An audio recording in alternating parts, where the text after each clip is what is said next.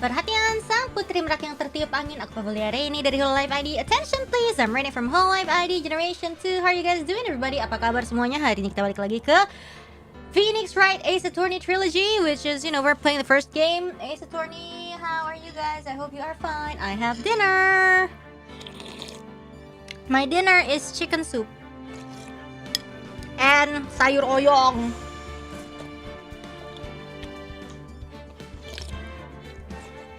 The pumpkin thing I told you guys.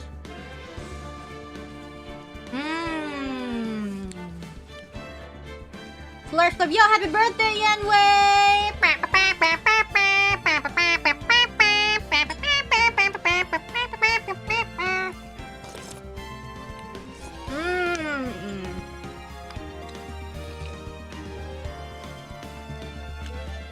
Nice.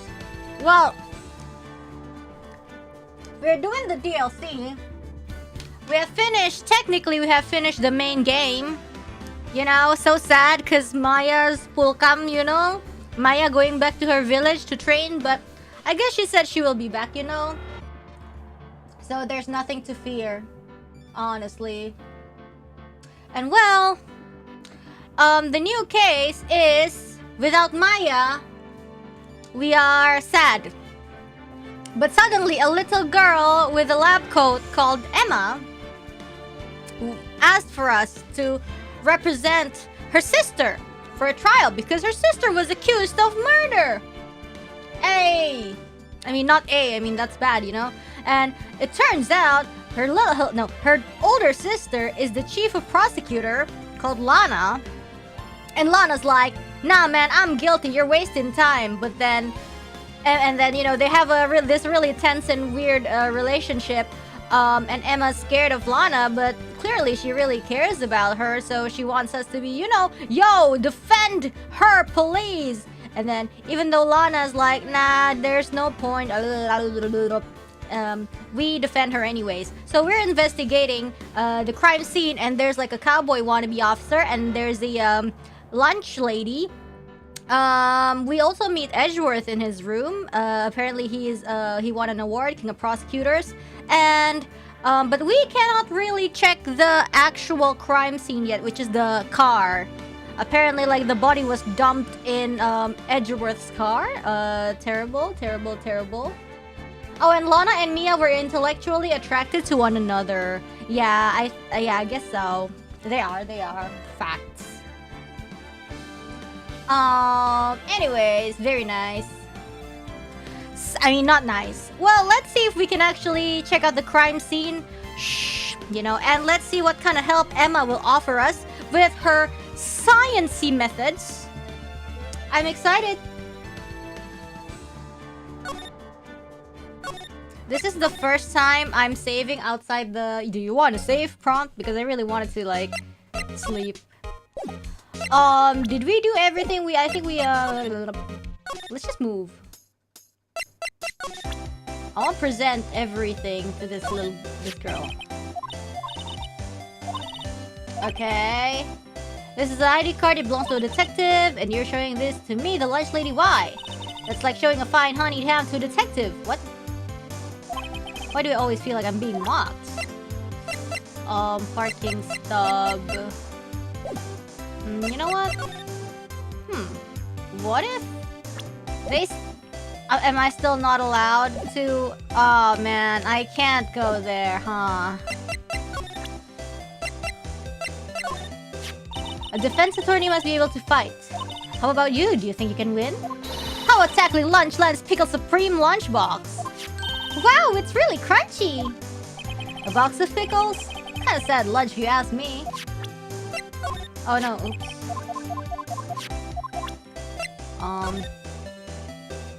Oh wait, hold on. I forgot about this mechanics. We can do this. This must be the victim's blood, right? Either that or Edgeworth cut himself peeling an apple.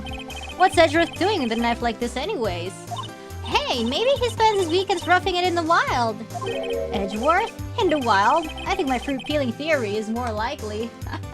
Don't be mean to the guy. Hold on, okay, Alright. Are you kidding? I always pictured him as an outdoorsman. Now there's a scary thought. Okay. Huh. There really isn't anything to, look at, huh? Okay.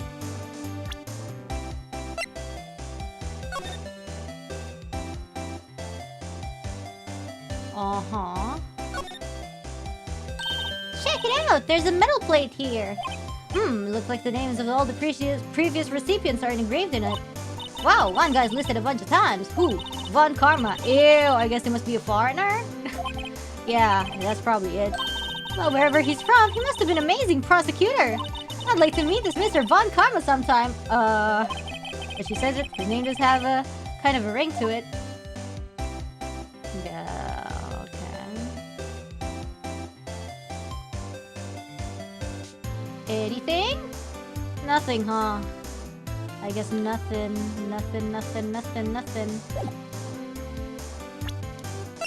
Let's look at the parking stub then. Yo, literally nothing? Miles Edgeworth, 1712. This is dated the day of the bleh. The murder took place 3 minutes after Edgeworth parked his car. If only he was held up with a couple extra red lights, he wouldn't have been caught up in this whole affair. Perhaps. It just goes to show you never know what'll happen when you run a yellow light. Okay. Let's see. His ID. Oh, it's blurred. It's so blurred. A name and ID number are written here. Sergeant Bruce Goodman. ID. I wonder why they only use numbers for IDs. What else would they use? Letters, silly. They're the reason we have a written language in the first place. True. Sergeant Bruce Goodman. ID. Yabadab. See? Wouldn't that be better? Yabadab? Well, it does have a certain ring to it. Exactly my point. It doesn't take much to amuse her. Yabadab. Yo, literally nothing. Okay. Huh. What can I do? Can we go to detention center? No. Law offices? Ooh, nice BGM. Oh, whoa, we haven't gone here yet.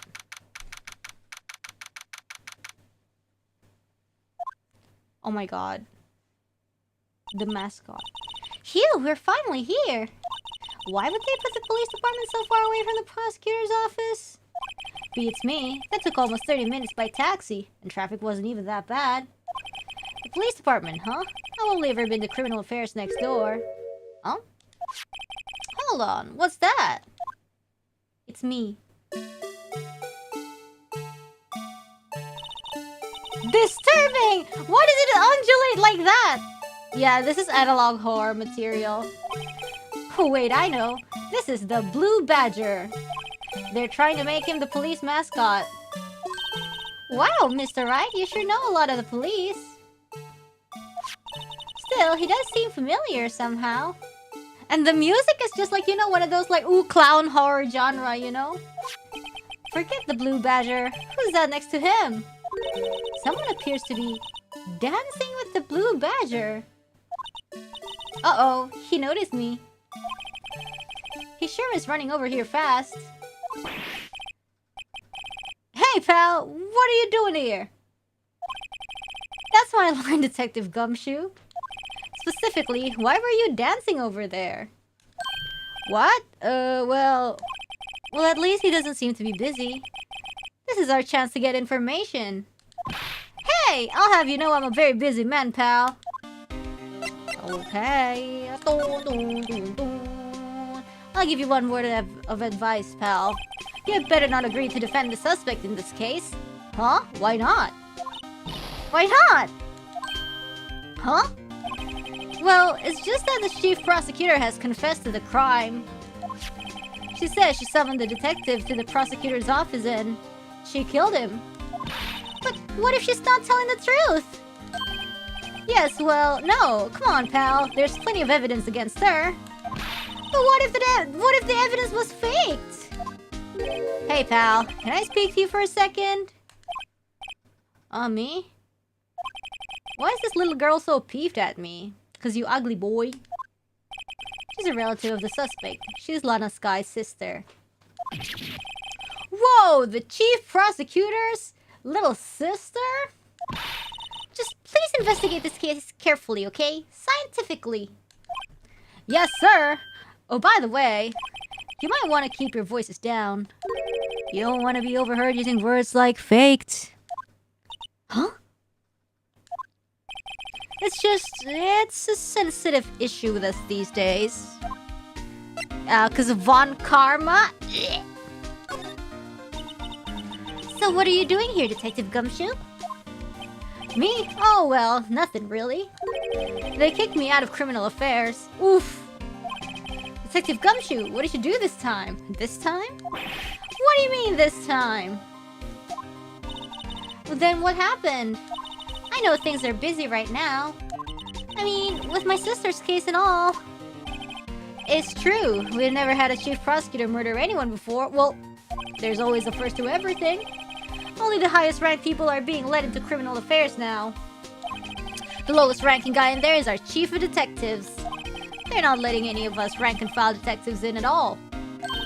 None of you? I know this is an important trial, but isn't that a little odd? So anyway, I thought I'd spend the day getting the badger dance down pat. Huh? Isn't there anything else you could be doing? The chief of police himself is directing this investigation, pal. And Officer Marshall was assigned to the underground parking lot. Officer Marshall? Now that I think about it, Emma did seem to know that Marshall guy. A patrolman in charge of a crime scene. It's unheard of, pal.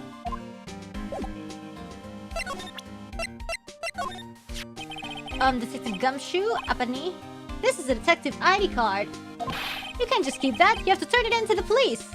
It's people like you that get me into so much trouble all the time. Meaning Detective Gumshoe must drop his card a lot. Let's see, Bruce Goodman. Goodman... sounds familiar. Is the victim. Nah, my mistake. Huh? What do you mean? Whoa, now I remember! Bruce Goodman! He's the victim! Huh? That's what I thought. Can you tell us more, Detective Gumshoe? Okay. So, this ID card belonged to the victim? He was a detective like myself. Detective Bruce Goodman. Don't you think it's strange? I mean, why would the victim's ID card be lying on the ground where we found it? Well, Detective Goodman should have been at the police department yesterday. It was an evidence transferal for a case he handled 2 years ago.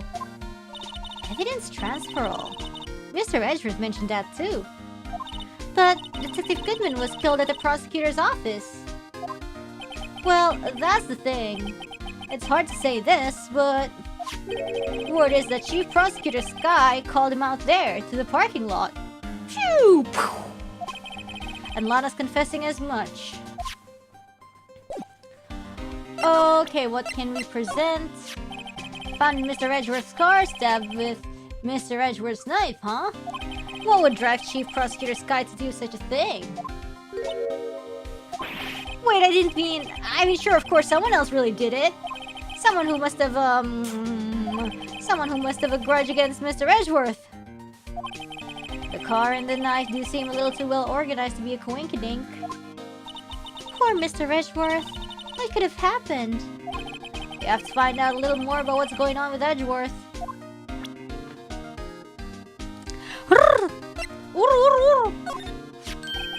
Hey, that's it! That's the King of Prosecutors award that Mr. Edgeworth got yesterday.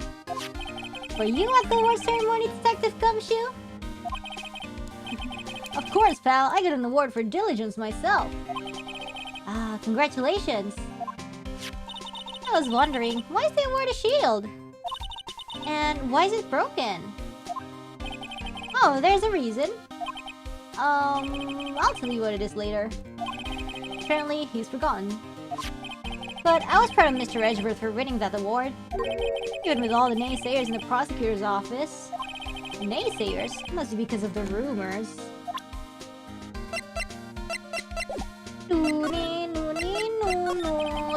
He's in a tough spot again. Again? Oh! Bure. Well, it all started with the murder of the defense attorney, Hammond. But Mr. Edgeworth was found innocent! Listen, pal, there have always been rumors about Mr. Edgeworth. Forging evidence, making deals with witnesses. Nothing outright, but there were always whispered rumors. Ever since he was accused of murder, no one's whispering. They're practically shouting. But there's no evidence against him. Well, nobody cares. Mr. Edgeworth has always had unusually strong ties to the department higher-ups. It's only natural that people would be suspicious. Iri! Itu namanya iri dengki, tidak boleh. That's called being jealous. Just because he has good networking skills. And people are making rumors to discredit him. But in any workplace, that's used to normal. It shouldn't be normalized, but sadly, it's normal.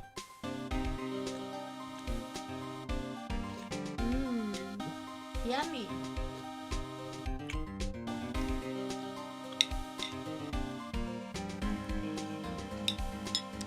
Cuckoo!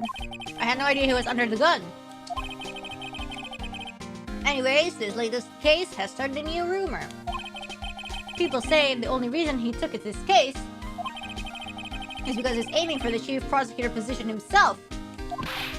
What? But I know the truth, pal. Nobody wants to be the one who has to prosecute the chief prosecutor. Mr. Edgeworth is biting the bullet on this one. He's doing this for all of us.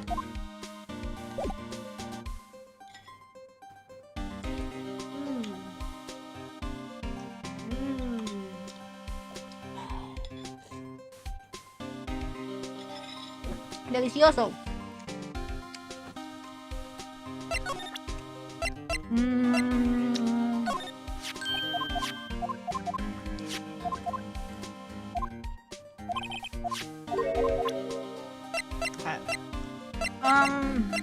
I think we have done everything.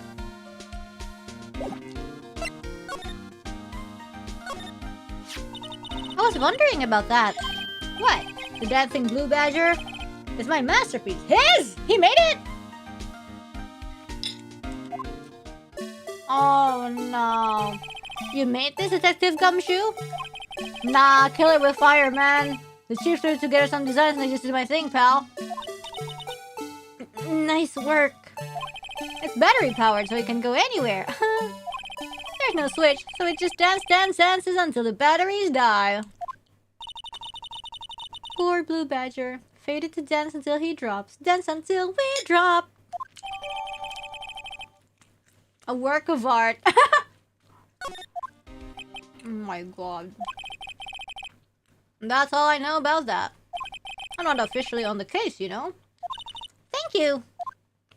Why aren't you handling the case, Detective Gumshoe? Because you're not corrupt. We met the guy who is... What's his name? The guy in the parking lot. That would be Officer Marshall. He was appointed directly by the Chief of Police.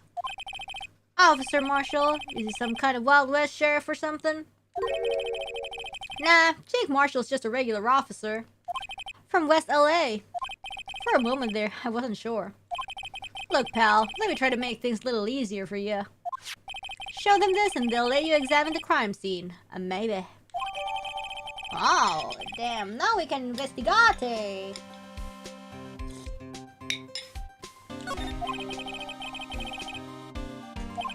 Just act like you're supposed to be there and nobody will look at you twice, pal. Well, I guess it's time to investigate the crime scene.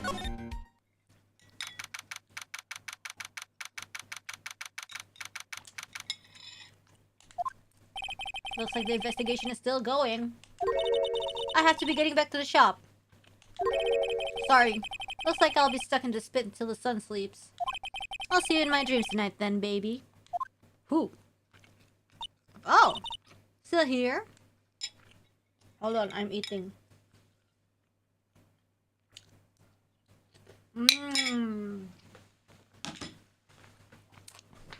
But I'm chewing. And then I will talk.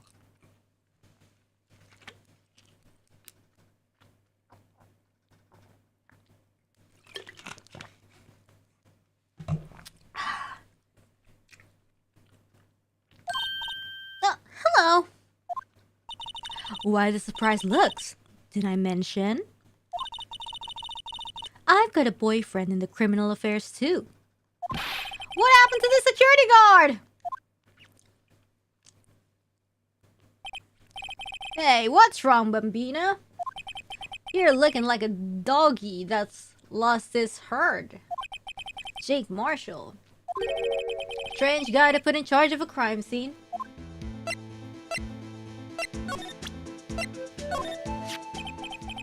Would you mind reading this for me? What's this? I warn you, fan letters to me go right in the spittoon, huh? It's a letter of introduction from Detective Gumshoe. May we investigate? Gumshoe? Oh, that old cow dog? He holding a birthday party or something? Huh? Ow, no. Look, where it should say letter of introduction, it says invitation. No! I think he just miswrote it. Wait, why am I getting all defensive here? No worries, this proves it's from Detective Gumshoe. Better than a blood test. Guess I better let you in then. Thank you, Officer Marshall. Oh, that's right. He's a patrolman, not a detective. Which reminds me... Hey, wait a second! Isn't a crime scene supposed to be handled by a detective or higher? Well, folks, the clues are calling. Welcome to our gold strike. Be like the settler. Strike out for lands unknown. Manifest destiny. Let's have a hootenanny.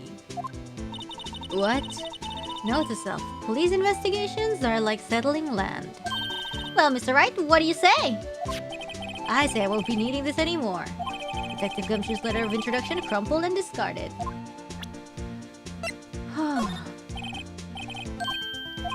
You gotta do that if you're going to draw evidence on someone. That's what we do in Texas. Remind me never to visit Texas.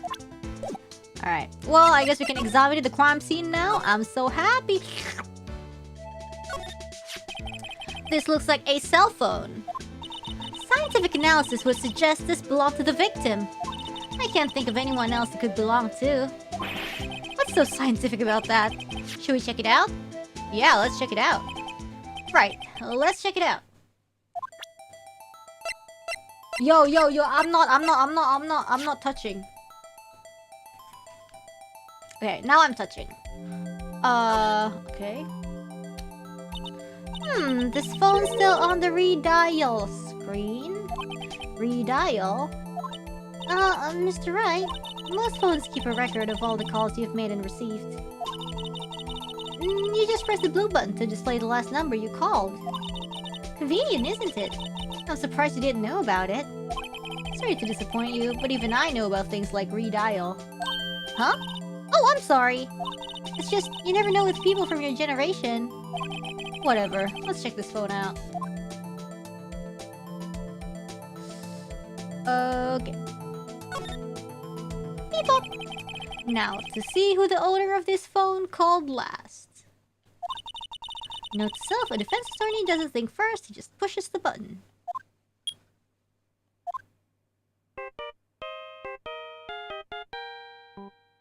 Why Steel Samurai?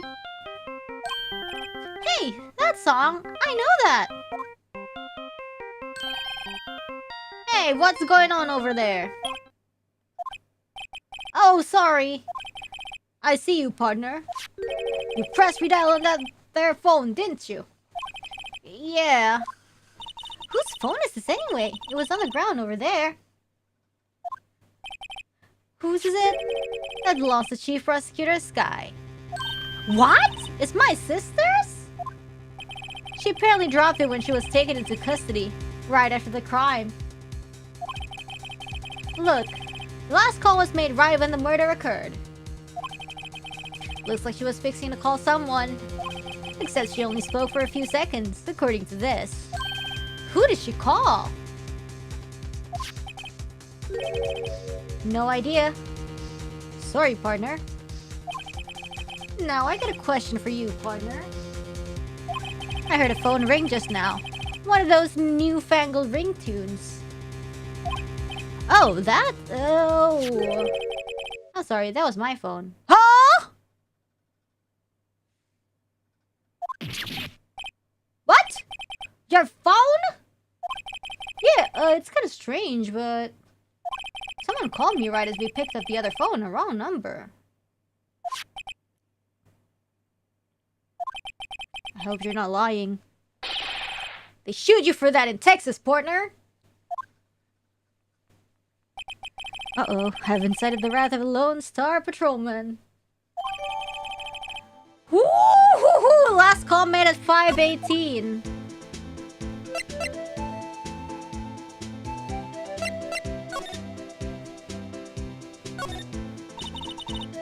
This rope, is it... Yep, they laid it in the outline of the victim's body. So wait, the victim must have died when the killer closed the trunk on him. You have got to be the only person I know that would come to that conclusion.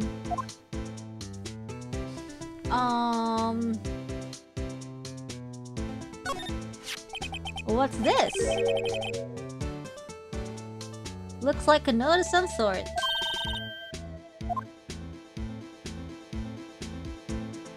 Sorry, I can't read. You're right.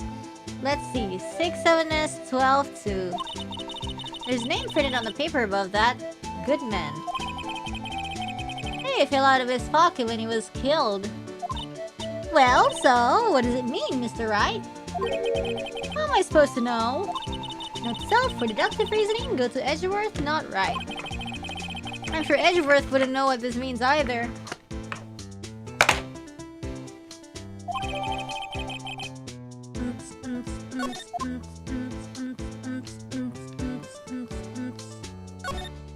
This appears to be the car where the body was found.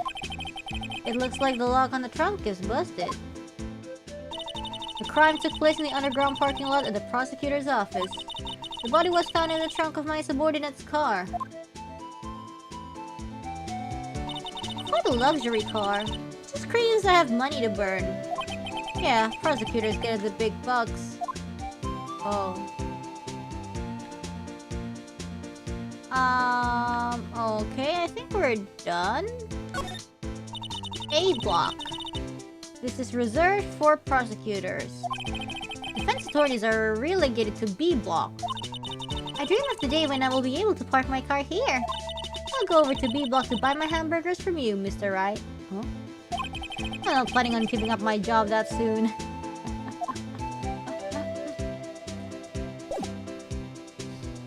Well... Okay. My sister's cell phone. The last time it was used was 5:18, right after a Goodman was killed. Maybe she was canceling her day for the night. Why did Lana make that call?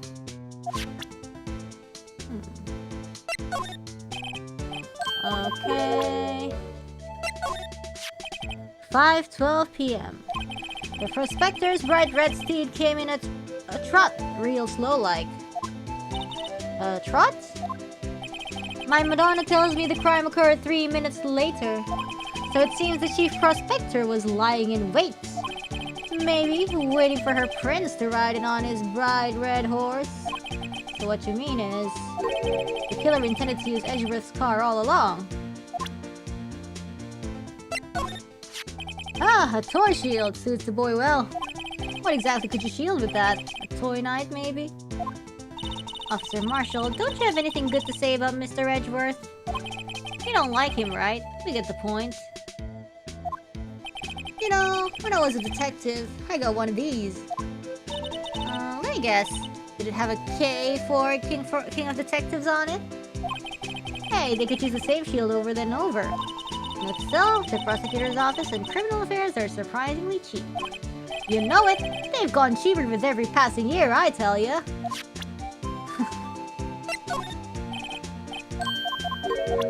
Okay. What's that? Some sort of police passport? This is Detective Goodman's ID card. Strangely enough, he found it a good distance away from the crime scene. Good distance in this rat hole? If you want distance, get yourself to Texas. Texas?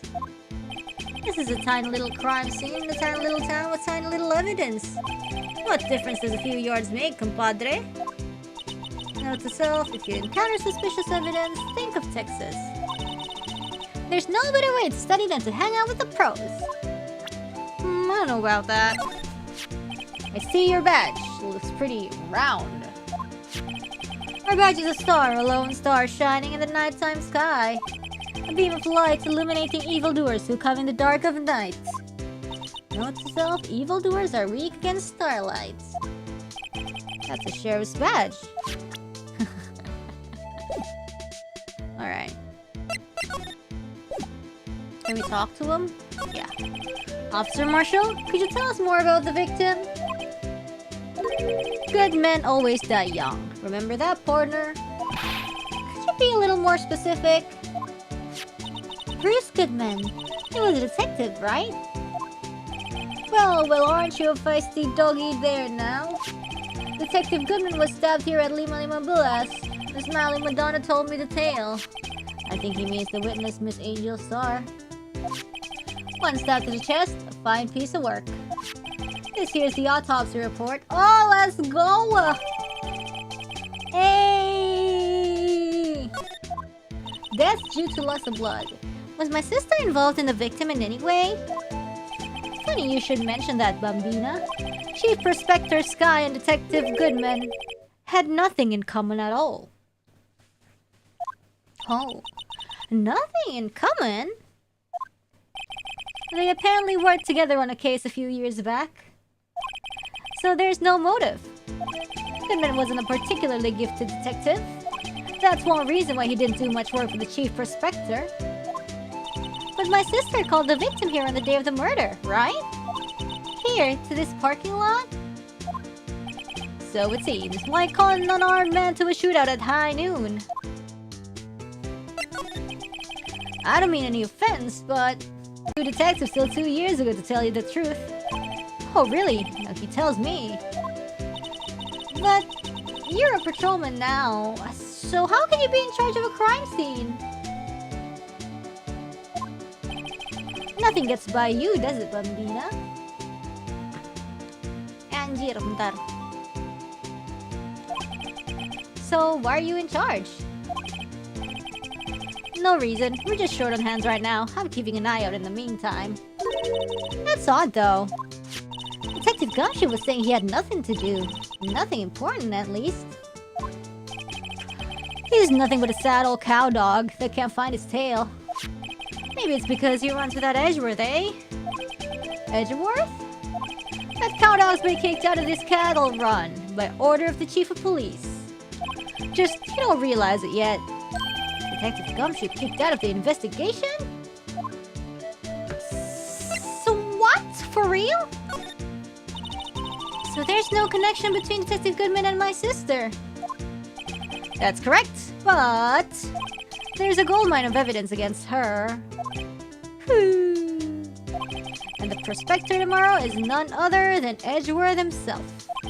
I'm afraid your sister's fate is decided, Bambina. Many condolences. Officer Marshall! Yeah, Bambina? How can you say that? You and my sister, you were... Is there something between this cop and her sister that I don't know about?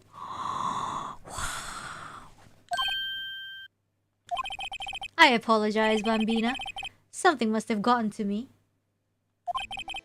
Maybe it's that dry wind that's a-blowing through the prospector's office. Dry wind or ill will, someone's up to something here. But who? was the office atmosphere. Suspicions about Mr. Edgeworth have been flying around for nearly 2 years now. Forged evidence and arranging testimonies, you mean? He was unbeatable because he did whatever it took to win. Unbeatable, that is, until he met you. But rumors are just rumors, aren't they? These are prosecutors we're talking about. Evidence is everything to them. If you follow the rumors about Edgeworth to their source, you find one person. But they're off limits. Untouchable, you might say. One person? Who? Hate to say this, but it's your sister, Bambina. Chief Prospector Lana Sky. What? What? My sister? Edgeworth couldn't rustle all those cattle by himself. Some people load their guns with bullets, some people load them with deals. What? You're saying Edgeworth was making deals to win trials? Where there's gunshots, there are bound to be bullets. That's what the old-timers say. There's a big old secret hidden around here somewhere. Everyone knows it. Is that why Detective Gumshoe was taken off the case? Did they target him because he was closest to Edgeworth? So, well, how are we doing, Mr. Wright? I guess we've got some clues. We have an autopsy report, a note from the victim, and a cell phone. So, you think we'll be okay? No, not yet! The only thing still bothering me is that Lana is confessing to the crime. She says she did it. No problem. I can guarantee that she's not the criminal. But it's no use if she's persistent. Oh, by the way, Emma? Yes? I know that song your phone plays when it rings. What?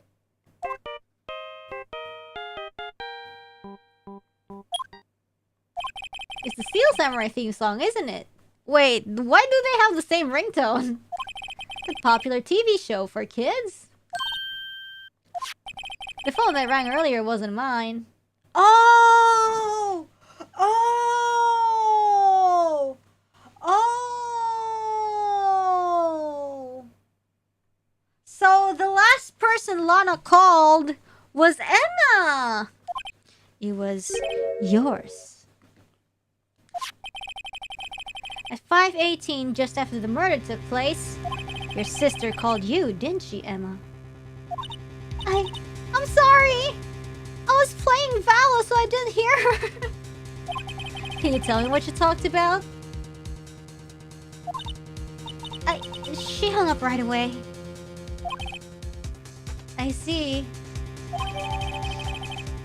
Yo, I was clutching. I was clutching in overtime.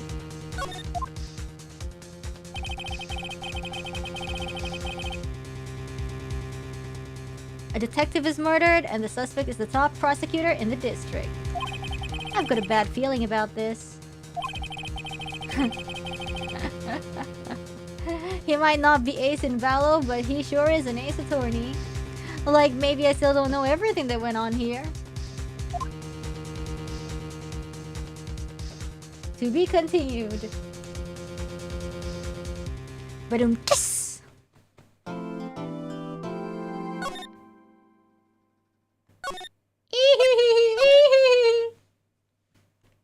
Okay. Oh my god! Apakah kita ke pengadilan? Sudah trial. No! I thought we were gonna investigate more. What? What did we even get out of that? Nothing. How did the investigation go yesterday, Mr. Wright? Frankly, there's still a lot of gray areas. Or rather, the whole thing is one big gray area. Don't worry about me, no matter what the outcome. I'm ready to accept my fate. I believe in you, sis. Mr. Wright, let me offer you a word of advice. Yo, she just straight up ignoring her little sister. What the hell? Yes. A defense attorney should never believe their client.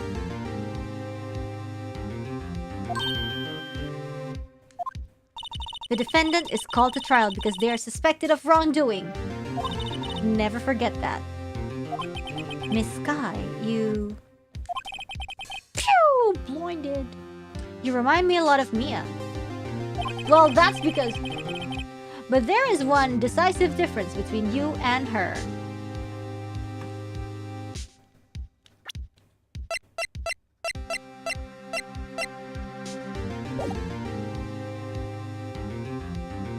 Yeah, I see the one decisive difference.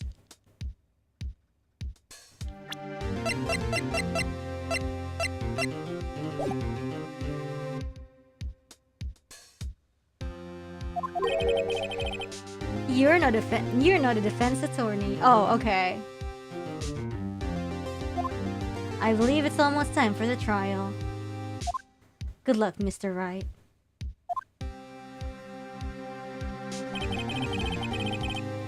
My first trial without a Fae helping me.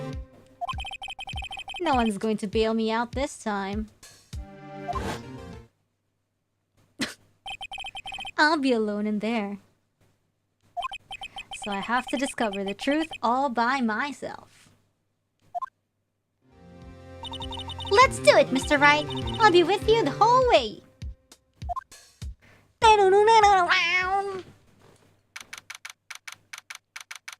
But we got science. 10 a.m. That's so early.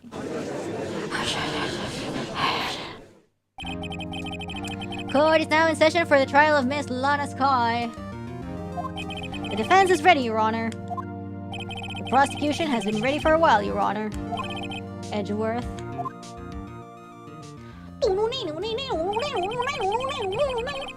It's been 2 months, but I haven't been in a courtroom since his trial.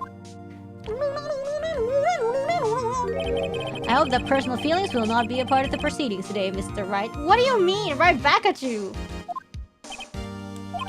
I will choose the path I think is right, regardless of what those around me might say. The judgment to be made here is in our hands, not those of anyone else. Very well, Mr. Edgeworth, your opening statement, please. Chief Prosecutor Lana Sky has committed an unpardonable crime. Not only this, but she was rash enough to commit it in the prosecutor's office lot. Wow, he's much more forceful in person. I suddenly feel like confessing to everything. However, she will now pay for her rashness with her life. Whoa, she's gonna get a life sentence? There was a witness to her crime. A professional witness. Well then, call your first witness, Mr. Edgeworth. The prosecution calls its first witness, Miss Angel Star, to the stand. The cuff-up queen.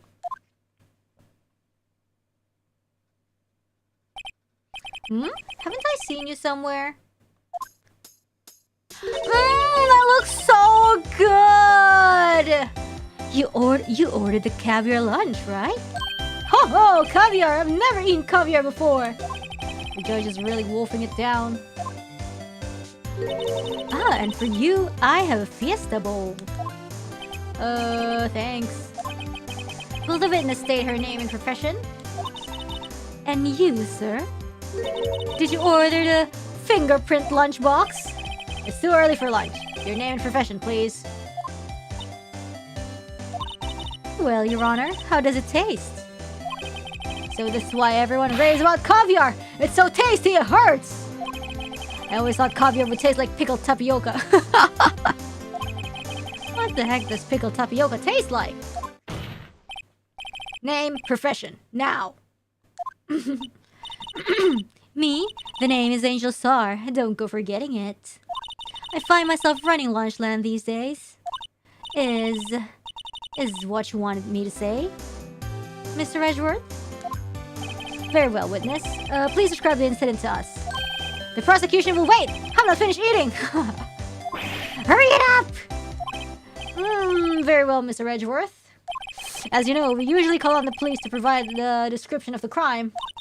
Your Honor, as Mr. Edgeworth has said to the court, I am a professional. Uh-huh? What exactly does that mean? Until 2 years ago, Miss Angel Star was a special investigator with the police.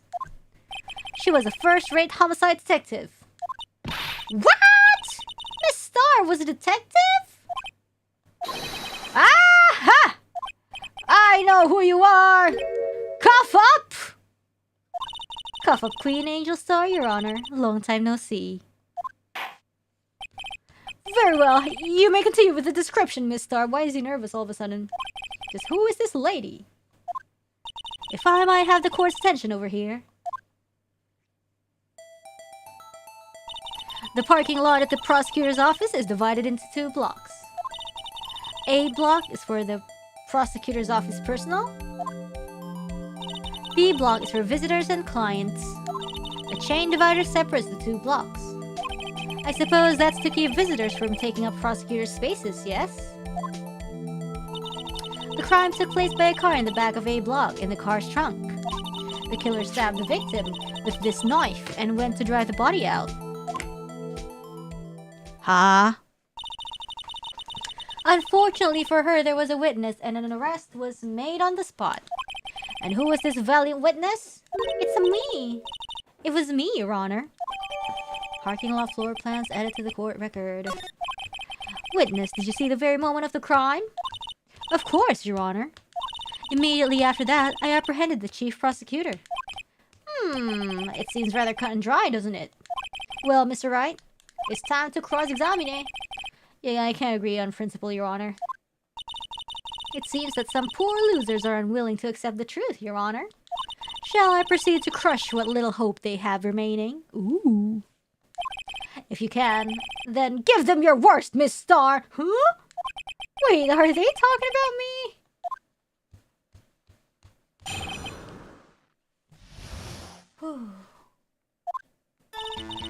Somehow, I always knew a day like this would come.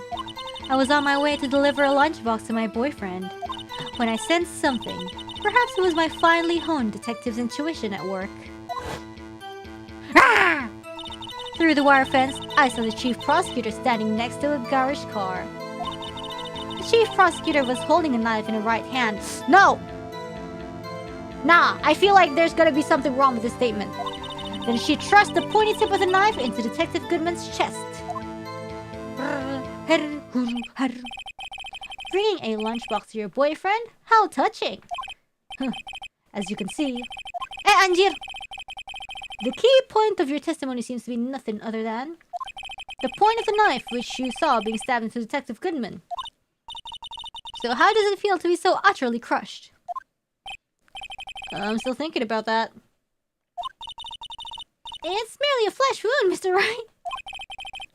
Very well, Mr. Wright. You may cross-examine the witness. Let me see the, hold on.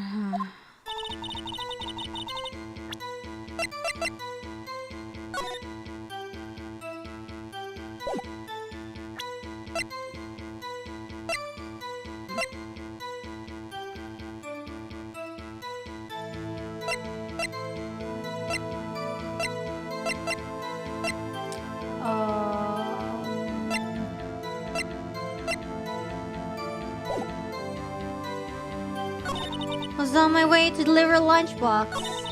When I sent something, perhaps it was my finally through wire fence, By garage car, you mean? Mr. Edgeworth's car, yes. Mr. Edgeworth's? Incidentally, the knife with which the victim was stabbed was also Mr. Edgeworth's. Wasn't it? Indeed it was. What an odd case this is. And the person you saw, you are sure it was the defendant? I saw her from no further than 30 feet away. I am certain it was her. If she's telling the truth, we're doomed. Let's just do what we can. Even if we don't have any proof, we can always nitpick. We're dealing with Edgeworth here. I need something more substantial than that. Can you tell us what the suspect was doing when you saw her?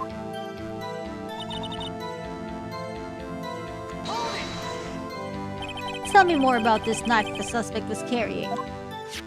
Well, I'd say the blade was about 4 inches long. Is that right, Mr. Edgeworth? It is your knife, after all.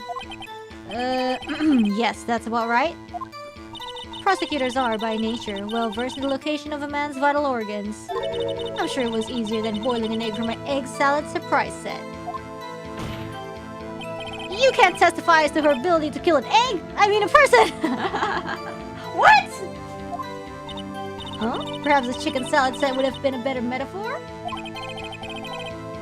So, the defendant was holding a knife. What then? Egg?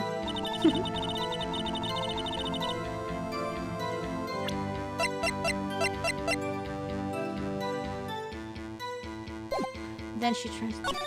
It's only a flesh wound. Okay, okay. Mr. Stark's testimony is flawless. What do we do? Is this it? Let's just keep our heads cool. Don't smile like that. Okay. Okay, hold on. Give me a sec.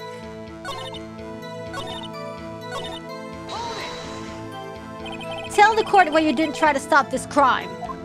You did see her raise the knife to strike, no? The defense has a point.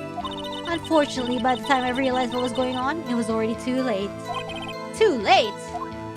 Yes, the next moment, the chief prosecutor brought down the murder weapon. What was that? What? It's only a flesh wound, Mr. What? Huh? How did you know? I respect the prosecutor's basic abhorrence of crime. Yet their methods are ugly and twisted. Twisted methods will always lead to tragedy. The lunch lady's uninformed opinion is duly noted. Given that they are used to erasing inconvenient evidence at their whim, killing off a detective that knew too much is merely an extension of that. I like her, she's like so badass. Miss Starr, do you have something personal against prosecutors? I felt that I found my dream job when I became an investigator. And if I hadn't been laid off by those prosecutors over there, I would still be one. Laid off? She was fired. To me, prosecutors are nothing more than worms. That said, I'm a pro, as you know. My testimony is unbiased and flawless. Very well, you may continue, Miss Starr. She got heterochromia? For real? I didn't notice. Let's see. Okay, that eye is great, not that boyfriend. Security guard. That boyfriend? You have several? Yes, this boyfriend, that boyfriend, and the other boyfriend. Care to join? The yet another boyfriend position is still open for applicants. I'll stick with the lunches, thanks. Note to self, the judge had to think before replying. The security guard room is in the lot, A block. It's up on the second level, so you can see everything from there. Okay. That would be the room with the security sign. Incidentally, did you bring your lunchboxes by car? Since I'm a visitor now, I parked in B block. So, she was in B block when she witnessed the crime. When I sensed something, perhaps it was my finely honed detective's intuition at work. You sensed something? So you're saying you had a premonition of the murder.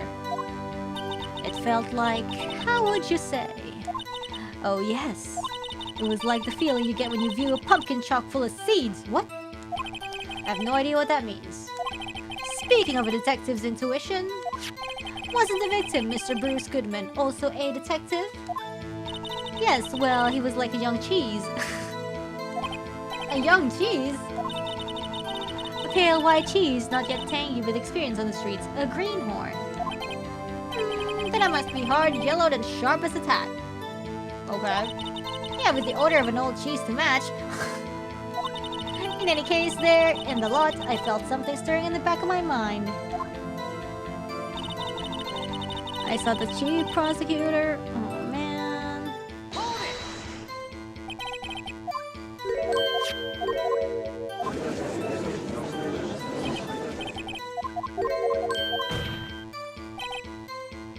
You clearly stated the following. Prosecutors are nothing more than worms. Ergo, you are a biased witness. You might want to keep those silly opinions to yourself in the future, rookie. Wow.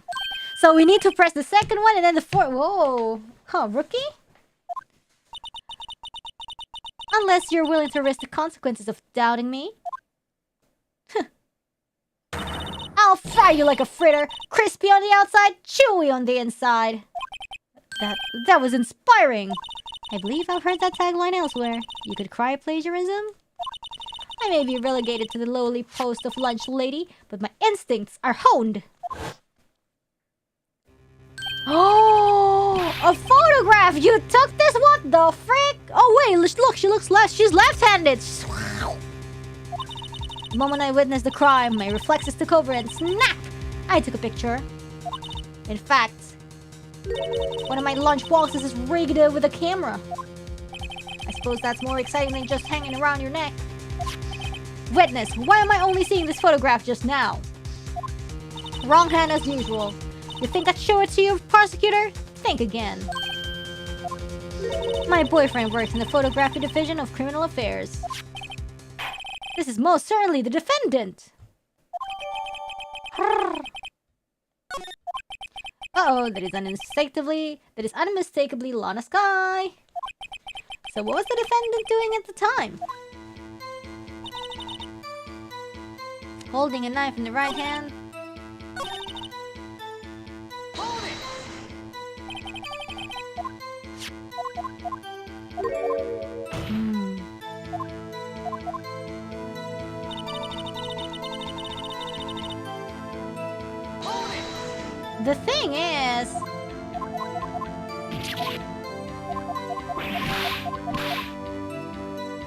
The thing is...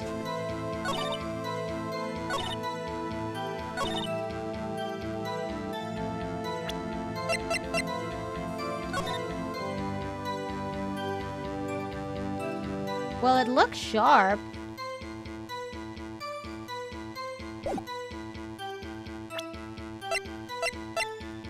Death due to loss of blood.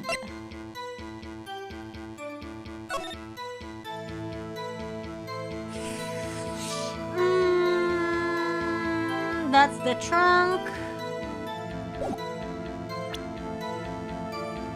Knife in her right hand. Okay. Wound was caused by a 4 or 5-inch knife. Single stab wound was found. Single stab wound.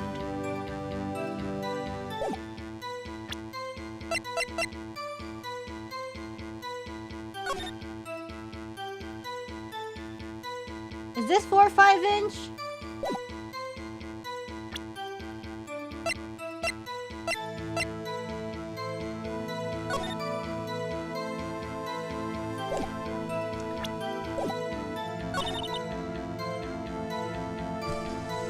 Wow. This is difficult. This looks objectionable.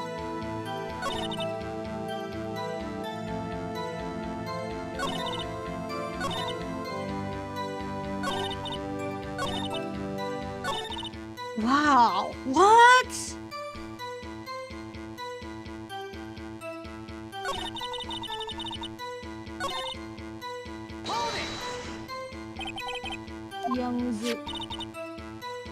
Yeah, 4.5, that matches.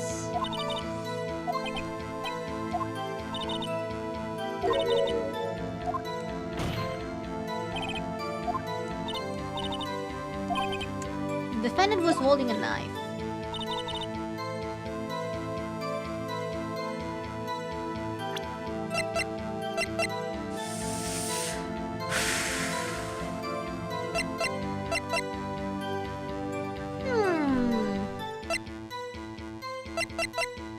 Oh my god! I don't know. I actually don't know. The thing is, like, she didn't see it. Like, there's no way. Like, she has no proof. Like, there's only proof that she saw this. Oh shit, not that one.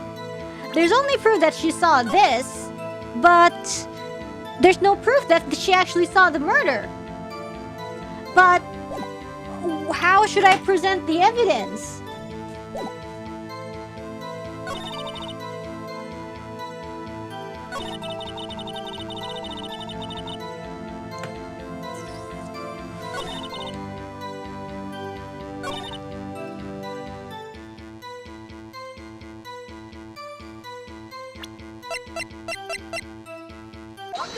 Oof. Okay, good.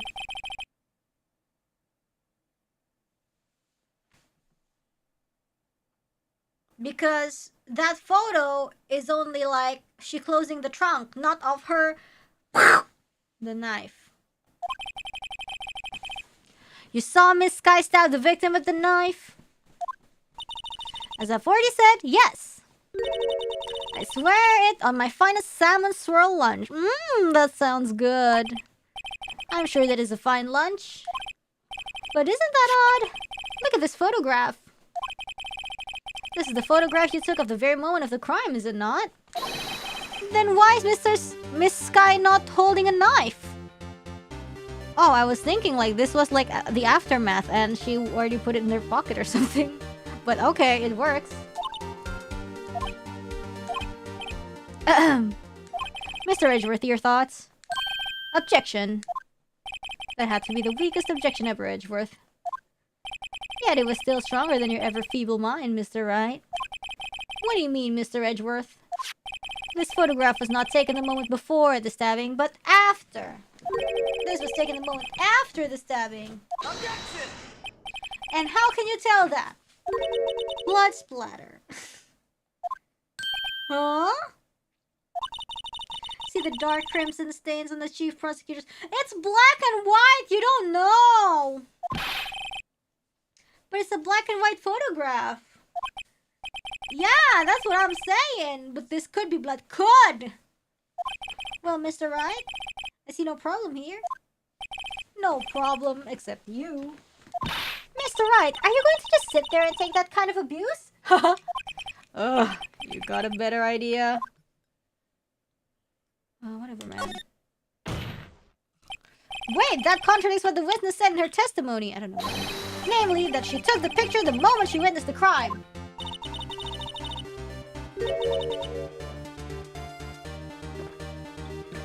It seems I was slightly unclear. My apologies.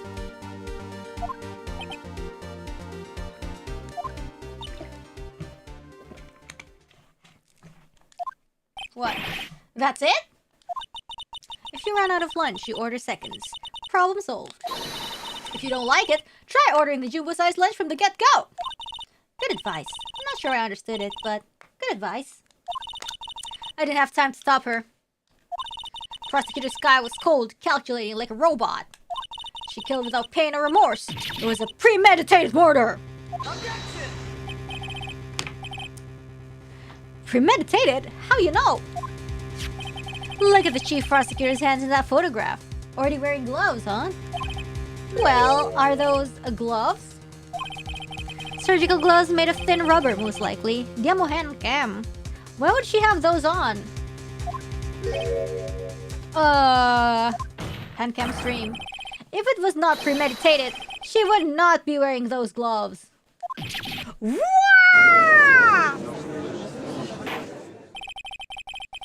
These gloves do seem to tell a tale of premeditation. Premeditated murder, a serious offense. Add this to your testimony.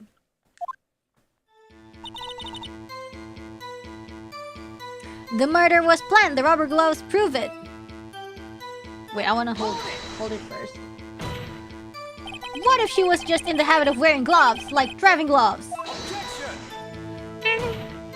The gloves were admitted as evidence when the defendant was arrested. They were rubber gloves of the kind used for autopsies. In other words, when the chief prosecutor came to the crime scene, she came to do murder. It's the only possible conclusion one can make. No, but if it was premeditated, then she would have brought a knife by herself.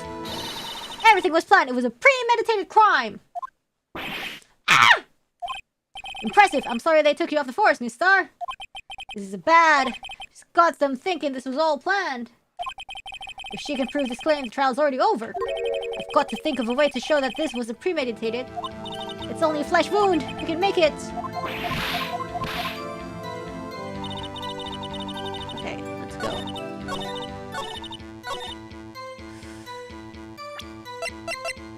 Objection! Witness, do you know what this is? Are you trying to test me? I sell boxed lunches for a living, you know. That's a knife. The knife. The knife that was in Mr. Edgeworth's trunk. Indeed, it is my knife. What's with this case? The bloody murder weapon. Oh, the defendant is the chief prosecutor for the district, right? Mommy, are prosecutors bad people? The defense has a request. We ask that the witness provide an accurate testimony. What's that, rookie? In your testimony, you stated that Lana Sky planned this murder. And that's why she was wearing those special gloves. Seems like a natural conclusion to me. The gloves do indicate planning. However, why would she not also prepare the most important thing? The murder weapon. Oh. This knife just happened to be in the trunk of that car. Ladies and gentlemen, if you're going to plan a murder, you don't forget the weapon. Woo! Order, order, order! Great, now the tide is turning in our favor. Great show, Mr. Wright. My sister's as good as free. No, not yet. Right. I believe the next lunch you'll be eating is humble pie. What? I hope you weren't deluding yourself into thinking that the tide has turned. Oof. Not over such a trifling detail. But this shoots a hole in the whole premeditated theory. Puh! The prosecution could care less if it was premeditated or not. The only one who seems to care is that lunch lady over there. The defendant, Lana Sky, murdered a detective with a knife. That is the only thing the prosecution need prove. Nothing else. Very good, Mr. Prosecutor. I suppose you think you're clever now? But you know as well as I do that she planned on killing him. It was planned. If it wasn't, why would she have been wearing... I believe I'd like to hear your testimony again. Really? Again? Witness, please tell us only what you saw, not what you thought. How dare you? My powers of deduction are not to be underestimated. Really now.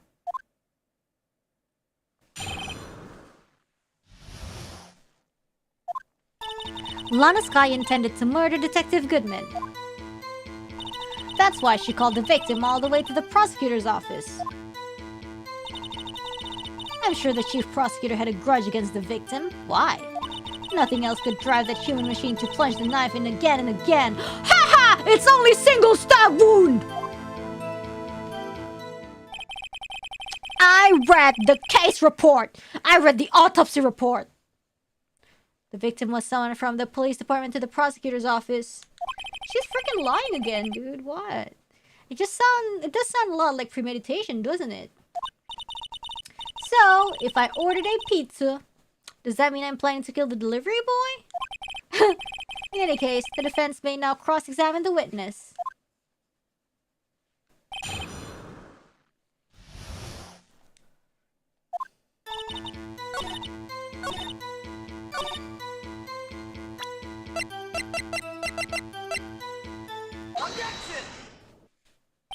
You say she stabbed him again and again. But you couldn't have witnessed that. Are you testing me? Then I'll test you. With my moss surprise! I'm afraid the moss is growing under our feet as we wait, Miss Star. What do you mean? I shouldn't have to explain this, but take a look. The autopsy report states that death was due to a loss of blood from one stab wound. Aha! You're right! Good show, Mr. Edgeworth. What a hunk! He's my hero, really. What about my objection? No one noticed? Well, witness? Oh, murder knife! You got the crime scene set, right? Oh, thanks. I always believed that no one could ever mistake ketchup for blood. But now I realize that such mistakes are possible. So, you're saying you mistook something for blood? When she lifted her knife, I thought I saw blood at her breasts. Splattered blood from her victim.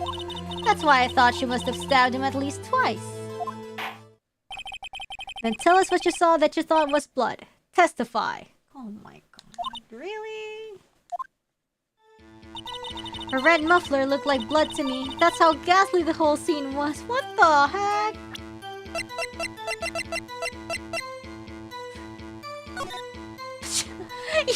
But she wasn't wearing it! What is going on, girl?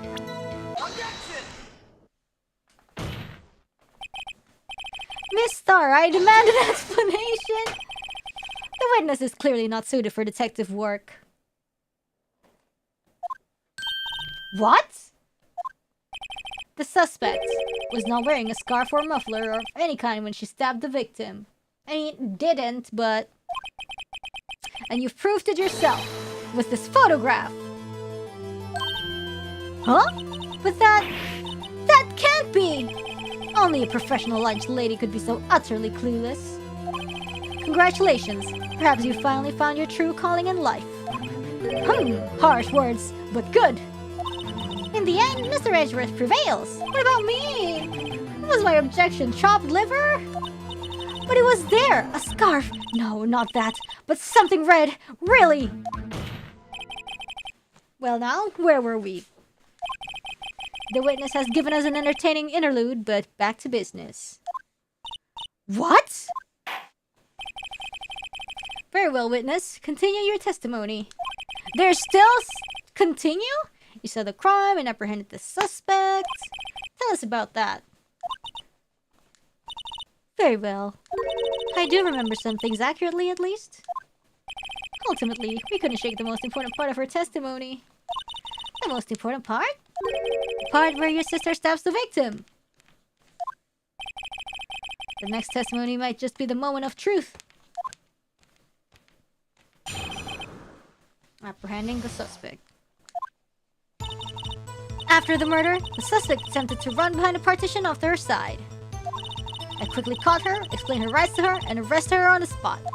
Ah yes, when I arrested her, she mentioned the muffler. That's what had me confused in my earlier testimony. The chief prosecutor made to escape, but against Angel Star, resistance is futile. Huh, that's interesting. You're quite determined about this scarf, aren't you? I strike like a snake and bite like a cobra. That's me, Angel Star. That wasn't a very good metaphor. First of all, a cobra is a kind of snake. Don't bother me with details unless you want to get bitten. Oh my god. No thanks. Note to self, Mr. Wright is weak against poisonous snake bites. The chief prosecutor tried to resist, but her efforts were in vain. She knocked my hands aside, kicked over an oil drum. Huh? An oil drum? Hard to imagine. Oh, she's beautiful but deadly. A predator, this one. A leopard woman. Rawr! Very well, Mr. Wright. So your cross-examination, if you will.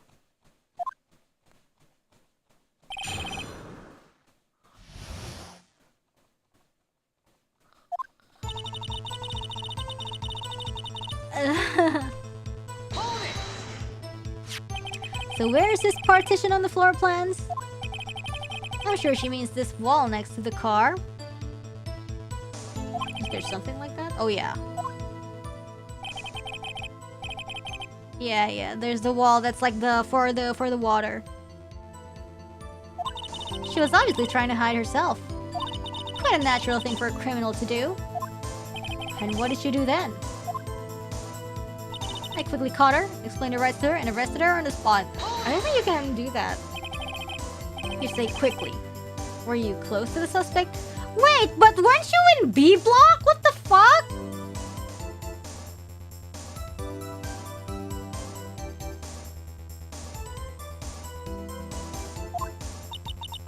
As I just said, I was only 30 feet away from her the whole time. Huh? Maybe I should press her for more details? Yeah, press her! What the? I'd like to see this on the floor plans just to be safe. The Lunchland car was... in the P block!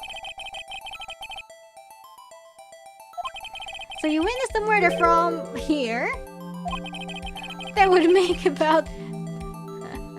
yeah, she's... the prosecutor's in A block and the visitor, aka her, is in B block, but her testimony is for sure Go block, you know? That would make it about 30 feet from the car, yes? Is that correct, Miss Star? Yes, that's right. But there was a chain link fence in front of you. I went over it, of course. What do you mean you went over it? Amazing! The cuff of queen, lunch lady athlete, indeed. Nah, man, what? It would have taken her a little time to climb over the fence. So she couldn't have gone to my sister that fast. What the? No, what? No? So how did Miss Sky not get away?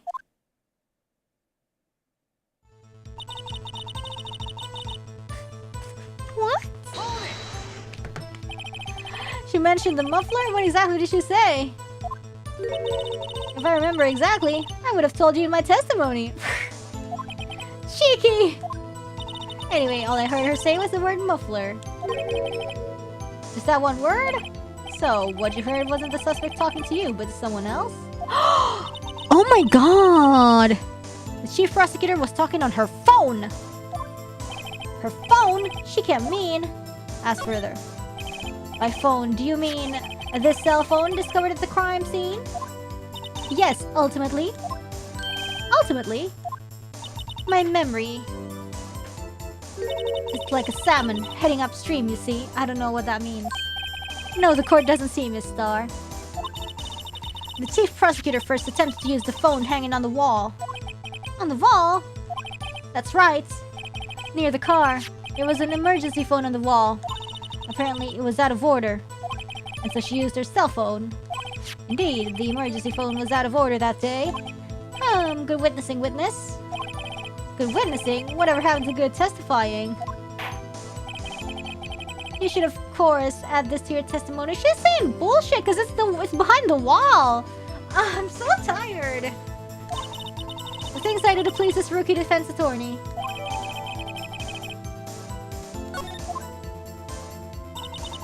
I saw it all. How she tried to phone on the wall but had to use her cell inside.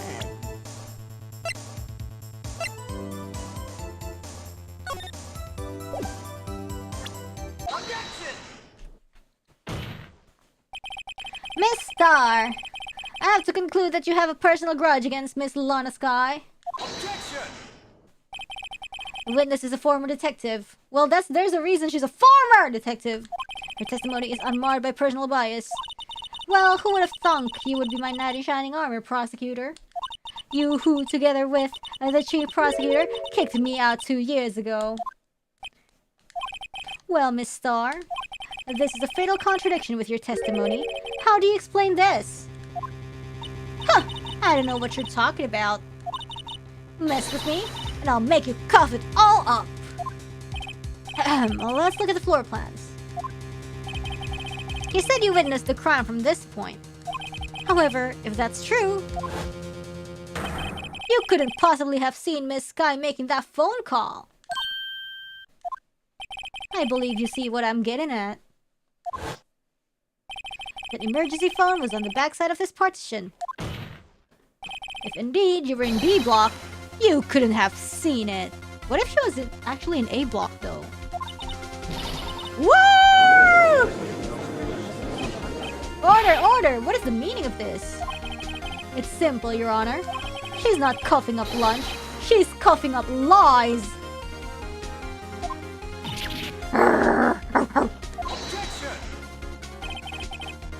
That's quite a claim, Mr. Wright. Perhaps you will allow me a question. Tell us exactly what lie this witness has told the court. Here's where the counterattack begins. I can't afford to get this wrong. The witness lied about where she saw it.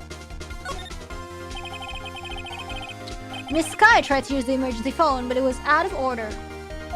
What is significant about this fact? Nothing. Therefore, it would be pointless for Miss Star to lie about it. Pointless to lie. I see.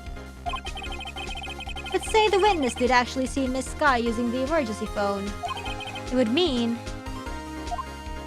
Miss Star witnessed the crime from a different location. A different location? Now that's a pointless lie if I ever heard one. Before you call my lie pointless, at least let me tell it. Let me ask a question to our clever wordsmith, Mr. Wright. Just where was the witness when she saw the crime? All the testimony we've heard until now points in one direction. The place from where Miss Star witnessed this crime was here.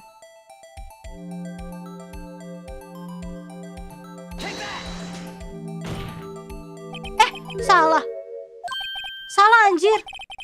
It's built on the second floor so you can see the entire lot. Oh, benar! Oh, she would have been able to see the emergency phone from there. But why there? There are many other places where she could have seen the phone. Not in this case, Your Honor. The witness, not being part of the prosecutor's office, couldn't park in A block. The only place where she could have seen the crime in the back of the partition is here. I remember in your testimony you said you brought a lunch to your boyfriend in the security guard room, yes? Well, Miss Star, how many years have I been getting the better of men? To think that the tables could be turned. Today, a man has got the better of Angel Star.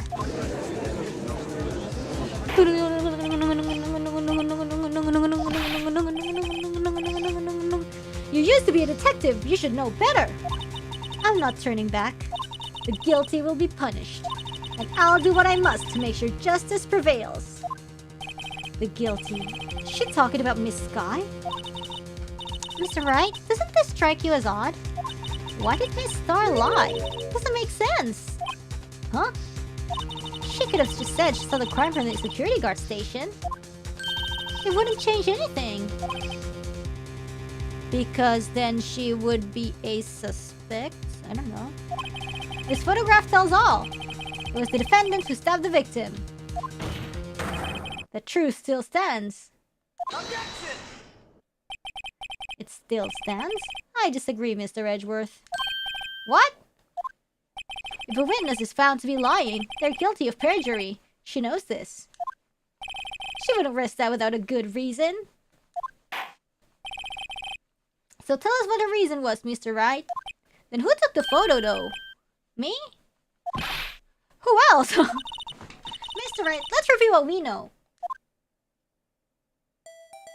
Then who took it? Miss Star witnessed the crime from the security guard station? Wait, perjury is a crime in this game? But she lied and said she saw it from B block. It must make a vital difference. But what? What would change?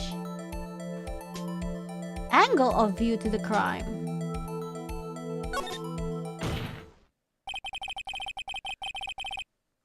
Why, the angle at which she saw the crime occur would change. If she's in A block, there's no way that she saw the murder.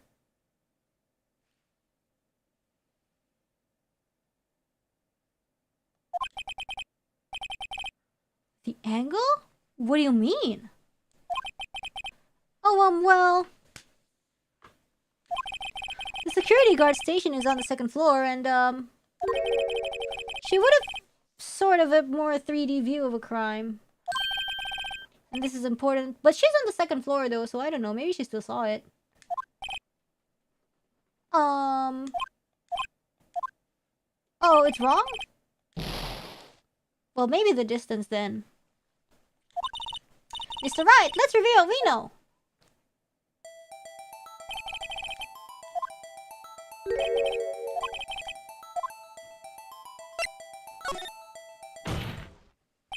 Changes the distance.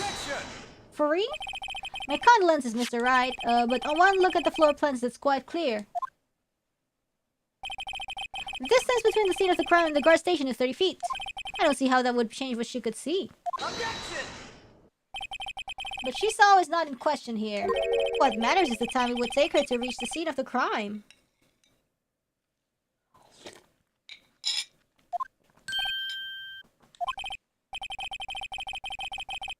Hold on, I'll be right back. Why is there... Huh?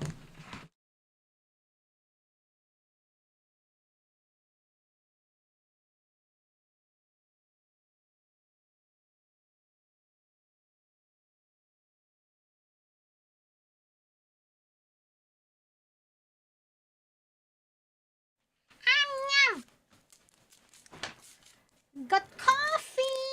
I got coffee, coffee, coffee! I got coffee! What is this coffee? Hello!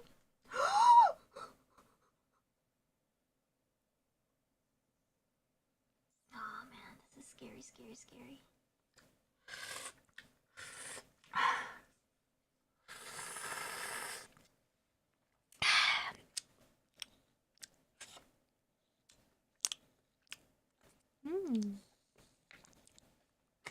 Creamy coffee.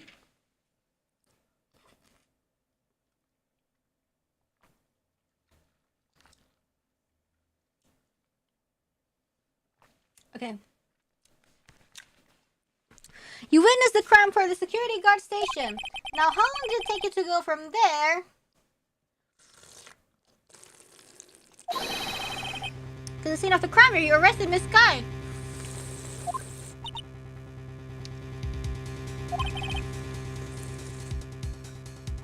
Well, witness?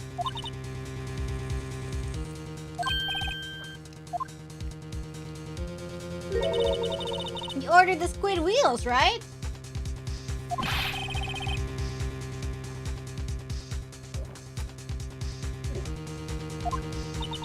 I was bringing a PB&J lunch with fresh boysenberry jam to my boyfriend.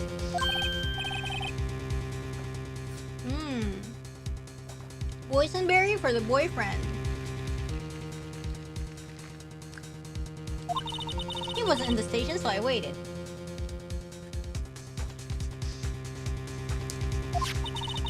I witnessed the crime from the glass-walled station.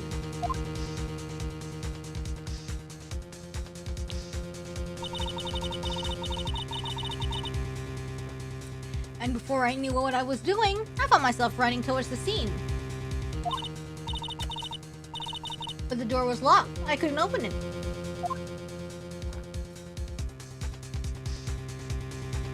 Whoa, what? Oh! That's why I had to go through the visitor parking in the B block. What? Okay!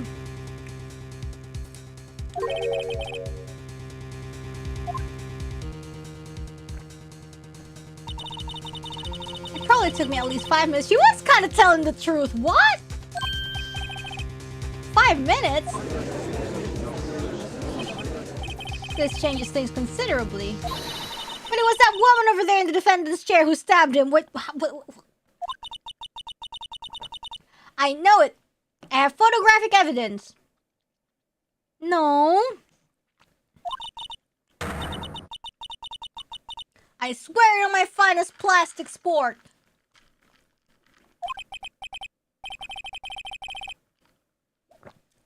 You have a point. And the spork is a wonderful invention. Caviar, yummy. Would you like another caviar lunch? I want. Absolutely. Uh-oh.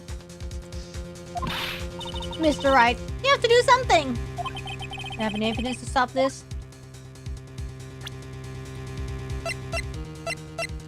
What? To stop what? Evidence to stop what? Evidence to stop what?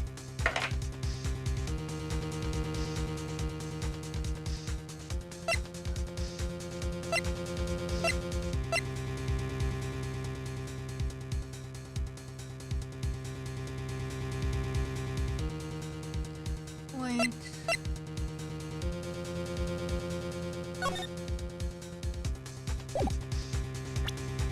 Four and 5:30.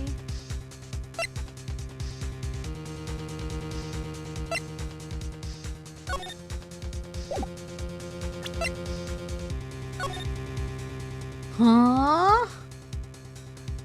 What? 5 minutes? So when was the photo taken? So when was the photo taken again? I don't really know. When was it? Phone calls at 5:18.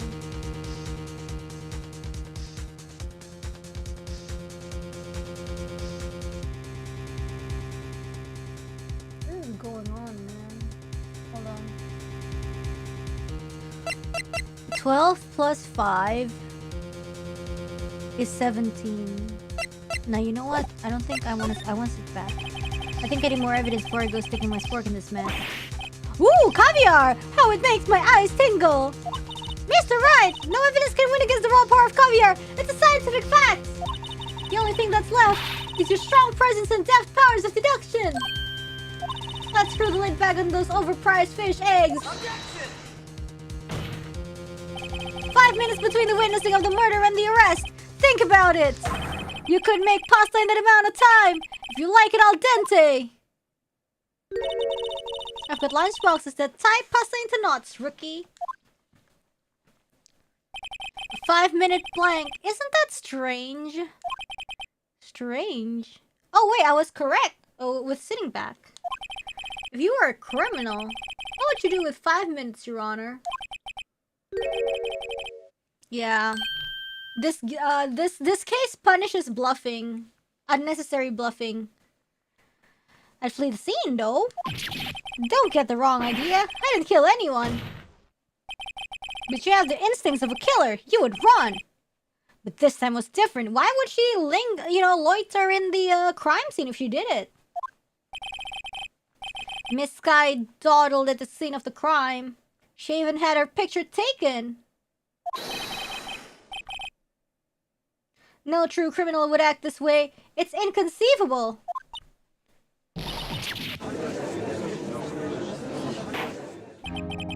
Well then, it seems we've come to the end of this testimony. That was a waste of time. The witness has a grudge against the defendant and a blank in her testimony. Mr. Edgeworth is the next witness ready to go? Unfortunately, I appear to have overestimated this witness on account of her professional history. We did it! We screwed that can shut, Mr. Wright! That was too close. I'm afraid that the cuff-up queen has been dethroned. And with that, court is adjourned. Hold it! Again! Mr. Edgeworth, you ordered the squid wheels, right? Now he gets the squid wheels too. That's the one she tried to foist off on me! I prefer to not take the defense's team leftovers. Anything else to say? I might be able to save you. I have decisive evidence. What was that? Is this another one of her trick lunchboxes? My apologies, but we have no further questions to ask of you, Miss Star. Ah. Is this your jumbo lunchbox? Jumbo! I want jumbo caviar lunchbox. Yum. Out of deference to the witness determination, I'll allow one more testimony. Let's hear about this decisive evidence. Like the Lunchland motto says, you won't be disappointed. Oh, I want caviar. Caviar, yummy. But I think I want to save on my eating spending, food spending, because I want to save up and buy new equipment. I've been hemat, you know, not eating fancy too much.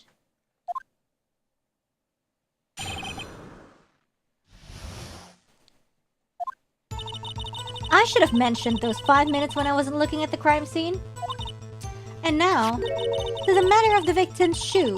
Did I not bring this up? No! 2 types of blood were found on this shoe. One was, of course, the victim's. And the other blood type matched that of the defendant, Miss Lana Sky. The shoe proves it. It's flawless, decisive evidence. New evidence? New, undocumented. Oh, my favorite. Ooh!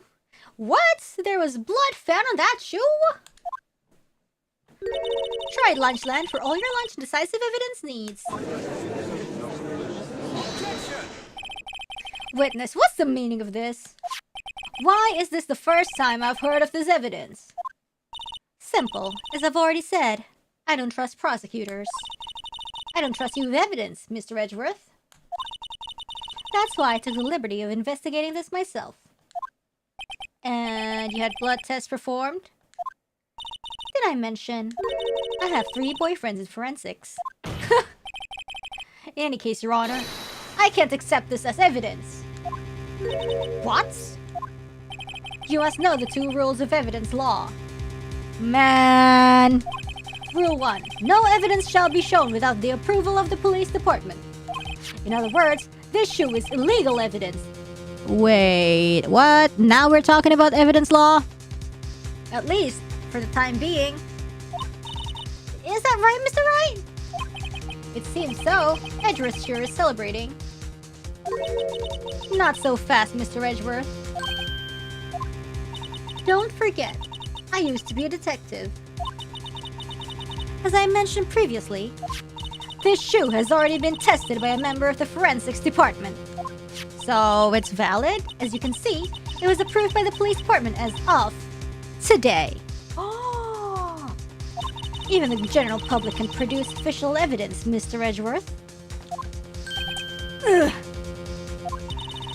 Is that right, Mr. Wright? Seems so. Edgeworth is looking pretty sullen. You could at least study some evidence law. Really? Orda. The prosecution's complaints notwithstanding, it appears that this evidence satisfied the first rule of evidence law. However, it seems you have yet another count against you, witness. Anything to ensure that the guilty are properly judged. Well, you are not properly testifying. Very well, Mr. Wright. You may cross-examine the witness. For real?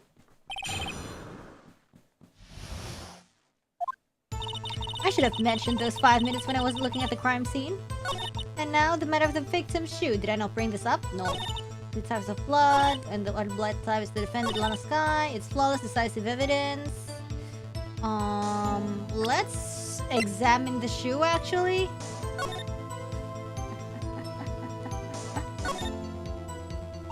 This blood, it's my sister's, right? It appears so. Lana's right hand was bandaged when I saw her in jail. She must have cut herself at the time of the crime. Yo, thanks for the supers. Caviar funds.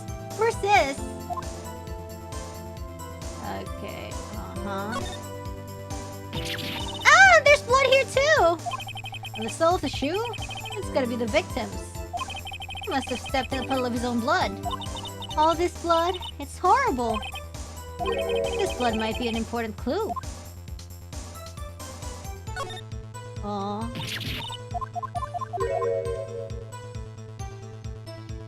So, victim stepped on his own blood.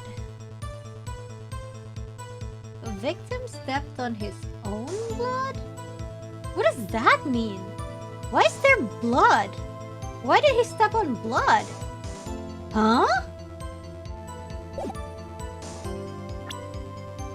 Wait, what?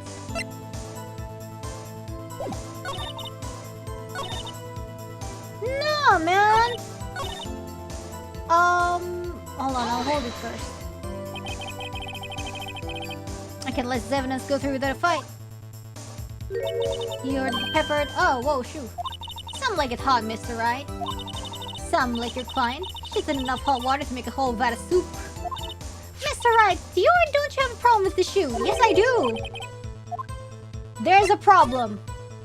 If I'm not imagining things, I'd say there is one critical problem with his evidence. A clear contradiction. That gleam in your eyes. You're still young, rookie. I'd give you a peppered fish gut now. But you couldn't take the heat, could you? Let's hear what Mr. Wright has to say. What is contradictory about the victim's shoe? Show us the problem with this evidence. No. I think it's this. This. I don't know. I wonder if you noticed. There's blood on the bottom of this shoe. Don't mess with me, rookie. Or it'll be your blood on the bottom of my shoe. Oh, what if the body was moved? What if this isn't the actual crime scene? There's quite a bit of blood on the bottom of the shoe. It makes sense. The victim was stabbed with a knife. What could possibly be contradictory about blood of the bottom? The problem lies in the footprint. The footprint? Note that the bottom of the victim's shoe is covered in blood. Then isn't it strange? Why weren't any bloody footprints found by the scene of the crime? Aha! As you can see, there were no traces of any such footprints at the scene of the crime. That contradicts your claim about this shoe. This picture only shows part of the floor, so there could have been bloody footprints. Then where are they, Mr. Edgeworth? Because we checked the scene and found nothing of the sort. Ooh, ee-hee. Order, order, order, order, order. We'll win this? What?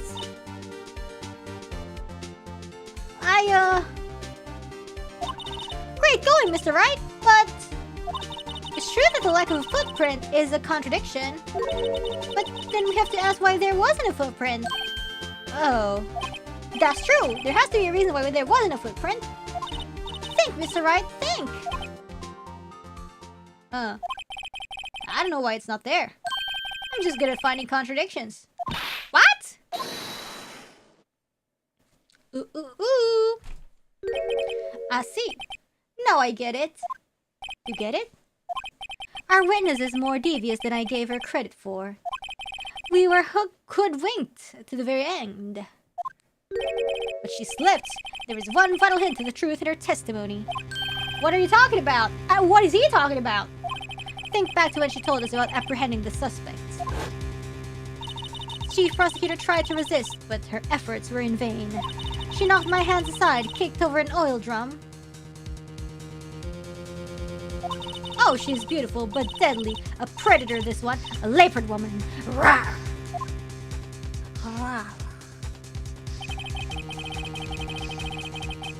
I thought that was a strange thing for the normally cool-headed chief to do. No kidding. Now, witness, allow me to ask a very simple question. This oil drum, was it empty? Oh, that, I'm not sure I like your attitude, Mr. Edgeworth. Though apparently you're not the slowest conveyor belt in the lunchbox factory. Witness! Well, was the oil drum empty? The oil drum kicked over by the chief prosecutor was brimming with water. Now you could argue the blood was washed away. But you couldn't use like luminol, you know? And they didn't found nothing. What does that mean? Still don't get it, Mr. Wright. Do you want to know the reason she knocked it over? The real reason? Aha! You don't mean? Yes, the suspect knocked over that oil drum for one reason and one reason alone. To erase the bloodstains that would become evidence against her. Ah! That ties things up quite nicely. No, it doesn't. The bloodstains left on the victim's shoes tie her quite clearly to this murder. But then after the deed was done, she knocked over the oil drum to erase the telltale signs. Why, that's a prosecutor's specialty. Erasing evidence. That reminds me, this guy's right hand was hurt. Did she say she cut herself when she stabbed him? So that's when my sister's blood got on the shoe? Well, I see no reason to prolong this trial. Mr. Wright, do something, please! What? What can I do? Your sister has confessed to the crime and she tried to conceal it. But... enough. There is no need for further debate. The verdict, Your Honor. Very well. But Angel Star is on the prosecution's side! She could have been lying about the water. This court finds the defendant Lana Sky. Hold it! Again! Emma! Oh no, Angel Star again. Little girl, what did you say? Oh, it's Emma. Huh? Me? Did you say that I, Angel Star, was on the prosecution's side? Well, yeah, you are. You're saying my sister hid evidence by erasing the bloody footprints. Well... I thought you'd had your fill, but here you are demanding a second helping. Another lunchbox. A lunchbox called evidence. Wait, witness, don't tell me you have something else. Objection! The time for deliberations is past. Any further comments and you will be held in contempt of court. What's that mean? Your threats don't scare the cuff-up queen. Look at this. Oh, more photos. Oh my god. Eee! A photograph? I had it just in case anyone had the gall to suggest that the white shoe did belong to the victim. I see no room for error in this evidence. What is going on? Mr. Wright, wait! Look at the asphalt in this photo. It's wet, I guess. Hey, it's clearly wet! You erasing the last trace of doubt from the court's mind. Immediately after the murder, the crime scene was washed with water. I'm sorry, Mr. Wright. I guess I couldn't help after all. It's not your fault. I knew I couldn't win this case from the beginning. No, be positive. And it seems this is what your sister wanted anyway. ...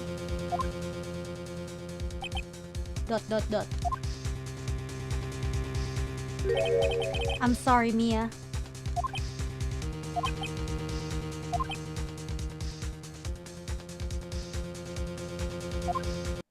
Right.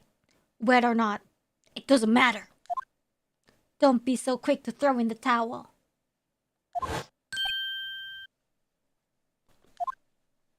Get yourself up the asphalt. Take another good look. Don't give up. Not until the bitter end. This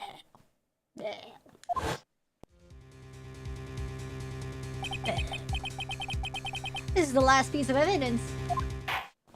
Very well, this time I'd like to declare a verdict for good. Now! Objection! Your Honor, wait!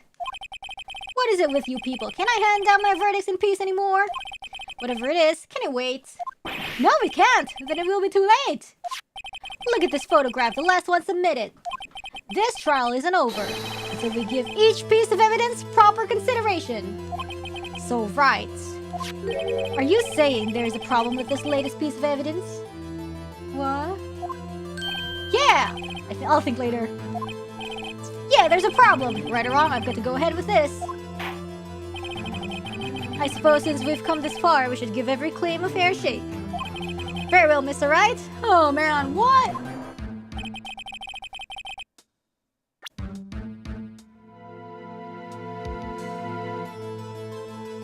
Oh, what's this? Blech. The exhaust is... Blech.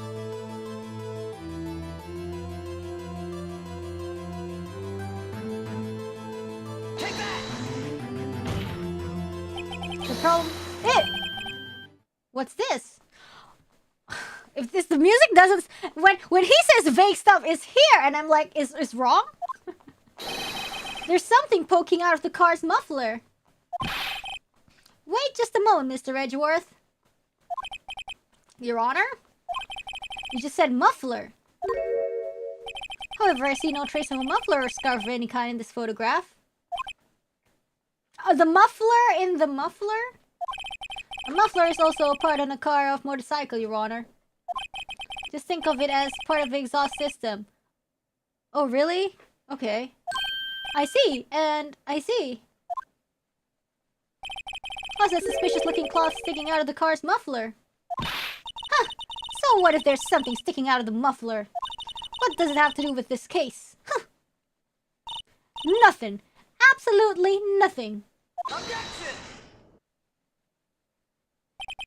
Sorry, Miss Star, but it's not going to be that easy. In fact, you've already told us why this is important to the case. You said as much in your testimony. What? Let's hear what Mr. Wright has on his mind. Tell us why you think this piece of cloth in the muffler is related to this case. Here.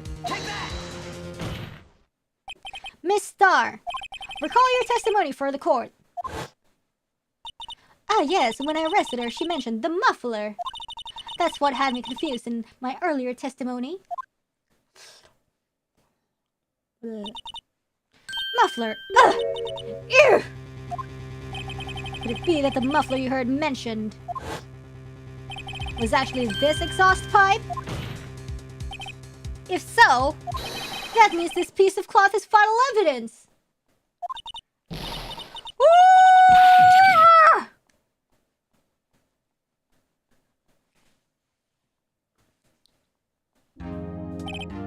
Well, it seems we will have to suspend the proceedings. Suspend? I find myself wondering about that piece of cloth. If we leave any question unanswered here, we do a disservice to the law. Have a car at the crime scene inspected at once and bring me that cloth. The verdict will wait until we've seen all the evidence. Agreed? I suppose so. Phew, that was close. Dead end. But we made it, at least for now. This court will adjourn for a 30-minute recess. It's lunchtime after all. You still hungry?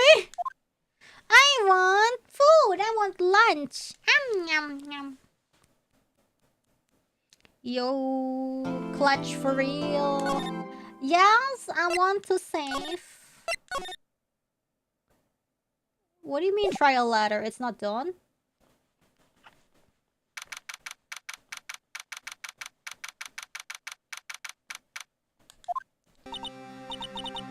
Mr. Wright. What? Are trials always like this with you? Like you're swimming up on the bottom of a lake, about to reach the surface. But no matter how hard you paddle, you never seem to get there. Pretty much. Except today we're swimming in quicksand. So what happened to your sister anyway? Apparently she got called off to the judge's chambers. Probably something to do with that piece of cloth. So, this is where we turn the trial around, right? Our only weapon, a tiny, insignificant piece of cloth. I'm the one who's starting to feel tiny and insignificant, to tell the truth. Hola, Porter! They say you show a red cloth to a bull, it'll fire up its temper. That's what they told me when I was young one, at least. Officer Marshall! Thought I'd come take a look to see how the trial's going. Looks like I'm late. They've got the home ranch locked down tighter than the fort in enemy territory. That's hard to slip out, huh? What is going on over there anyway? All the police I've seen these last 2 days have been really on edge. Don't you get enough on your plate without worrying about other people, compadre? You could be worrying about the chief prosecutor's case in mufflers, for example. Officer Marshall? The whole muffler thing didn't have anything to do with scarves. She wasn't even wearing a scarf. But why wasn't she wearing her scarf? You don't say. No, don't that just beat all? I've seen the red breeze blow at her slender neck many a time. I saw it that day too. She was wearing a red muffler. What? At the award ceremony that afternoon. Ezra's seen it too, I reckon. What does that mean? Why was she not wearing it? In the photograph taken at the crime scene, she wasn't wearing a scarf. So Miss Star wasn't mistaken. Well, it's about time. Remember, partner, sometimes you gotta grab the bull by the horns. And sometimes just gotta let the bull go where it will. Time will tell.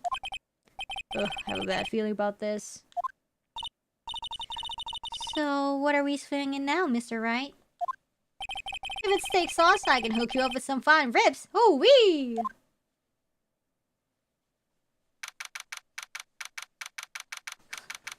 Okay, we're not okay. Oh my god, are we continuing? I'd like to resume. What's up? The judge keeps looking over at the prosecution. Is something wrong, Mr. Edgeworth? Your face is blue, your lips are purple, you're sweating bullets. That furrowed brow, those grinding teeth, those watery eyes. What's more, your eyes are unfocused. You're doubled over, your back is bent. It can't be! This can't happen! Wonder what happened to Mr. Edgeworth. Well then, I believe it is time we continued on with this trial. During our recess, I had requested that the prosecution conduct an investigation. This is unacceptable! What is going on? It seems our prosecutor is quite beside himself. Excuse me, knock knock? Who's there? Who's that? Toot toot toot! A strange, stuffy aura seems to be filling the courtroom. Hey, the temperature rose 5-7 degrees when that man came in. Who on earth is he?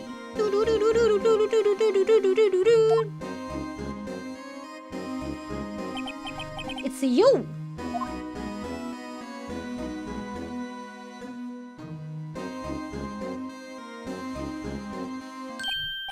Oh! Sorry I'm late, Uji. The roads were packed. It's just me.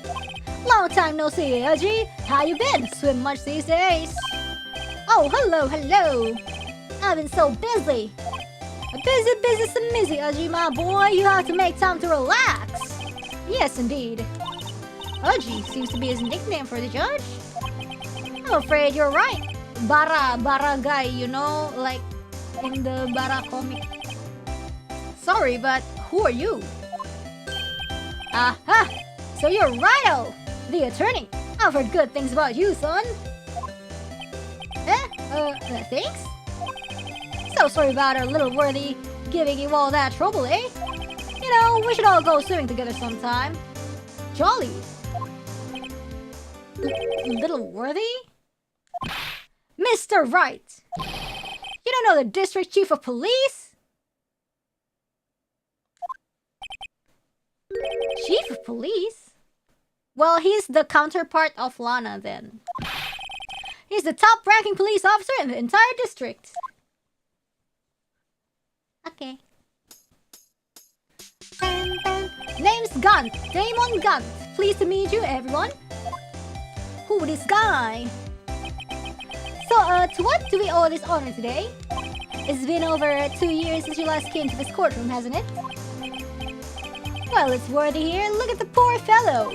I just thought I'd help out by bringing this muffler. Hey, that's my sister's muffler. So Miss Star wasn't just seeing things. Hey, when the crime occurred, Miss Sky really was wearing that muffler. But to think that it was stuffed into that exhaust pipe. On little Worthy's car, no less. Okay. It's really quite embarrassing even for us. What's this? It's what you'd call a switchblade knife. Quite perplexing, this. What? A knife? Another knife? A chafe! What kind of outfit are you running? Mr. Edgeworth, how could they miss such a vital piece of evidence? If your investigators are this lax, how do you expect us to do our job? Now, wait a minute, Worthy. I have no desire to hear your excuses. I'm telling you to wait. Or didn't you hear me? Or he has like the friendly aura, but actually strict. Have a look at this document where it says person in charge of investigation. There's no mistaking that signature, is there? Miles Edgeworth. That's not fair. On the day of the crime, I had he was receiving the king of prosecutors. Your head in the clouds because you got that award. I know how you feel. But you're the person in charge. I'll expect a written apology. What? Are you serious? Don't be too upset. We'll find a way to clean up this mess that you made. This is the first time I've seen Mr. Edgeworth at a loss for words. This kind of major blunder is unlike you, Mr. Edgeworth. Ugh. The court accepts this new evidence. But I'd like to ask the defense a favor first. Yes? Just to be sure. I'd like to take a look at the blade of this knife. The blade, Your Honor? I don't see why not. Could you open it up for me, I wonder? Oh, you can? I'll do it. I think all you have to do is push that switch and... If I cut my finger, Mr. Wright, I wouldn't be able to pound my gavel anymore.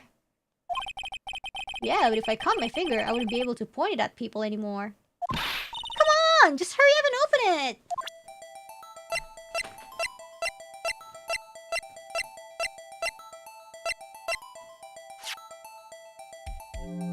Okay. I assume this is the button? Don't scare me like that! I'm the one who's scared. Look at this knife blade. The tip is broken off. And this dark red stain? Blood?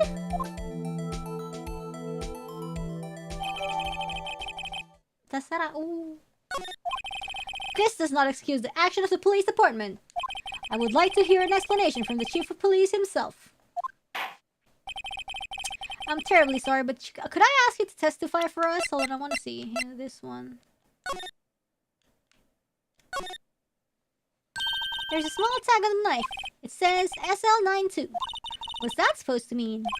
I'm not sure, but it reminds me of a similar code. PL6. Maybe it's a case number? That's weird. What? I don't remember where, but I think I've seen something like this before. Something similar to what's written on this tag. It wasn't that long ago either. Maybe I should check the court record again. Angin. Okay. We can't examine this. Okay, cool. Okay, let's let him testify about the split between the prosecutors and the police and this knife. Sure thing. Not a problem, not even a little one. Really. I want to go to idle meeting. This knife is special, but I can't say how here. Unless there's evidence to prove a connection between this knife and Goodman. Oh, I do have evidence! That was a bad day for the department. We weren't in any shape to do an investigation. A detective was killed at the police department. See, what a mess. Time of the crime? 5:15. Scary coinkydink, eh? It's not officially linked to this here case, so I can't talk much about it. There was a murder at the police department? A detective? That's hush-hush information, Oji. They haven't exactly announced it yet. Objection! Wait a second, you said 5:15? That's the exact time that Detective Goodman was killed at the prosecutor's office. Huh? What's going on? Order! Anyways, we at the department were all flustered, as you might well assume. We're in the middle of a top-secret investigation. Don't tell anyone, okay? I think we understand the police department's situation. Well, Mr. Wright, 2 detectives killed at the same time in 2 different places.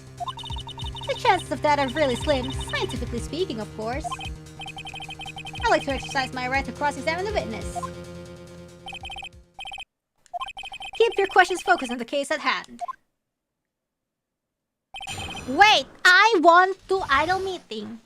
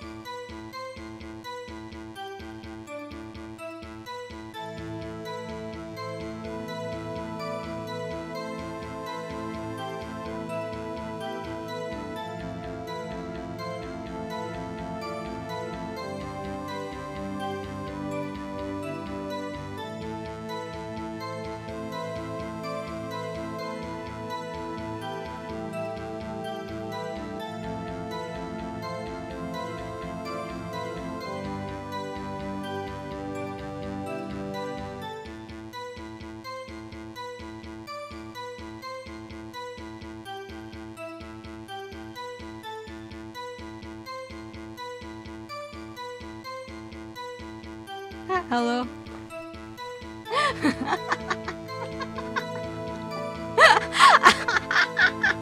I just found out Pifal Mama was playing Suika game again. She still don't got it. She keeps cussing at the fruits.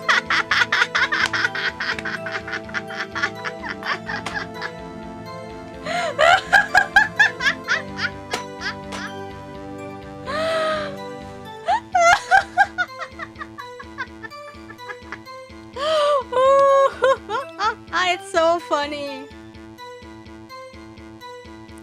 It's so funny. Oh my gosh, she wouldn't stop cussing at the fruits.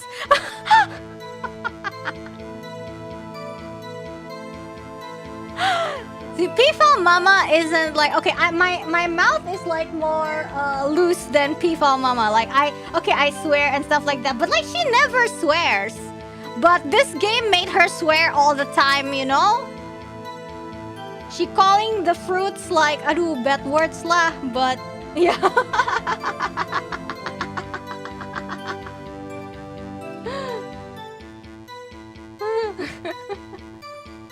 How could you do that to your own mother? Well, I don't know.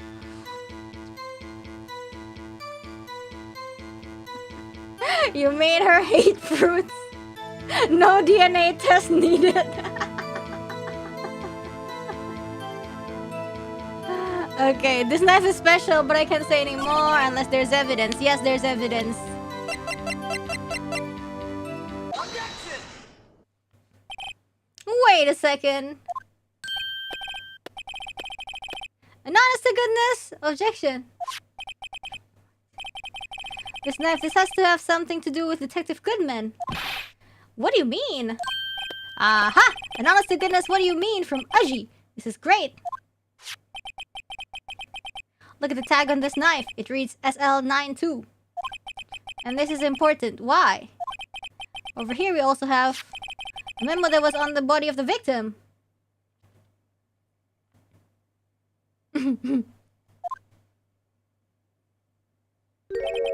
What's this? 6 minus alalala. Enggak, itu harus dibalik, bro. Your Honor, it's upside down. Upside. The printed name on the memo makes it look like it's right side up. But turn it around and what you get? 221 SL9. Oh my god, what if 221 is the statute of limitation of SL9? But it's already 223, so that case is kadaluarsa. Whoever wrote this note was holding the paper upside down. SL9. It does the same thing that's written on the knife's tag.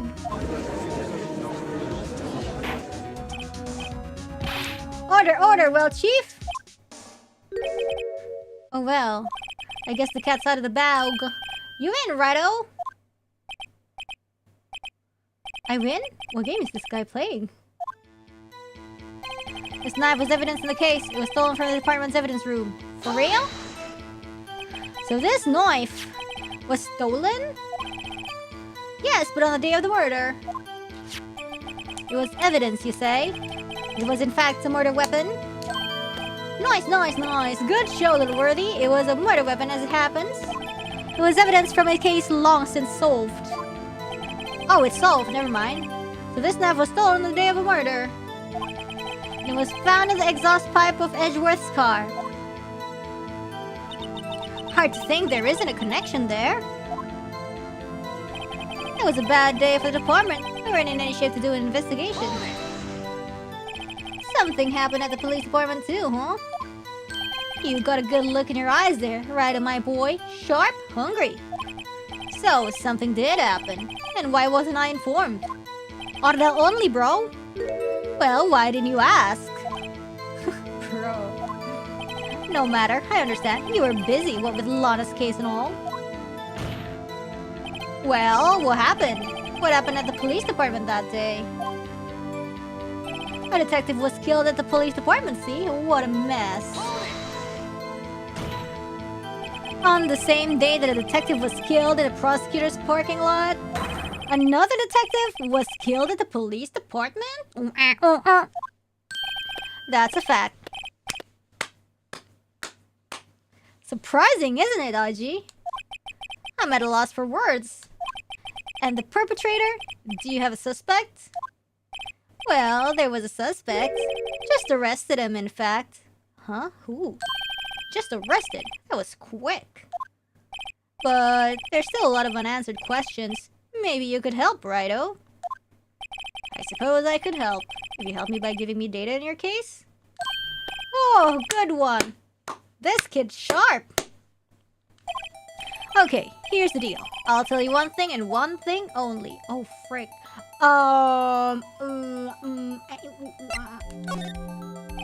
Well, how was the detective killed? How was he killed? Now that's the interesting part. It was what we in the force call a stabbing. With a knife.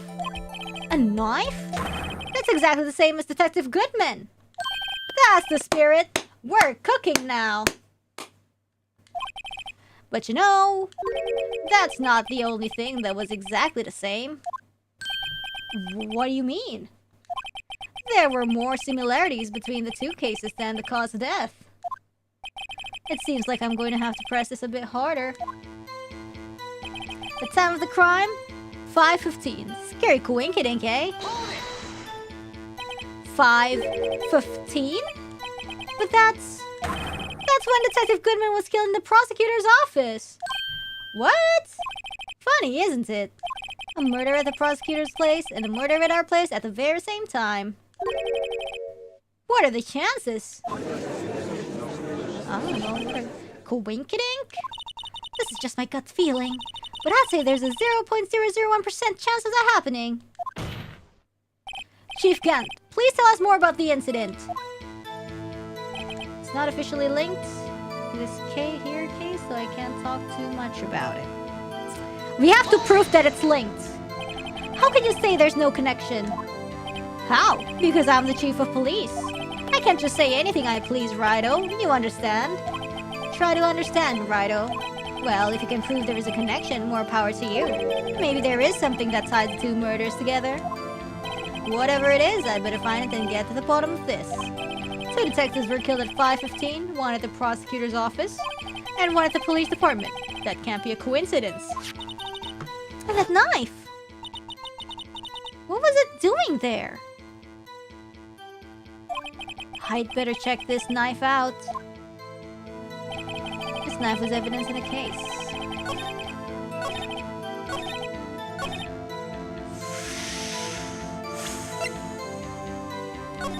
Let me check this knife. Maybe there's new things to check out.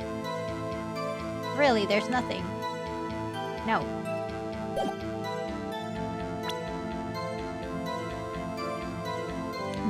I don't know!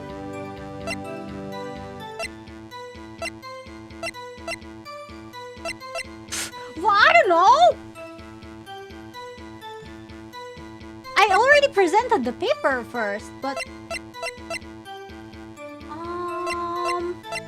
What? I don't know.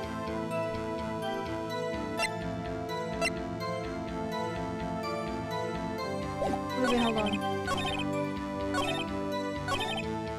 This knife was evidence in the case. It was stolen from the department's evidence room.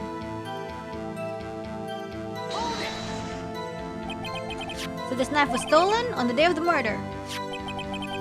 It was evidence, you say. Was it in fact a murder weapon? Nice, nice! Good show, Littleworthy. It was a murder weapon as it happens.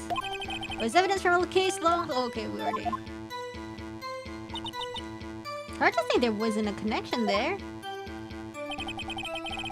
Well, it's linked because the knife was in the exhaust. It's linked because the knife is in the exhaust. Wait, huh? Wait, what? Huh? We don't have the photo? What do you mean we don't have the photo? What do you mean we don't have the photo of that? The muffler.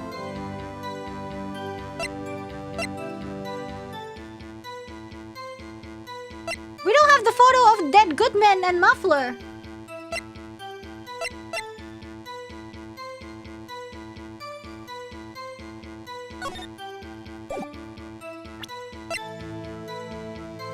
Huh?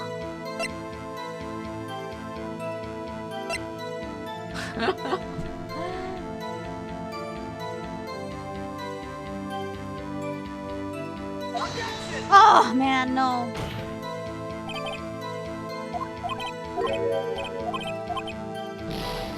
It's not it.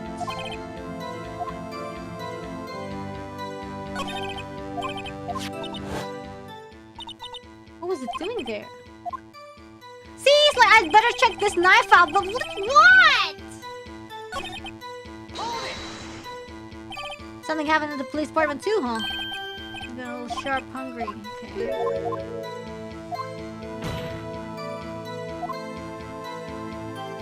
Ah! Hold it!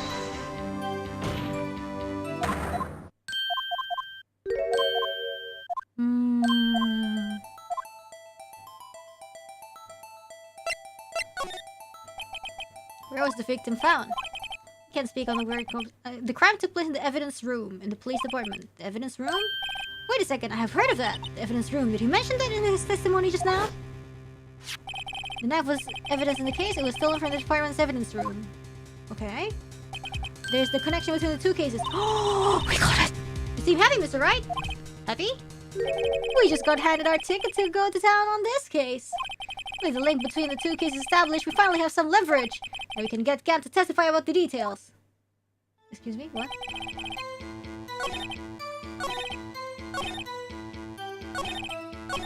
What? And then what? And then what? What do I present? Objection! Oh man.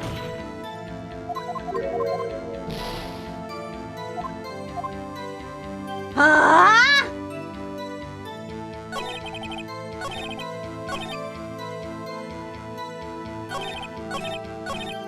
Hold it! Chief, the defense position is simply this. The connection between these cases has already been proven. Oh, come on. You don't say. Well, out with it, Righto. What's your connection? Out with it, Mr. Wright. The connection is a place mentioned in the testimony we just heard. Come on! What? The knife found in the lot was stolen from the police department's evidence room. Not to mention the victim had on him the case number on the knife's evidence tag. Bro, what? And we also know that the detective murdered at the police department was killed in that very same evidence room. Indeed. There do seem to be too many connections for it to be a coinkydink.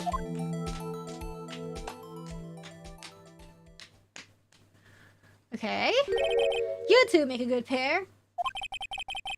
It took my men 2 days to find out what you deduced right here. Chief, I request that you release your information on the victim at the police department. See, that's the tricky part. It hasn't been announced yet and all. Can we get the information unofficially?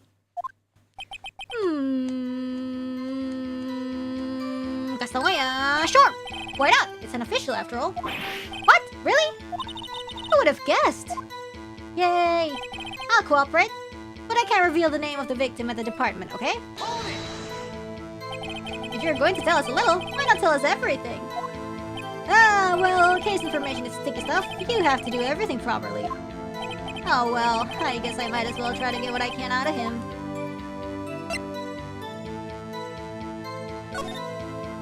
Okay, how about you tell me the victim's ID number? Huh? Sure, why not? It's not like you'll be able to tell who it is from that. Of course not. You won't tell me their name after all. Watch us be good men. We keep a tight lid on ID numbers, so don't go getting your hopes up. The number is 584.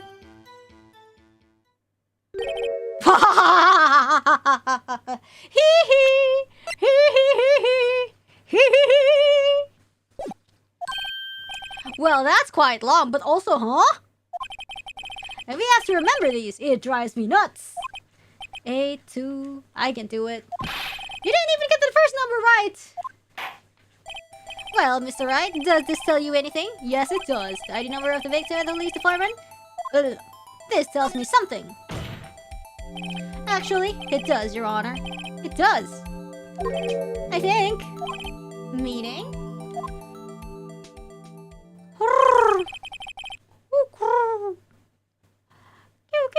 It has to be what I think it is. But what does this mean? Well, let's hear what the defense has to say. You say the ID number of the detective who was murdered at the police department? Tells you something? What does it tell you? Apa sih anjir? Witness! What is it, Mr. Wright? You're grinning like a schoolgirl on prom night! No, it's just, I got confused. And this is news? Uh-huh. Just come out with both guns blazing, like you always do. The police department, the prosecutor's office. 2 places, 2 detectives murdered at one time. What is the meaning of this? Actually, I happen to have a police ID number here. Oh ho! Is it yours? No, Your Honor, I'm a defense attorney. Remember? This is the ID number of our victim, Detective Goodman. Shame on you, Righto. Personal IDs are top secret. Detective Goodman's ID number is 5842189.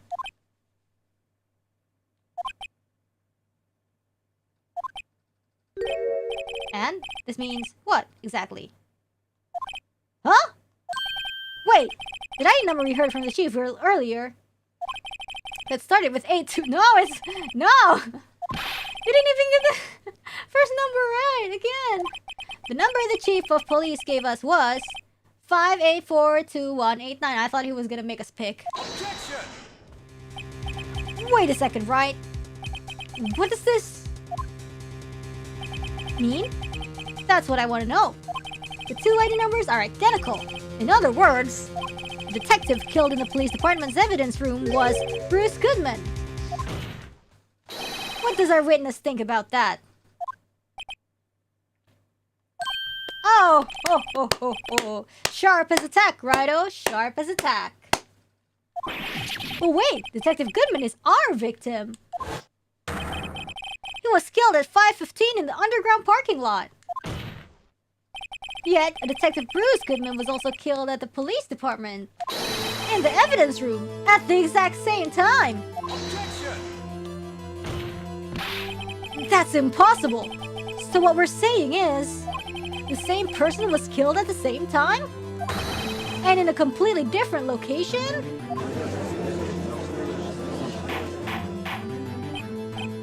Order, order, order! Chief, what does this mean? No, what I want to know is, why didn't I hear about this? Yes, it's top secret, fine, but I'm the prosecutor in charge of the case. Now, just wait a second, Worthy. No need to get all flustered. Your Honor, the police department has made a grave error in this case. Wait. I said wait. Or didn't you hear me? Oversight. The grave error? Mr. Edgeworth, they're yours. What? How? How dare? We informed you yesterday. I believe it was our Officer Meekins who brought you the news. He told him to fuck off. Officer Meekins? Mr. Wright, where have I heard that name before? Wait, aha!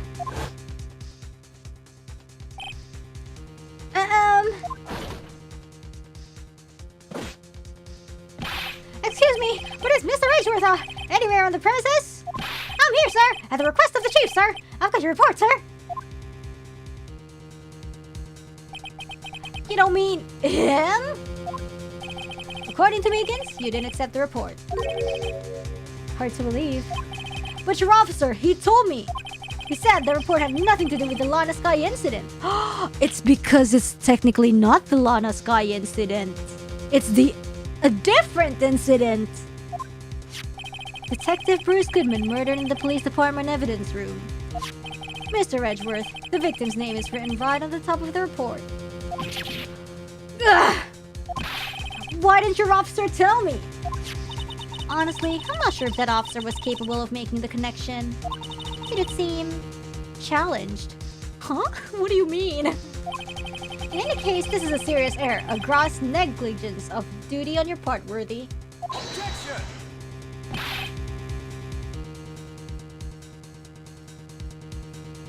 But sir,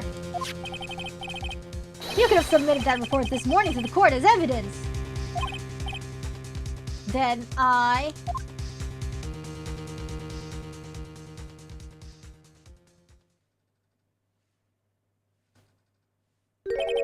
No such luck this time, Worthy. Or should I say, unworthy? What? Now, what was the second rule of evidence law, Well, Mr. Wright? Huh? Oh, well, it's Rule 2. Unregistered evidence presented must be relevant to the case on trial. And how is this rule relevant? Normally, you submit a list of evidence to be used in court before the trial. This report wasn't on that list. So, what does this mean? I couldn't submit this evidence until a connection was proven in court. The connection was just proven by Wright over here. Good job, Wright, my boy. I was just doing my job. No. No! OMG.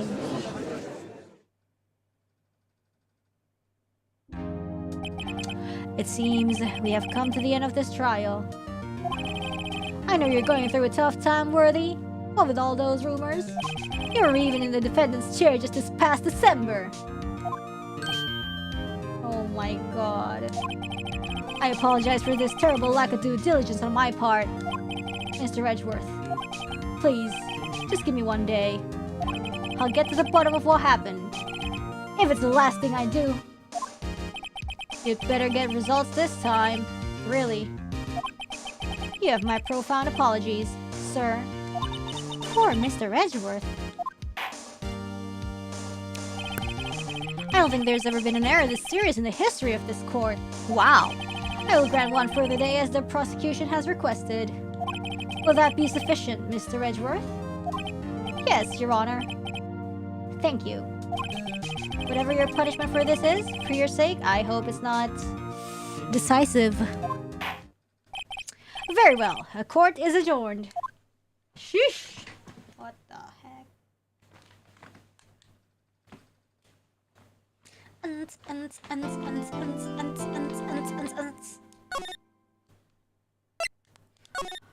Oh my god, so long.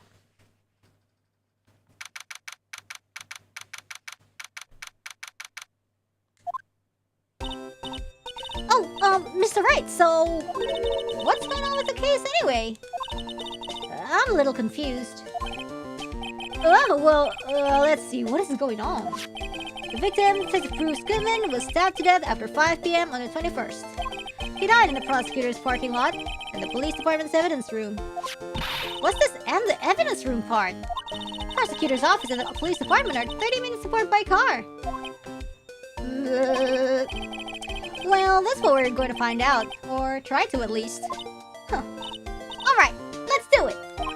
Glad she's in good spirits, but I'm not sure she's going to be much help with this. Don't be so sure, Mr. Wright. Huh? Look, we're in this together, right? I'll prove that these thick-rimmed glasses of mine aren't just for show. Let's go! Science awaits us! Oh, we're going straight here? Oh, okay. You know, I really don't think we should worry about the police department murder. There wasn't even a body found there. Who cares? Yeah, it was only our victim who was killed in their evidence room. No biggie. Besides, my sister would never do such a thing. I know it. That oil drum, was it empty? Oil drum kicked over by the chief prosecutor was brimming with water. My sister raising evidence at the crime scene? Never. Even though she says they don't get along, Emma really likes her sister. That's not it at all. It's just... we're both professionals at what we do, and I trust her. Big words for a high school student. Well, whether there was blood on the floor or not, the water in that oil drum washed it all away. Ignore the strength of my science at your own peril, Mr. Wright. Huh? What was that grin for?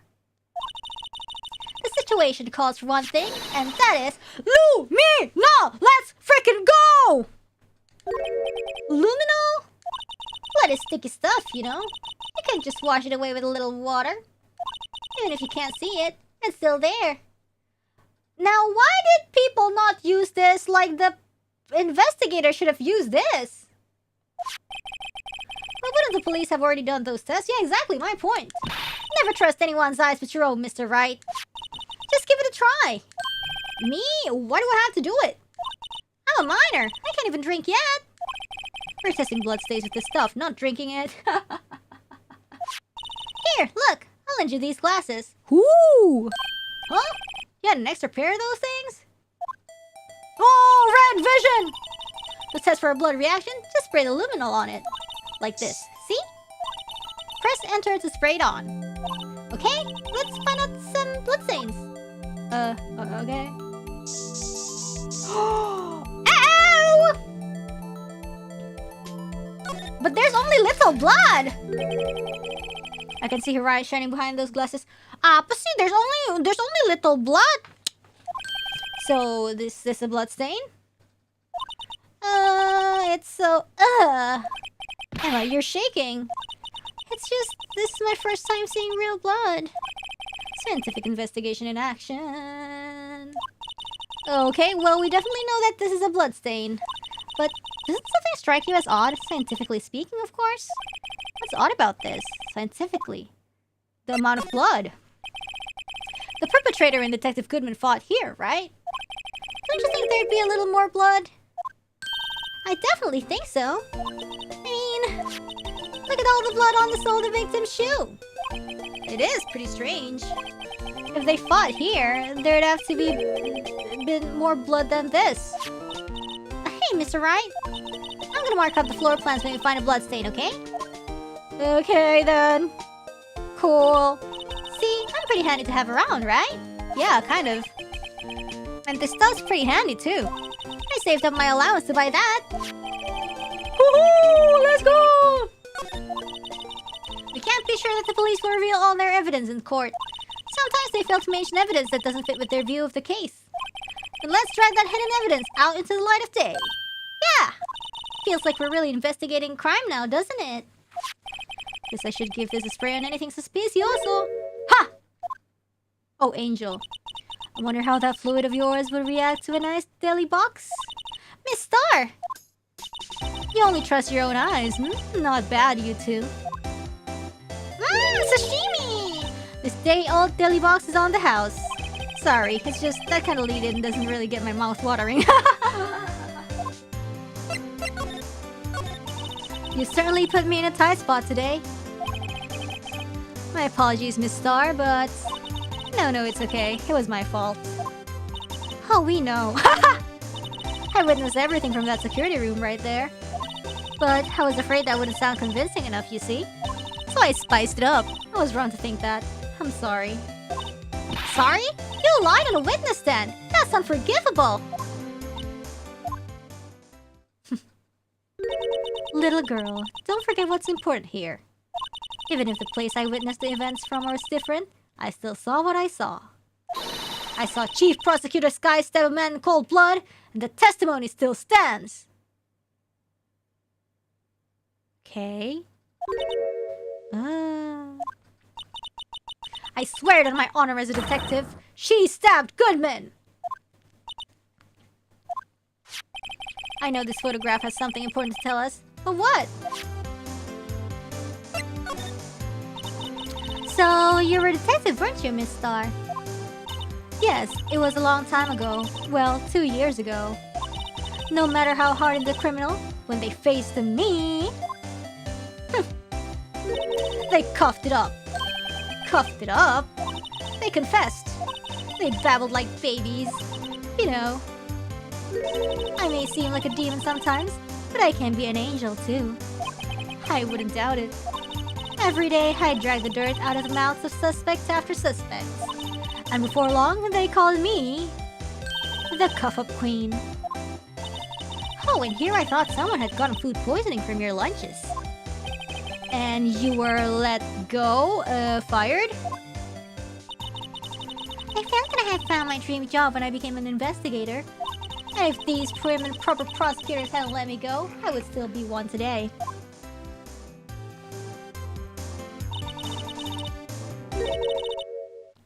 It's all because of that case. The SL9 incident. Wait! She does not mean... nyamuk anjing. Wait, can we talk about the SL9 incident? What do you think about this? SL9 incident. It's written on that knife. And on that note, Goodman. Goodman was the head detective on that case, you know? Really? That knife was evidence from that case. The murder weapon.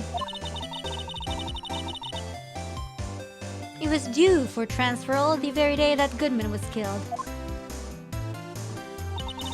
As I suspected. SL9 isn't over. Not yet. Do you think you could tell us more about the SL9... I was gonna say DL6. SL9 incident? Okay, let's talk about... Hold on, what?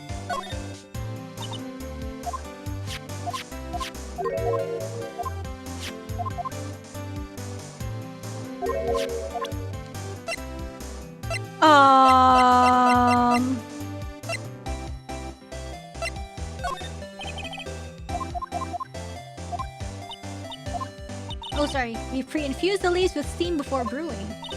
So that's the secret to their aroma. Exquisite. Okay, what about this crime photo? When you think about it, I could have taken that picture from the guard room. But even I get flustered sometimes. So you went straight to the scene of the crime? I rushed towards the chain link fence in an effort to stop the murder. That's when I took this photo, yes. In other words, 5 minutes after the crime? Those 5 minutes are the whole problem. The hole in my testimony, as it were. The 5 minutes weren't the problem, Miss Star. You lying was the problem. Listen, little girl, I've had my testimony disregarded before. And I wasn't going to have it disregarded again. Just like that time. That time? Yo, what time? Nice. That incident really opened up my eyes to the truth. We're nothing to them. Disposable. What is going on? To who? 2 years ago, it was the biggest case I've ever handled. Ooh, nice! Angel and Marshall and Goodman? The police and the prosecutors were desperate for decisive evidence. So they didn't solve it? On the contrary, it was solved quite cleanly. The criminal was caught and executed. Executed? Yes, the criminal got what was coming to him. It doesn't get any cleaner than that. The only problem was, they never did find decisive evidence. Not a shred. What? But the criminal was executed, right? On the basis of evidence. Of a sort. Made up evidence. What? You mean they executed someone with fabricated evidence? The best part came several months after the trial. Every detective involved in the case was dealt with. What? They're all fired? Some were demoted to patrolmen. Others found themselves out of a job. And you were one of those? Myself and one other person you know well, Marshall. Could it be... Exactly. Detective Jake Marshall. Oops, I mean... Police Department Security Detail Officer Jake Marshall.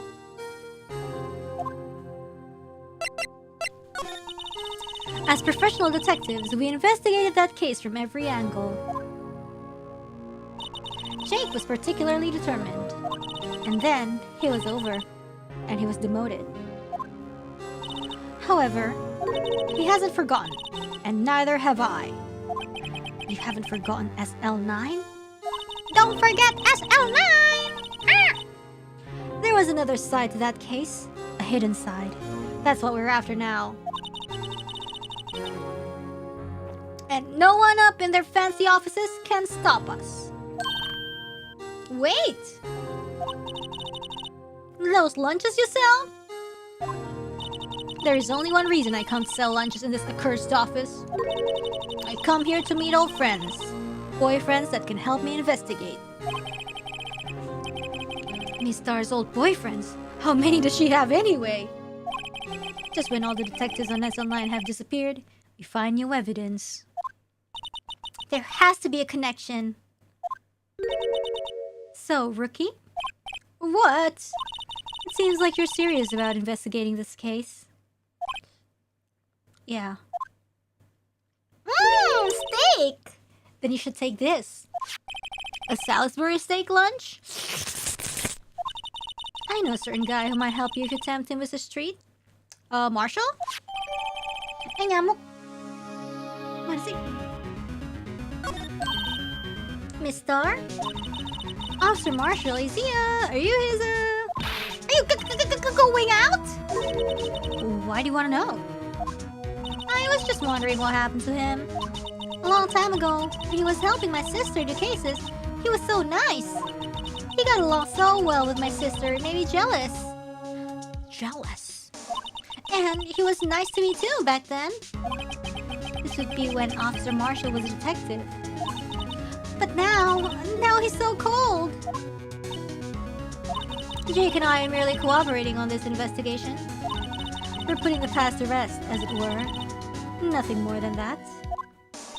I see. Thank you. Officer Jake Marshall.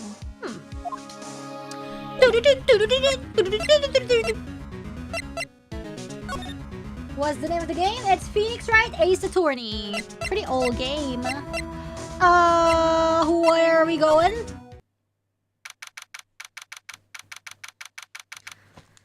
It's even busier here today than it was yesterday. The detectives are running around so fast they're blurring. I suppose it makes sense. A detective did get killed here after all. The evidence room, the scene of the crime. According to the pamphlet we got at the front desk, here it is. She's like a kid in an amusement park. Ooh, a real crime scene. Let's go take a look.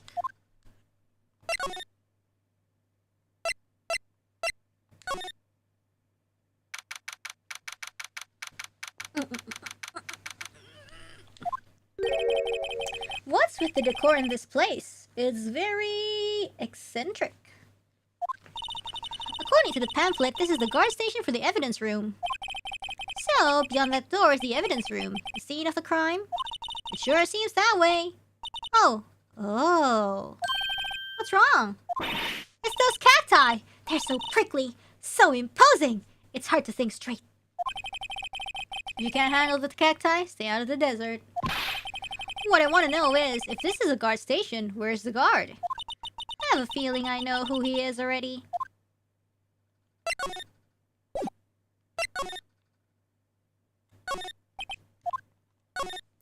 The evidence room is beyond that door. Let's just walk in. It won't open. You thought it'd be open? I think we'd need someone's permission to go in there first. Oh, interesting. Looks like there's a video feed from the evidence room here. There's a light blinking below the monitor. It says recording. I bet we could use this computer to check on who went in and out of there.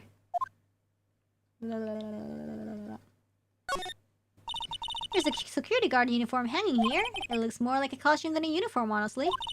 A leather jacket, leather pants, a leather... What was that called again? A punchy? A poncho. A ponchy, a pinchy? I don't know, a poochie. Wait, maybe that wasn't it. It's a poncho, but I think I'll keep that information to myself for the time being. Let's see. This swinging door makes the place look like some kind of saloon. But look, it's nailed shut. You can't get in that way. Of course not. If you went in through here, the cactus would fall over. Ouch! I'd say it'd be more of a yeah myself. Yikes! They sure are prickly. They must be the real deal. I would think just one big one would be sufficient. These cacti are a lot like my sister, actually. Huh? Your sister is a cactus? How so? Encased in a cold, rigid shell with spines pointing in every direction. Just like her. I'm not so sure I see the resemblance. It's more of an attitude thing than a physical similarity.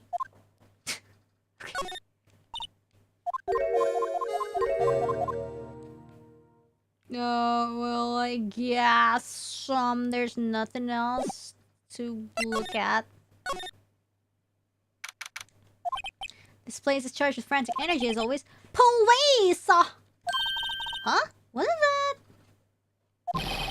One steak lunch! Actually, it's not for sale. He's sad. I think I just heard the sound of his heart breaking. Now's no time for despair. We've caught our criminal. Now we just need evidence. Yo, why stream down, huh? What the fuck? Why? Huh? Huh?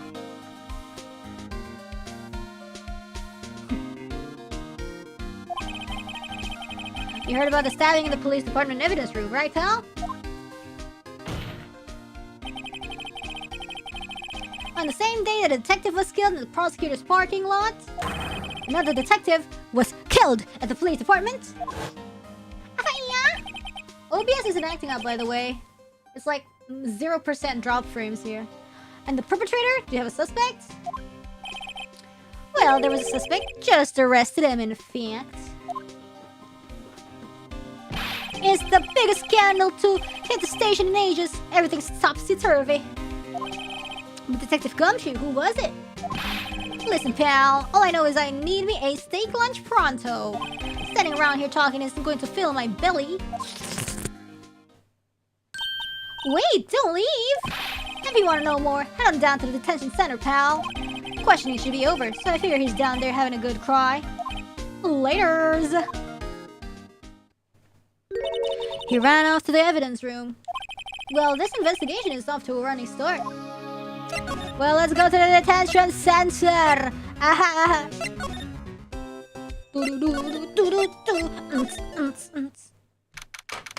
So who are they tahanin?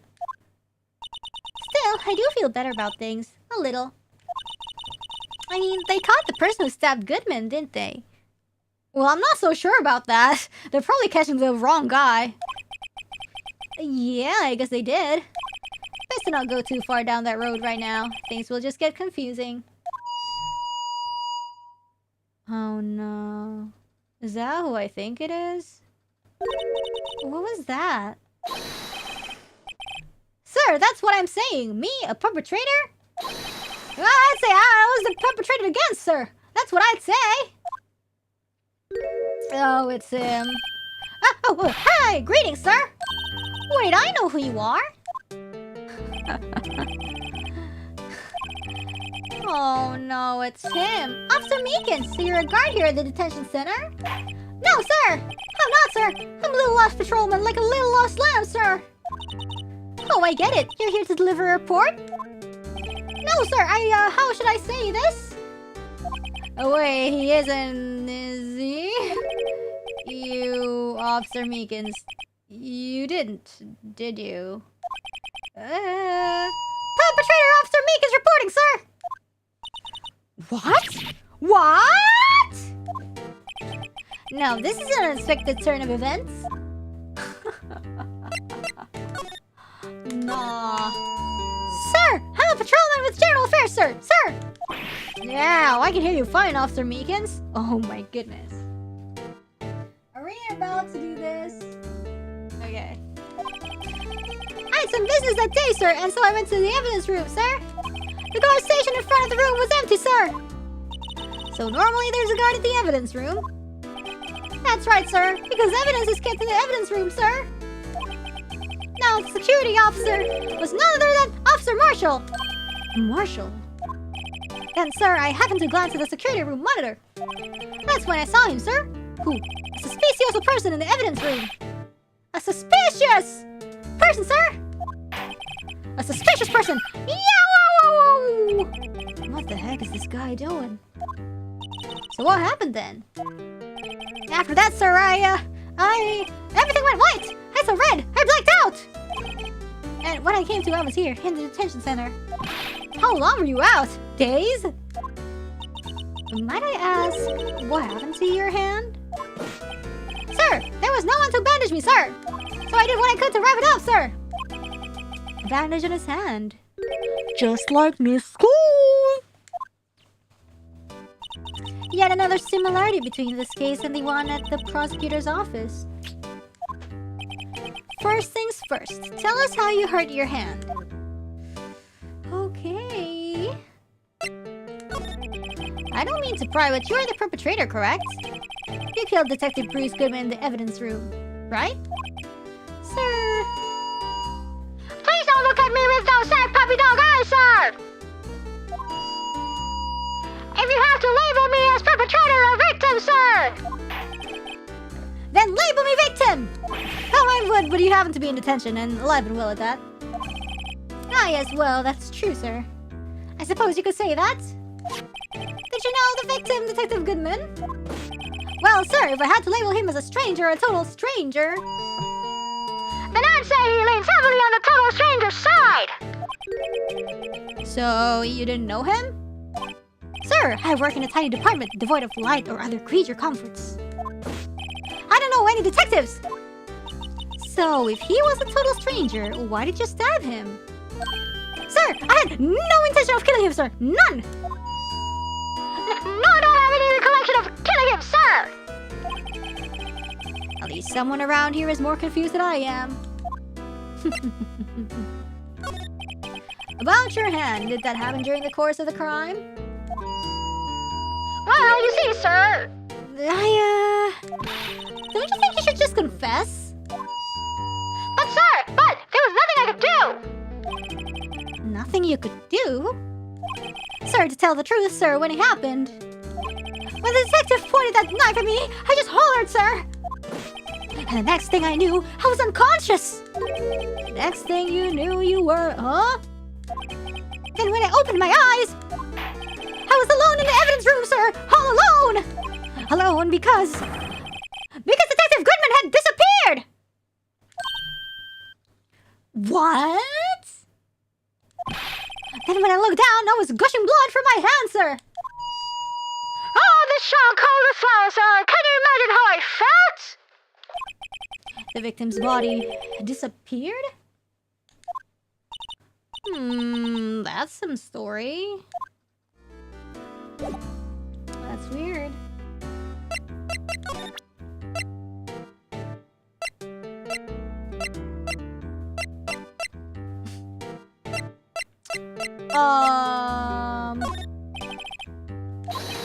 Eek! I'm scared now, sir!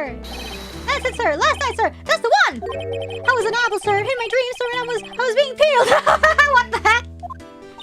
On second thought, you don't have to look at the knife. He's overreacting to the knife, but I guess he's been through a lot.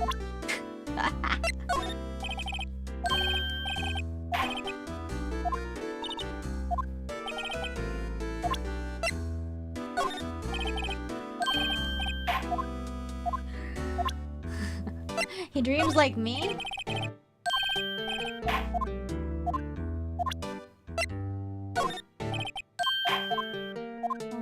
Okay, what can we... She's being peeled.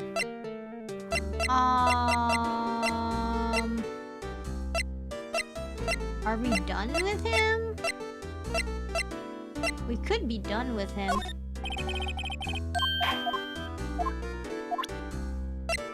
We could actually be done. We're done with him. We don't have any evidence regarding the murder that he witnessed, or you know, the murder that he did. Okay, let's move. I don't know.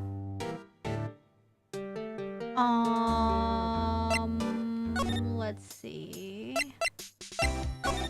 Let's try if, let's see if Marshall's back. No. Are we not done with him?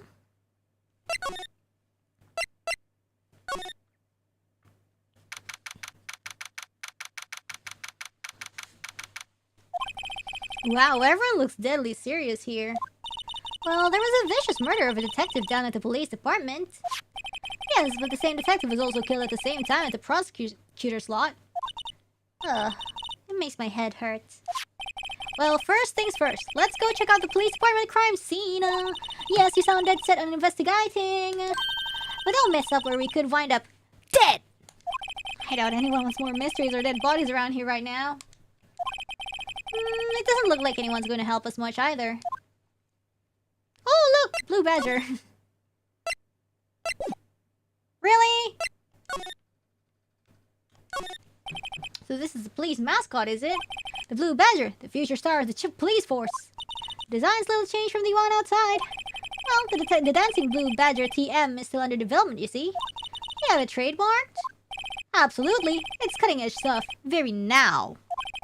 I showed this doll here to my daughter and she burst into tears. Don't show her the movie mock-up outside then. You'll give her nightmares. That must be the chief of detectives. He's glued to his computer screen. Detective killed in the evidence room. Tell no one outside the police department. No! I told that old lady at the restaurant everything! Someone's getting a demotion. That must be one of the detectives. He's mumbling something to himself. I know! The killer used dry ice! If you put it in between the latch and the door, the room could be sealed shut. Huh? This is good! I'll win a writer's award for sure. Oh, he's making fake. He's not writing a report. He's writing a novel. Alright. Detective desk. Okay. Let's go back. Apparently we don't really, Huh.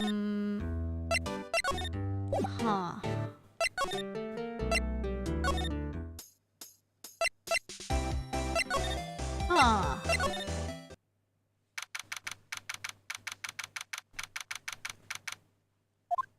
Well, this place is as classy today as it was yesterday. And I'm sure it'll still be just as classy tomorrow, Emma. Incidentally, Edward's not here. I'm sure he's off doing important investigations. I hope that's what he's doing. I guess we'll have to come back. And okay.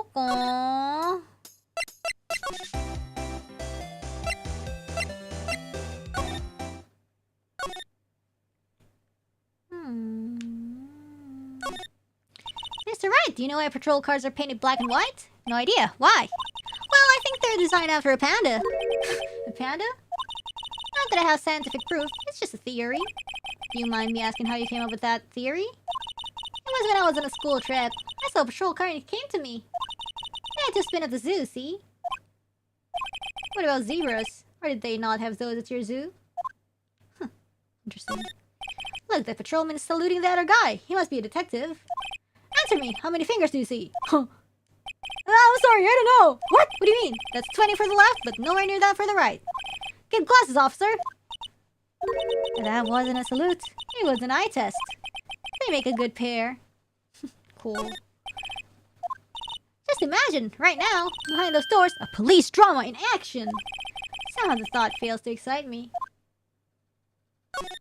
The Blue Badger still breathing. Oh no, I don't wanna look at it. Let's give him the benefit of the doubt and say he's dancing. Speaking of dancing, the whole police department has been dancing around like crazy since yesterday. It's the dancing virus. Can I take out his batteries? I just can't help but feel he's going to do something naughty. I guess so. The usual wanted posters are hanging up on the bulletin board here. Do you know this face? If you do, dial 911. You know, Mr. Wright, I've always thought it was kind of funny. I've never seen anyone who looked like the people in those posters. They hardly even look human. She has a point. Oh man.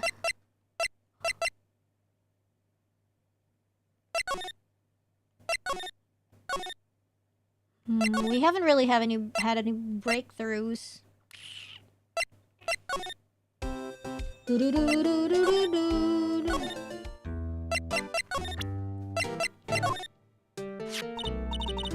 think you could take a look at this. Hey! That's it, sir! That's it! That's it! That's what? My head was a blank until this very moment. But sir, now I remember! I remember, sir! You mean you remember what happened? Correct! That card was the cause of it all! This ID card? Exactly, sir! That's exactly it! Nothing could be more exact, sir! Nothing! I better pry into this one a little deeper. Can you tell me what it is you do remember? Well, sir, you might say I'm a lost little patrolman. A lost little lamb, if you will. I didn't know Mr. Detective Goodman who was in the evidence room. And that's why you thought he would look suspicious? Sir, I entered the evidence room and asked the man to show me his ID card. Well, that sounds pretty much by the book so far. That's right, sir! That's what I've been trying to tell you! So you asked Detective Goodman to show his ID card? What did he do? That's the thing! Suddenly he pointed a knife at me! What? Sir, I assure you I was as flustered as you are right now. So I whooped and leapt at him. Detective Goodman pointed a knife at him? Do unto others before they do unto you! My own father's word, sir! What happened then? Well, my eyes, sir, everything went white. When I awoke, I was here. Right. So, Officer Meekins, why was it that they arrested you? What do you mean, Emma? Let's look at what we know. Now, Officer Meekins didn't know Detective Goodman, and the victim whom he met at the scene of the crime didn't show his ID card. In other words, we have no way of knowing if the victim was really the victim. And if this body just disappeared from the evidence room, we don't even know if anyone actually died. That's it, sir! That's what I wanted to say! That is, I did say something along those lines. Huh? But you still ended up here? They told me that it had to be him, sir. On that day at that time. Detective Goodman was definitely in the evidence room. That's what they said. But you don't remember the events clearly? No, but the videotape is quite clear. Videotape? Huh? Videotape? From the security camera. The crime! My crime! The crime I saw to Sam Pelt! It's there! It's me! It's on tape!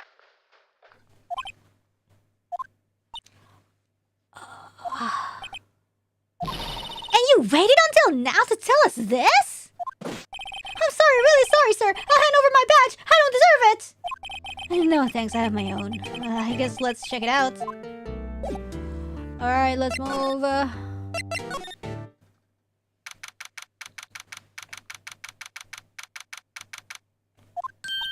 Hey, Mr. Wright. Look who's standing at the Chief of Detective's desk. It's Police Chief Gaunt. And you're sure this is all, hmm? You know what it means if there is anything missing. Sir, I'm sure it's most likely totally perfect. We checked all of his drawers, lockers, garbage cans, bags, coat pockets, hats, on a receipt cushion, behind his computer monitor, inside his personal coffee machine. I see. Well, if anything does turn up, you call me right away. Deal? Ooh, sussy. Yes, sir. We'll scour the place again, sir. The Chief of Detectives looks a little flustered. Aha! Right, oh my boy. How you been? Swim much? Ho ho ho, Chief Gaunt! Reporting for duty, sir! Oh, what? Why are you saluting him, Mr. Wright? Talk to him. Is Edgeworth gonna be okay? Oh, Worthy, you know, they're doing a little inquiry committee with him. Sounds like an inquisition. Yep, well, they've had no end of trouble with the boy since last year. You mean the incident on Board Lake? Doesn't look good having a top prosecutor sit in the defendant's seat, does it? And you got someone else found guilty in that case, right, Righto? Von Cormier. Oh my A legend he was, undefeated in his 40-year career. But in court you fixed it, so he was caught for forging evidence. Wait, I didn't do anything wrong. He did forge evidence. In any case, the prosecutor's office is in a bit of a turmoil, you might say. Why? They do just about anything to restore their reputation. Now, depending on what that inquiry committee decides, it could be bad for Worthy. What? Huh? It's downright odd, I tell ya. The detective getting killed on their turf too, I mean. They're being the prosecutors, I assume. Scientifically speaking, it's impossible. Yes, but that's what the evidence is saying. Goodman was stabbed in 2 locations at the same time. That's what it says. What evidence is this? Now, Rido. I can't give away all our secrets just like that. And this in particular, well, it's a little sensitive, and I can't talk about it. I wasn't expecting much anyways. You know, one thing I hate most is hiding stuff. Secrets. Can't stand them. But you know, it's a full-time job just keeping the chief of detectives trap shut. Ah, he was the one you were picking on earlier. Huh? You saw that? Whoops. I wonder what it was that he wanted the chief of detectives to do. Let's see if we can kind of discreetly ask him.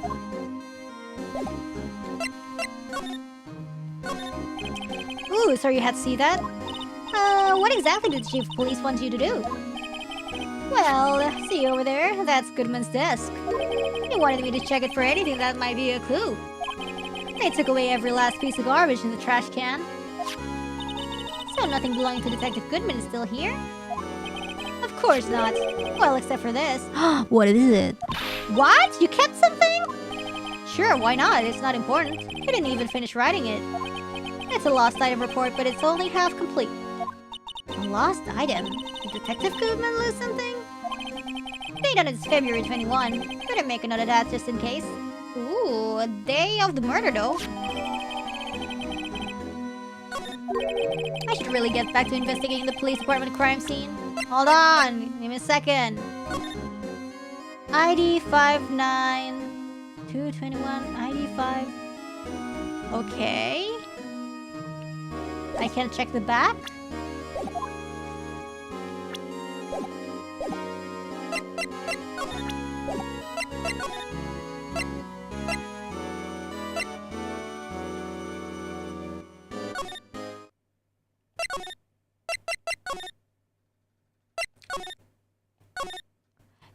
He wants to investigate the police department crime scene, but we can. Angin.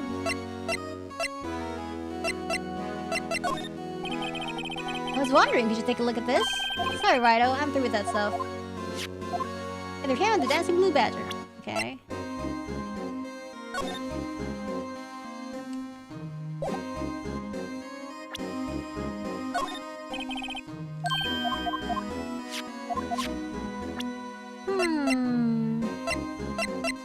Let's show this. No, he doesn't care.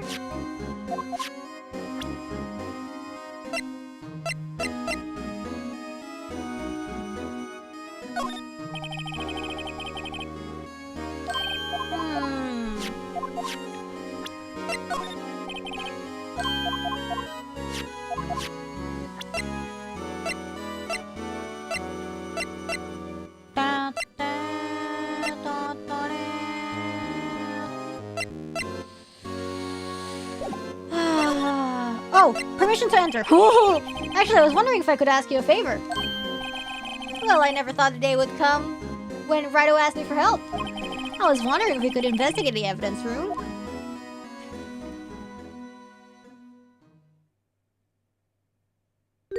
Now, Rido. Actually, I'm sorry, I don't need to investigate after all. Rido, please, do I look like a selfish man? Huh? Heck, if anyone asked me, sir, can I borrow $50? I'd give them $50, no problem. What about $500? $5,000? So go ahead, investigate your room to your heart's content. Knock yourself out. It just goes to show, you never know until you ask. And for you, here, you can borrow this. Hey, this is the detective's ID card, isn't it? That's a special card for guests, so don't lose it. Yes, sir, it's an honor. You just run along and do your best now. Later, folks. Ooh, ah, ooh, ah, ooh. Looks pretty cool on my label, doesn't it? Just think, a real ID! You seem happy. Yes, sir, because, sir, we get to go into the evidence room now, sir! I think this place is a bad influence on the girl.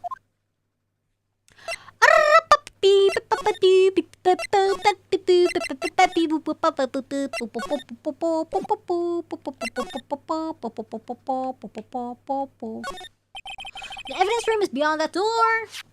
And we have the ID card from Chief Count. Let's just walk in. He won't open. Aha! The card reader is turned off, see? What is that security guard thinking? Howdy, porters. Well, what's made my bambina skies go gray? This music. Officer Marshall! What does it have to be him? What's that why does it have to be him look for? As you may have surmised, this here's my saloon. We're here to investigate the crime scene. Yeehaw! That card you got there on your chest. That's better than a sheriff's badge in these parts. Yeehaw! Well, what you standing there for? Get along, little doggies. The crime scene's awaiting. Looks like the card reader's on again. Over here, I was wondering if you could ask you some questions. Sorry, cowboy, but I got no mind to tangle with you hombres. You're busy then. Did I say that? I only said I didn't wish to speak with you. Actually, you said you had no mind to tangle with us hombres.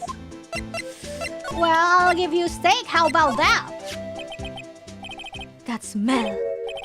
Reminds me of Texas. So, Officer Marshall, you're from Texas?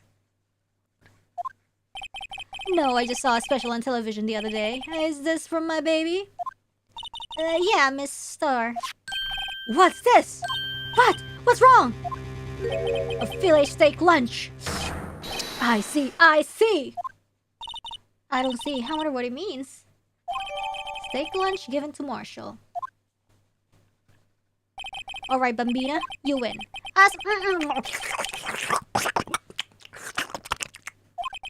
Finally, it seems like he's willing to talk. Let's freaking go! Officer Marshall, you're in charge of security for the evidence room, right? You got good eyes, partner. It's an easy job, and I'm grateful for it. Actually, Officer Meekins at the detention center told us. That poor little doggy. Poor guy, I keep getting his name wrong and calling him Meekly. He told us something. He says that when the stabbing occurred, you weren't at your station. Well, maybe I shouldn't be telling you this. But since I got demoted from detective 2 years ago, malas kerja. Well, they might not look it, but I lost my fire for the job, you know. Tuh malas kerja, anjir beneran. He really lazy to work. What were you doing around 5:15 when the murder took place? Well, I reckon I was galloping down the highway on the back of my steed, Zippy. He was away on a drive. Note, he was riding down the highway on his horse named Zippy. There's no need for people here anyhow. These newfangled machines do a bang-up job of keeping an eye on the place. You mean the security camera system? I don't take no to machines much. Kinda like that stewed broccoli they sneak in next to your steak, you know? Okay. Miss Star told us something. She said that you were a detective until 2 years ago. It was always my dream to be a rawhide wrangler in the scene of the crime. That's all gone now. Like a drinking hole in a prairie fire. You're still investigating the SL9 incident with Miss Star, aren't ya? That was my case. It's all sold on the record books, but it smells like a bad game of poker. I can't let it go. That's all there is to it. What kind of case was it anyways?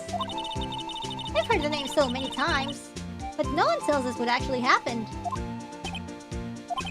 There are some things you're better off not knowing, Bambina. Anyway, that case is officially dead as of 2 days ago. Yeah, the statute of limitation! 2 days ago, the day of our case.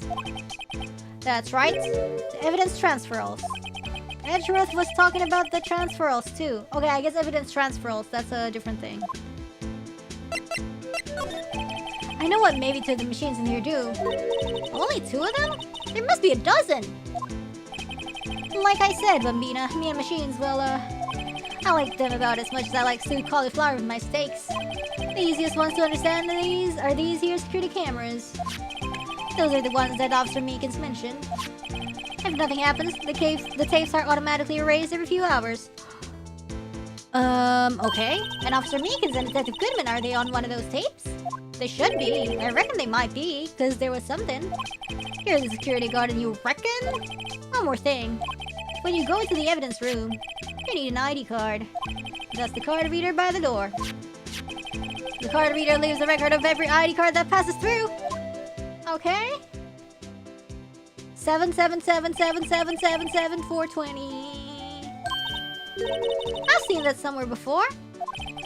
Sorry, Bambina. I can't show you more than that. Huh? I haven't heard whether this is related to the case yet. 7777, blaze it. Mr. Wright, I saw a number on their record just now. I've seen that number before. Maybe there's some way I can prove their record is tied to the stabbing. Maybe it's his ID? See this? This is the victim's ID card. Ah, the one that was on the ground in the parking lot. The number on this is... Officer Marshall, show us that ID card record again. I wasn't even looking, I was guessing. Look, the fourth number! It's a perfect match! It was used at 5:14, right before the stabbing. What's more, there's only one of them cards in the world. So, when the incident occurred, Detective Goodman was in the evidence room. But wait, what did Officer Meekins say? Sir, I entered the evidence room and asked the man to display his ID card. So you asked Detective Goodman to show his ID card? What did he do? That's the thing! Suddenly he pointed a knife at me! If he had his ID card then, why would he have pointed a knife at Officer Meekins? Looking for trouble. Alright, compadre, you win. I guess I can give you this ID card record. I've got an idea. Maybe I should show this list to other people with IDs here.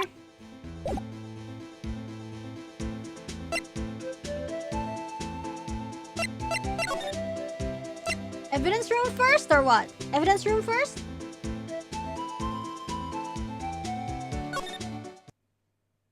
Yeesh, that's scary. Okay, okay. Those aren't dead bodies, they're evidence. It's quiet. The investigation must be over here. So this is the evidence room? It really is kind of like a graveyard. Oh, we still have dialogue? I'm sorry. Graveyards are supposed to have grass and trees. This feels more like a morgue. Nice try, Mr. Wright. You can't scare me. Oh, it's a gumshoe. Oh!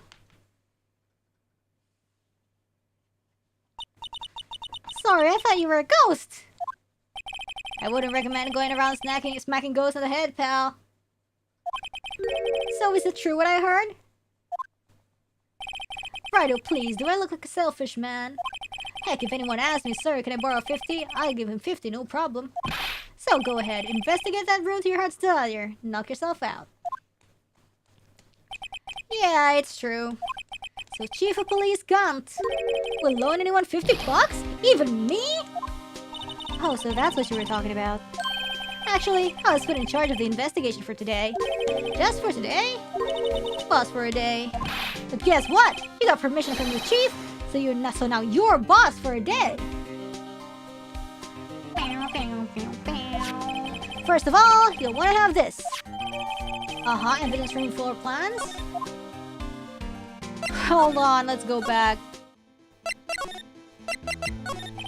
Sorry, but could you explain what this whole transfer thing is about? We keep only evidence from solved cases in this room.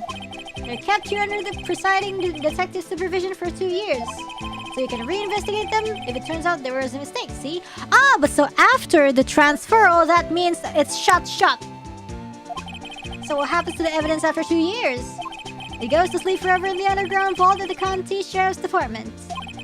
That's what we call transferal. We do it every February. I see now. Transferal is like a funeral for old cases. 2 years after a case is solved, it's closed forever. Dead. Never to be reopened again. Never to be reinvestigated. And that happened to SL9 2 days ago. Okay.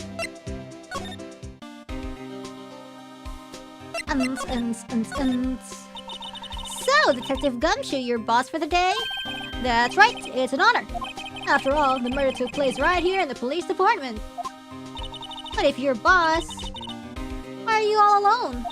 Where are your underlings? They're using yesterday's findings to prepare for tomorrow's trial. Oof! In other words, you got kicked out of the investigation. Again. I'm adamant though! I'm going to take control and put this case to rest. In my own evidence locker, pal! You have a locker in here too, Detective Gumshoe? Haha, of course! I'm a detective after all. They gave me a locker that only I can open, pal. Only you can open? I'll always believe in Mr. Edgeworth, no matter what happens. So, Mr. Edgeworth is with the inquiry committee now, right? They're trying to figure out who's responsible for the mess up in court today. I see. I guess this is what you call fate. Mr. Edgeworth just can't get away from that case. That case? Yeah, that case. The SL9 incident, of course. That was the beginning of the end for Mr. Edgeworth. Maybe you can get him to tell us more about the case. Let's go. This place is more high-tech than you might think. Every locker is fixed so that only one detective can open it. Is it their ID card? Well, that's the thing, pal. ID cards can be lost. Why, I want my third card since entering the force already. Huh? That sounds like a lot. Yeah, but even I can't lose my own right hand. Oh, biometrics. Right hand? Oh, you mean your fingerprint? Exactly, pal. The law for each locker is coded with a fingerprint. So the only locker we can open is our own. Funny, they look like normal lockers. These are the latest model. There's a trick to the handles, see? The handles? On the other side of the handles is a sensor. And if the wrong person touches it... Zap! You got a shock! If that's what happened, my hand would be black and smoking every day. Hello? In any case, the locks aren't that obvious. There are even some people on the force that don't know about the fingerprint locks. Okay.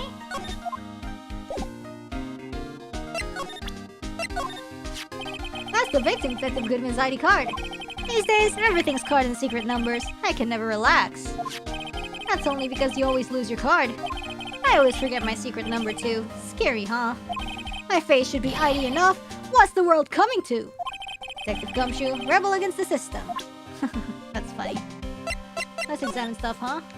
Oh, what is this? There's something sticking out here. Looks like a shirt. I guess it must be evidence for some case. I wonder if Detective Gumshoe put this here. There you go, pal, making me out to be some kind of slob. I'm not responsible for the evidence here. That said, I bet that evidence locker was opened recently. How do you know? If you leave things hanging out like that, the evidence gets dirty or ripped. The guard checks on that kind of stuff and notifies the detective responsible. How many times have I had him breathing down my neck about some silly evidence? Sounds like Detective Gumshoe leaves evidence hanging out a lot too. I bet he doesn't tuck in his shirt under that trench coat either. He probably doesn't. If you're going to talk behind someone's back, don't do it right in front of them, pal. Fishing. Some sort of bulky equipment is gathering dust here. What a sorry-looking fishing pole that is. Ah, that's my personal pole. I never did get around to using it. Wait, I've seen that somewhere before. Oh, metal detector! Right, pal, that's that metal detector. The one that led to the solving of that case out in Gourd Lake, remember? Oh, right. Wow, that feels like it was ages ago. And I don't think I've seen this one before. Oh, that's a bug sweeper. Bug sweeper? I'm sure it will come in handy in solving some case sooner or later. Bug sweeper? That cheap-looking box? You can't judge a person or a machine by their cover. You gotta look at their hearts. Well, okay. Oh, geez, what? What's this? Blood? It's a little worn, but there's definitely a handprint here. It looks like someone tried to wipe it off. Mr. Wright, what if there are other bloodstains left in the room? We should use her testing fluid to check it out.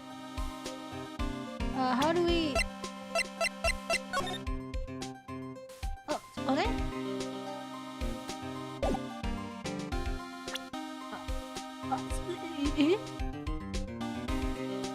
Huh? Huh? Huh?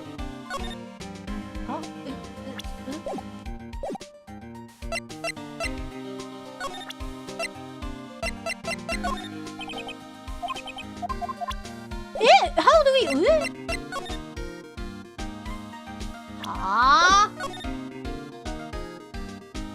Maybe later. What is the saw and paint doing here? Since the dawn of time, true art has always been a war against oppression. True art? I noticed that there's blue and yellow paint here. Perhaps we're witnessing the birthplace of the blue badger. Birth mentioned. Well, you might say this is my studio. Here, in the evidence room.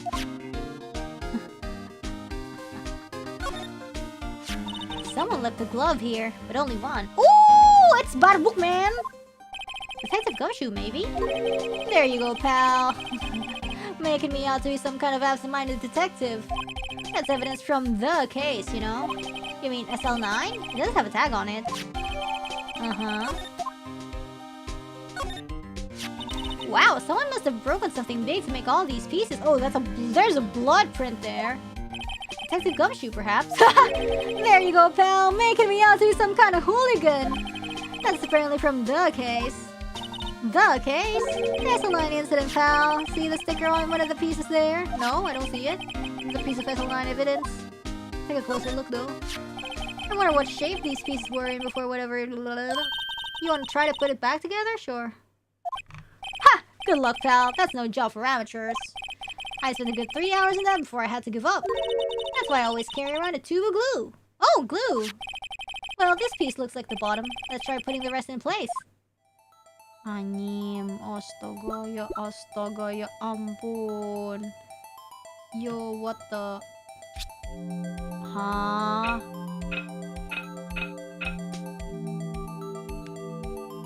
Gimana, anjir? Apa sih, anjir, kayak... Hah?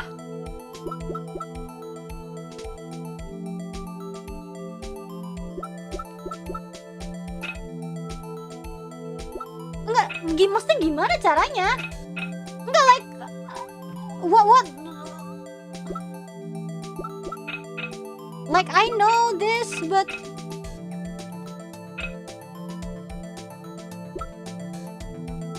Huh?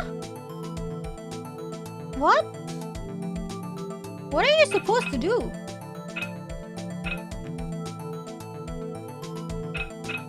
Huh? No, like... How to match it? Apa sih nggak jelas, anjir?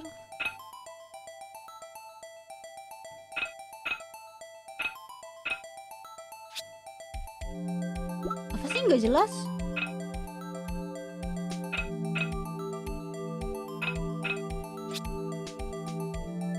What?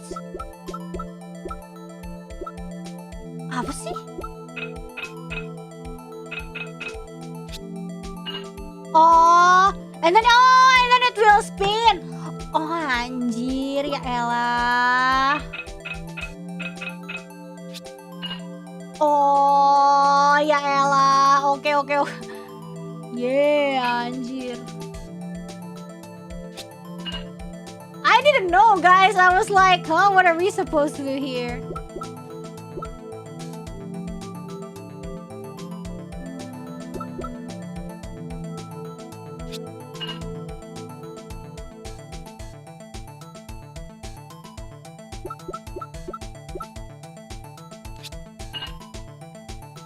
Okay.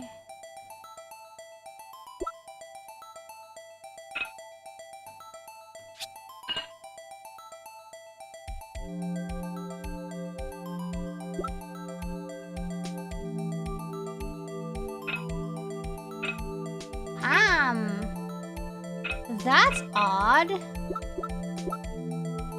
That's odd.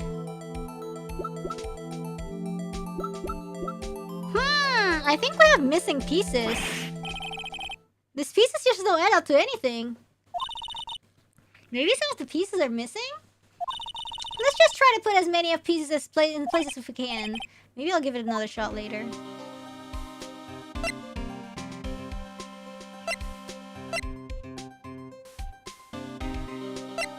Oh, you can put it together?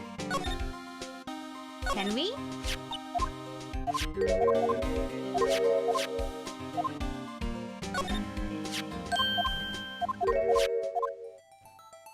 Ulang anjir, ngulang. Oh my god, B-A-B-I.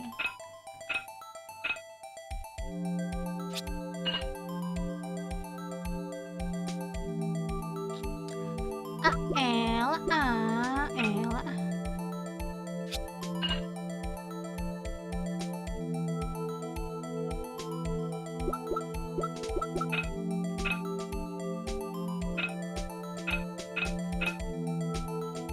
Apa sih? Nggak tahu I don't know which one. Okay, here. And then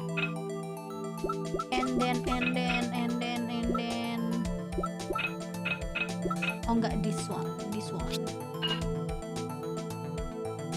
And then this one.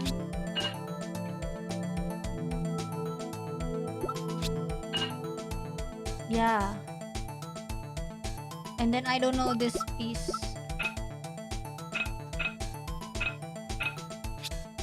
Apa sih anjir? What? That doesn't look like it. That doesn't look like it matched.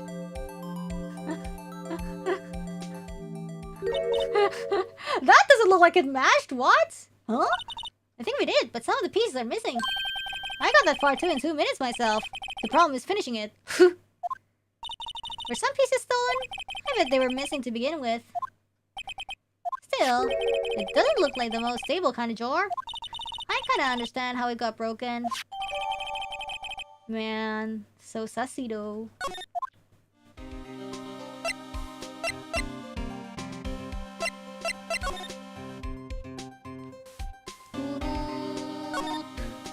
Look, this one's open and the red indicator light above door is lit. That locker is coated with Detective Goodman's fingerprints. Detective Goodman's locker? Are you sure it's okay to leave it open like that? Well, it'd be hard to get it open again if we closed it. It's empty. They must have taken the contents elsewhere. Okay, well, listen. How do we...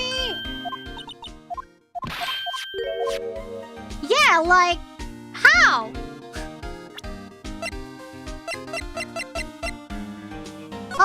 Oh, like... Oh.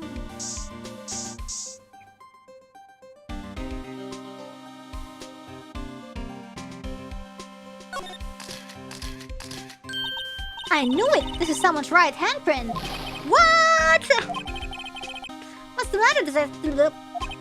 This locker! It's mine! It's yours? Please! You have to help me when they come to take me away! Promise you'll testify that I wouldn't harm a fly! You'll do that for me, won't you, pals? This is an important clue. I'll jot it down in the floor plans. I'm counting on you guys. Believe me, you can't trust the police! What? But you're a detective! Whoa! What? That must have been one massive pool of blood. Never seen anything like it. I'm not a professional. What's your opinion, detective? Pale blue blood. Maybe Detective Goodman was actually an alien? This proves that something really happened in front of this locker. I'll make a note of it on the floor plans. Hey, if you didn't want my opinion, you should have asked.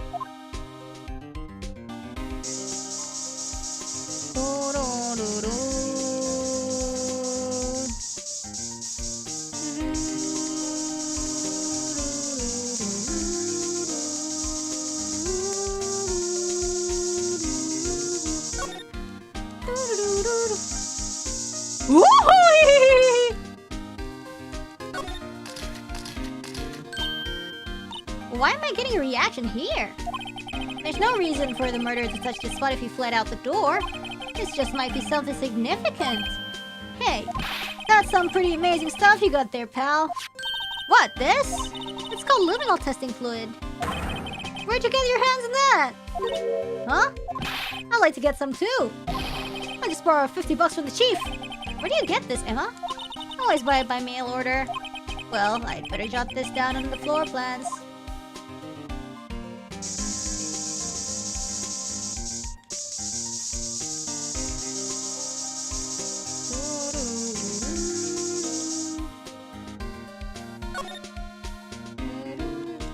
I think there's no more.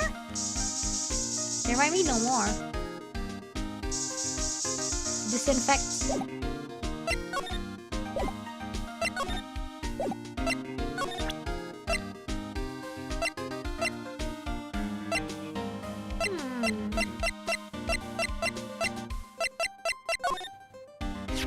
This is my crowning achievement, my masterpiece, you might say. But art is always misunderstood, pal. Art? Ah, hell nah. He was dancing proudly on the day of the award ceremony. But there were a lot of people coming and going after the ceremony. So they took the blue badger away for a while. Really? Why? Oh, they said it was shameful or something like that. Shameful! I told night and day! I sympathize with Detective Gumshoe, but I can see why they moved it. It's this child. Okay. Let's move, I think.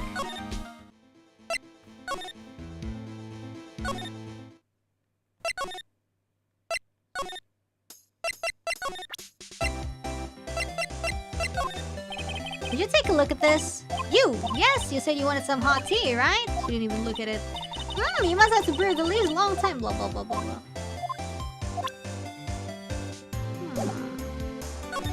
Wait, did we present this to Gumshoe? I don't think we did. Hold on.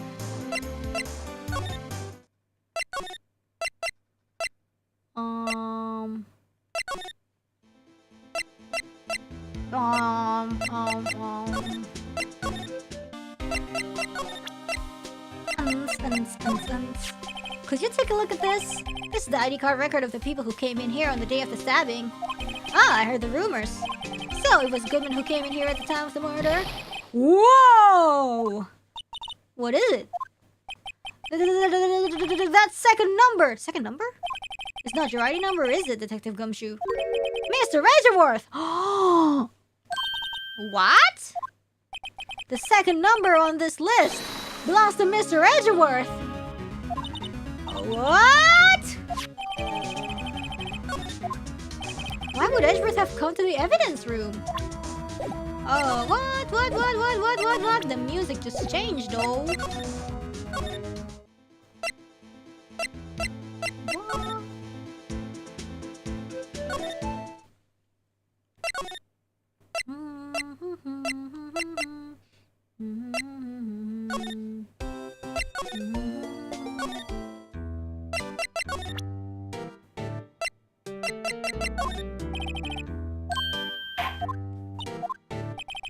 He's not a detective.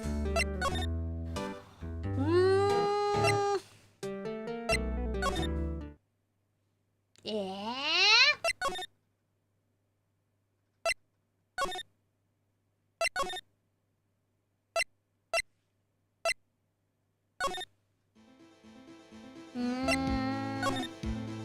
We still need to.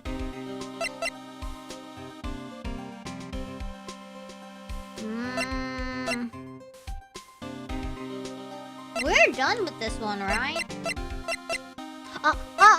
We haven't done a thorough blood test on the parking lot, actually.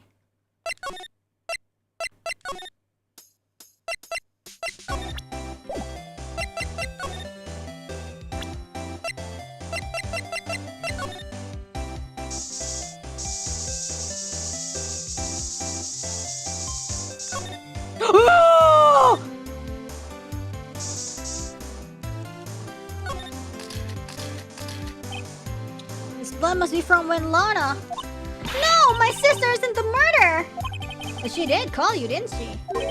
At the time of the crime? And her right hand is bandaged. Hey, Hey, just whose side are you on? This has nothing to do with taking sides. So, this means that Lana's hand had blood on it. This just keeps getting worse. Oh, oops.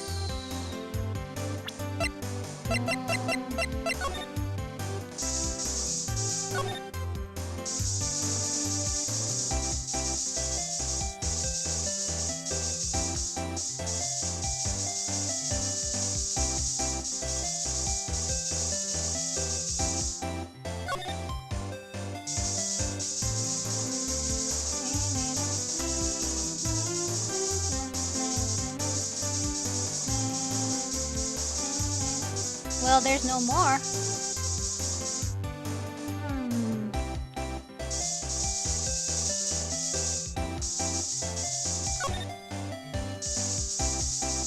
Car wash!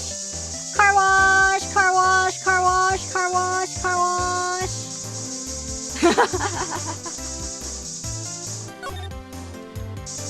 Okay, fine. I think we're done here. Here, a phone. Let's see if it works. Hey, don't touch stuff we don't need to be touching.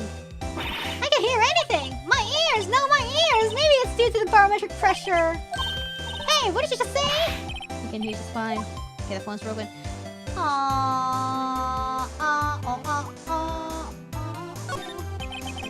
The oil drum. That's okay. Oh, the oil drum.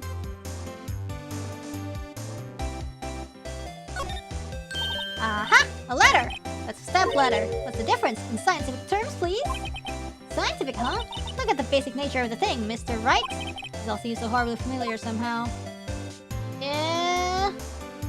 Is there more? I don't think there's more. What are we supposed to do even?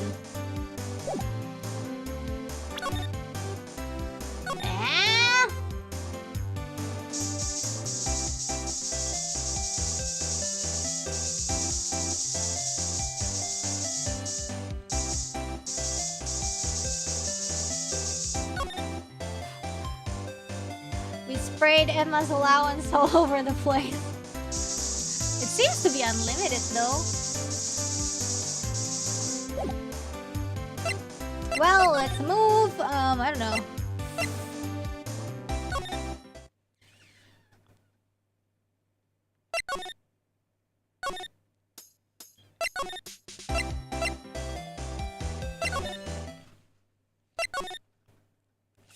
Anjing banget.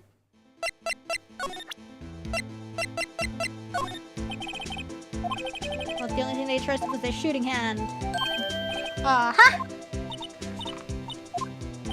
Looks like we need some evidence to get anywhere with this guy.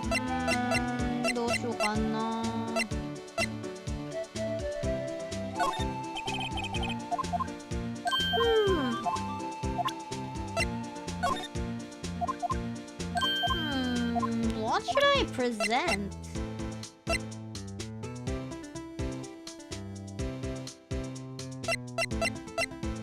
What should I present? I'm kind of stuck here.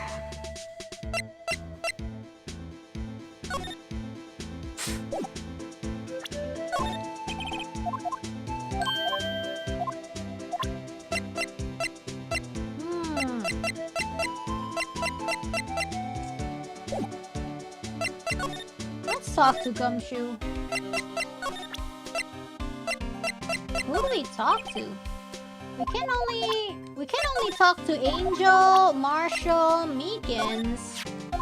If you can open it, I'll give you 50 cents. Okay, after all, Detective Goodman was stabbed here after opening his locker. Oh, hold on. But at the same time, he was found dead over at the prosecutor's office. Okay. Let's brute force this.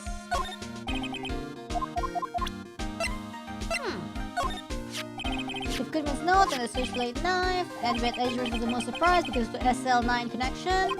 That was Mr. Edgeworth's first big case, 2 years ago. That was the first time the world knew Edgeworth was a man to be feared. Why would evidence from that case turn up now? I guess it's not over, pal. Maybe there are some loose ends left in that case. Okay. That's the photo that Miss Starr took. Anything you can tell us about it? The Miss Star is quite a lady. Why, remember, it was winter, I was 16. She was the only one who ever got me to talk about what happened. 16? That's how old I am now. I wonder what happened. I wonder if Detective Gumshoe wore a trench coat in high school too. Story from the past.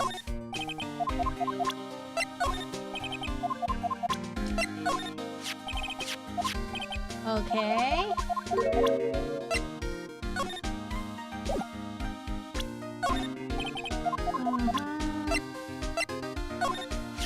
Found Mr. Edgeworth's car. What would drive Chief Prosecutor Sky to do such a thing?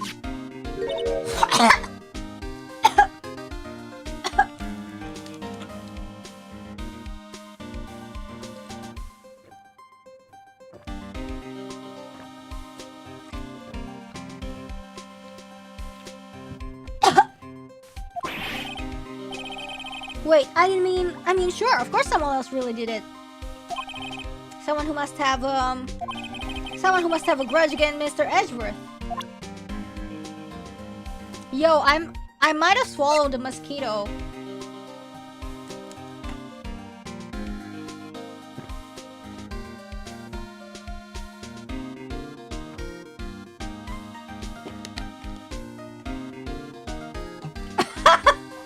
What the?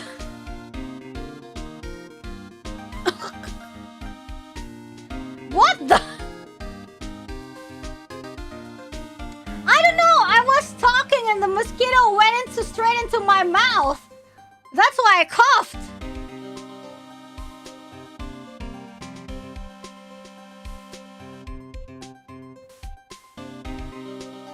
I'm not lying. Sumpah anjir, kayak orang lagi ngomong, lagi baca, tiba-tiba wah, masuk ke mulut terus ya batuk anjir. Terus langsung aku telan aja.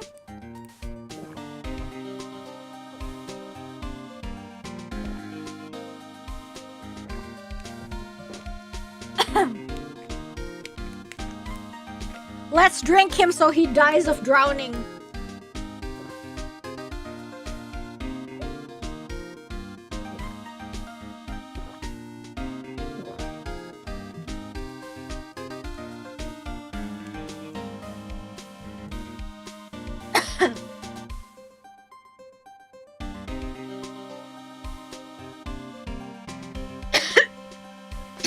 Wah banget anjir.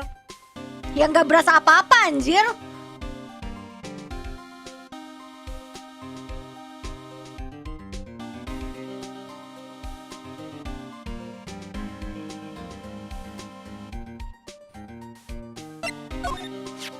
Hey, that's it. That's the King of Prosecutors Award that Mr. Edgeworth got the other day. Were you at the award ceremony, Detective Gumshoe? Of course, pal. I got an award for diligence myself. Ah, congratulations. I was wondering, why is the award a shield? Why is it broken? Oh, there's a reason. I'll tell you what it is later. Why not now? Apparently he's forgotten. These days, okay. Well, we showed him everything. We showed him everything already. Ah, here we go. Now that was a bloody violent case. Violent, so it was a murder? A serial killing. A serial killing? Maybe I don't want to get involved in this after all. But the killer made a mistake and Mr. Edgeworth built his case around that to nab him. Yo anjir banget sumpah, ini nelan nyamuk tuh kayak pertama kali seumur hidup sumpah. Me swallowing a mosquito, this is like the first time I did that in my life and I caught that on stream. And this was 2 years ago? That put Mr. Edgeworth right in the spotlight. Biasanya masuk hidung. No, ini masuk mulut anjir, orang lagi ngomong. I started the rumor mill. Rumors about forged evidence? It was supposed to be all cleaned up with the transfer the other day. It was the last job he ever did. Detective Goodman, that is. Huh? What do you mean? Detective Goodman was the detective in charge of the SL9 incident, see? So, that switchblade knife? The victim took the knife out of the evidence locker himself? Oh my god! kamu tahu yang jijik? Aku pernah ngunyah lalat. The most disgusting thing I've ever done. I accidentally chewed a freaking housefly. Jadi ceritanya adalah, so the story is, guys, okay, I ordered pastel. Pastel is like kind of like pastry in Indonesia. It's so famous, but I eat it like cause I was hungry. I ate and then I eat that all the time. But then why do I feel crunchy sound? Wah, zomret. Good timing. I wanna tell you guys a story. Rene mau cerita, Rene pernah nggak sengaja ngunyah lalat. I swallowed a mosquito. I swallowed a housefly. Not swallowed, sorry. I've chewed on a housefly before. So the story is, Rene tuh mesen pastel. Jadi tuh emang ada pastel tuh yang enak banget gitu loh. Dikasih sih sebenarnya waktu itu kayaknya ya, bukan merek yang biasa. Biasanya kan Rene makan pastel tuh enak tuh ya. Jadi tuh terus kayak ya udah makan satu, oke enak. Terus makan satu tiba-tiba ya kalau pastel kan dikunyah rasanya gojek-gojek gitu kan. Udah kayak empuk-empuk itu enak gitu rasanya. Tapi pas gigit yang kedua, kok kayak ada rasa crunchy gitu loh. Terus apa sih nih? Terus kayak sasi gitu kan. Terus ya udah dari lepeh dong. Terus oh my god, terus ada sayapnya dong men. Terus ada iya gitu, lalatnya hitam gitu ya, mungkin udah kemasak gitu ya, udah gosong. Terus kayak ada sayapnya guys. What the fuck? Terus langsung udah langsung kayak terus sepanjang-panjang Rene udah sendiri gitu. Padahal makanannya udah keluar ya, tuh dikumurin pakai Listerin 5 kali udah masih jijik aja rasanya gitu loh. Iu banget, sumpah. Ini tuh baru kejadian kayak berapa bulan lalu gitu loh. My deepest condolences. Iya, dan aku tuh cerita ini karena barusan aku lagi ngomong, lagi baca dialog, terus tiba-tiba ada nyamuk masuk mulut Rene, terus ketelen, terus jadinya Rene minum aja yang banyak biar dia mati tenggelam. Ini pertama kalinya Rene nggak sengaja nelen nyamuk. Tapi jadi teringat cerita yang itu. So in English, the story is that pastel is like Indonesian pastry, right? Like basically it's like a shell covering, like the insides are like a chopped carrot, chopped egg, chopped chicken meat, and stuff like that. It's very, very good. I eat that a lot. So this one I received like a package, like a gift. So I ate it. The first one is like pastel is yummy. I like it. But then it's like supposed to be like soft, right, on the inside, like yum yum yum yum yum. The top, the insides are nice. But the second one I ate, so while I was eating, suddenly I feel like why is there something crunchy? Like weird crunch sound that doesn't really seem like a texture that should be there. If you're curious, it's like when you're like kind of biting into layers of nori seaweed. Jadi, and then I was like, okay, this doesn't feel good. I'm gonna like spit it out. And then oh my god, I saw already, luckily I only chewed once, not like yum yum yum yum, but just once. And then oh my god, there's like, it's black, and then there's like the wings too, like oh my god. Like even like I already like spit it out, and I already like rinsed my mouth. I already like glug like the mouthwash. I'm still like for so many times because like the thought is just like so disgusting, and I'm just like, you know what? Oh my god. Then like I was traumatized for like a good while, but I don't care anymore now. Apparently like I'm guessing like it was accidentally mixed in the like whole mixture, and then like they make the mixture in bulk, and it accidentally got mixed, and then it got into the thing. Lautnya warna apa? Hitam. Oli kita teleport di tempat yang salah. Bang, udah bang.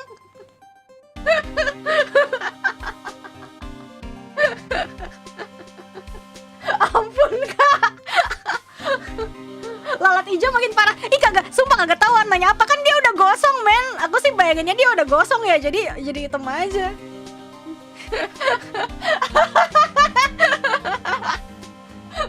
Masuk langsung mau bual rasanya.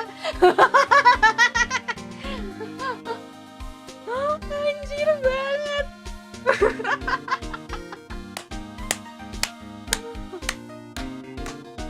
Ya itu cerita Reine. I don't want to eat anymore.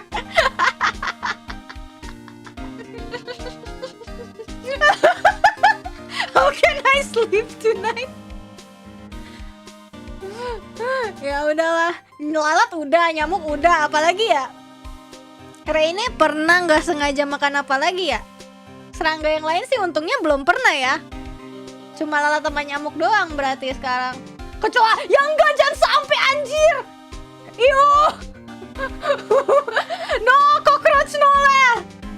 Belum kadal pernah nggak? Enggak. Kecoa laut mah udang. Semut. Ya semut kayaknya iya sih. Cuma semut mungkin pernah, tapi kayak udah sih semut.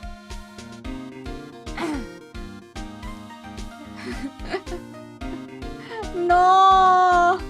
Why is it every time zombie rain is always in the middle of rainy curse story? I kind of feel sorry for them. Jangkrik not yet, but jangkrik is food, you know? Crickets is food. I had cockroach float into my mouth. Ew, what the fuck? Laba-laba enggak, but maybe when I'm sleeping. When I'm awake, I don't know. Jangkrik bos. Yaudah sih bentar. Ini aku gimana caranya bisa makan menikmati pastel kayak biasanya lagi. Ah, ntar juga lupa. Aku aja udah lupa. Sampai nelen nyamuk baru ingat lagi.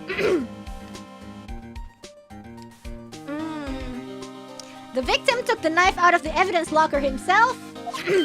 Hey pal, look at the time. Was there something you needed to be going to? It's just that Mr. Edgeworth's inquiry committee should be letting out soon. Mau diingetin lagi nggak Reine di GoFoodin pastel nih? Nyesel mampir mau makan holomi nggak nafsu.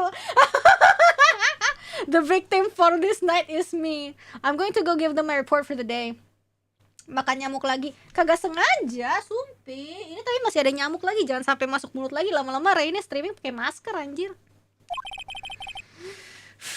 It might help, you know. What is this restaurant? Report? You mean the note written on the back of that flyer? The one that says nothing but no problems? Hey, it's Mr. Edgeworth we're talking about. I'm sure he can use a report like this. I believe in him. Who needs enemies when you've got friends like Detective Gumshoe? I'm off, pal. Later. He's off. I should probably see what Edgeworth has to say, too. Mafia. Oli dan Zomrets. Udah kok, ini udah main lagi kok, udah nggak ngomongin makan lalat lagi, nggak ngomongin makan nyamuk.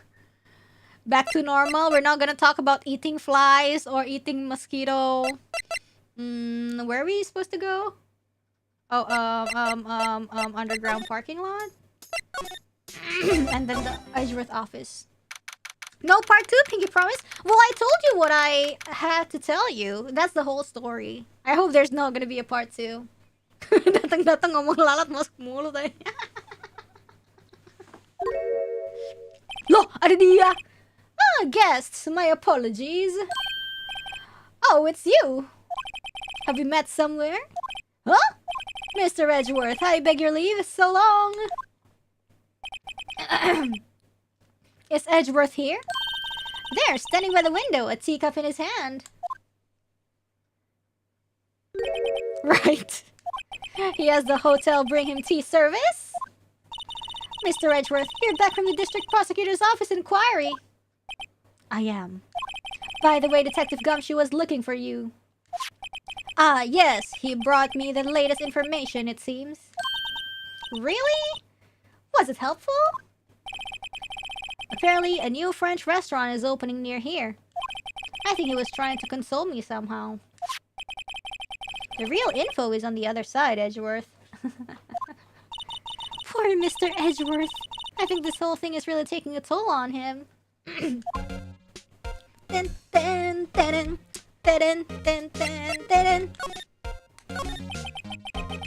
So, how did the inquiry committee go? French cuisine? No bugs. But French cuisine? Actually, they decided to treat this not as a case of concealing evidence, but as a communications error during the investigation. Well, I guess that's good. Concealing evidence? Yes, apparently there are some who believe that I concealed evidence. And this fly story is not even like that long ago. I think it's like even like only a few months ago. They gave me a warning. You were lucky this time, but it was before June, definitely. I'm pretty sure it was before June. I think early in the year? I don't remember. Again?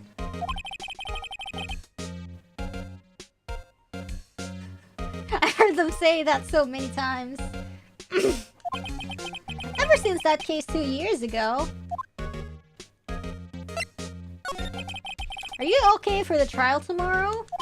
Well, I'm still in the presiding prosecuting attorney. However, something happened. Flies in your stomach without the butter. No! The fly was not in my mouth. And it was not in my stomach. I didn't swallow it. I spit it out. They gave control of the investigation over... Not before, I guess, crunching them in half, I guess. They gave control of the investigation over to the police department. The mosquito did, though. Yeah, I guess. I mean, if I could, I would have spit it out, but the mosquito was just, like, aiming at my throat. I don't know, at my mouth.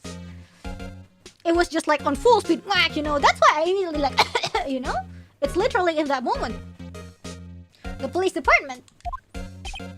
Yes, any further investigation for this case will be directed by the chief of police Gant. I can do nothing but wait for his results. I see. Why, I ask you? Why? All along, I've done only what I believe is right. I have nothing to be ashamed of. Can you describe mosquito texture? No, it really went straight from the back of my throat. I couldn't even, like, you know, taste it. It was just like as if like when you accidentally like maybe inhale like dust in your mouth and you're like you know?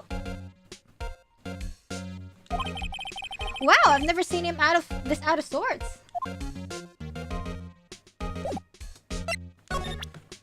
Try catch one and try it. Right, please. I'm the prosecutor on this case. You don't expect me to sit here and discuss the case with you over a cup of tea? I'll pass on the tea. Just tell me about the case. Mr. Wright, Mr. Edgeworth just told you no in a very polite manner. Whose side are you on anyways? Maybe if I just show him my best evidence, I can get some reaction out of him. Oh, right. I'd better check this now. As I was saying, Huh! What's this? A record of ID card usage? Edgeworth, you went into the evidence room that day, didn't you? Just before the incident occurred, no less. Yes, that's true. Why? Mr. Edgeworth? Please don't look at me like that. I was asked to go. By Chief Gaunt, no less. The Chief of Police? Apa is it? He wanted evidence for a case that wrapped up half a year ago. He told me he wanted me to keep it here in the prosecutor's office. But it was solved, right? It would have to be if the evidence was already filed. Chief is never one to explain himself. He's just weird. In any case, on the day of the stabbings, I brought this back here. Can I ask what kind of case it was? I can't say. It really has nothing to do with the current case. Now I'm curious about this other case. I'd better make a note of it. Stubborn as always. I told you this has nothing to do with the current case. Okay. Can we talk about? No. Can we talk about this? No.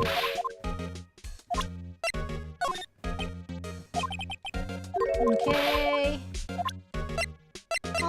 Well, let's present this, I guess. No? Okay. What's... no?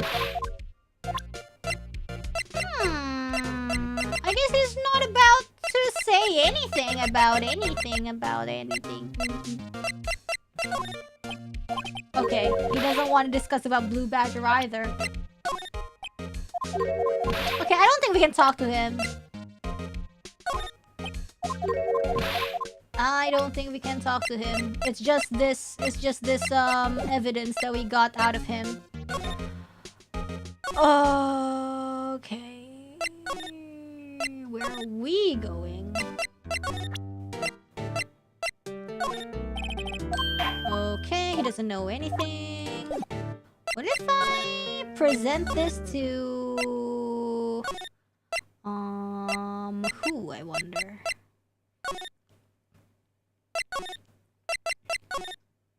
He's gone! Yeah, nobody's here. What the heck? I'm all alone! I'm all alone!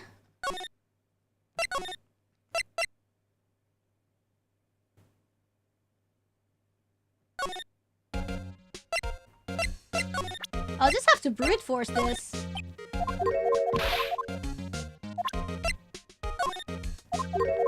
I'll just have to brute force this. Yeah?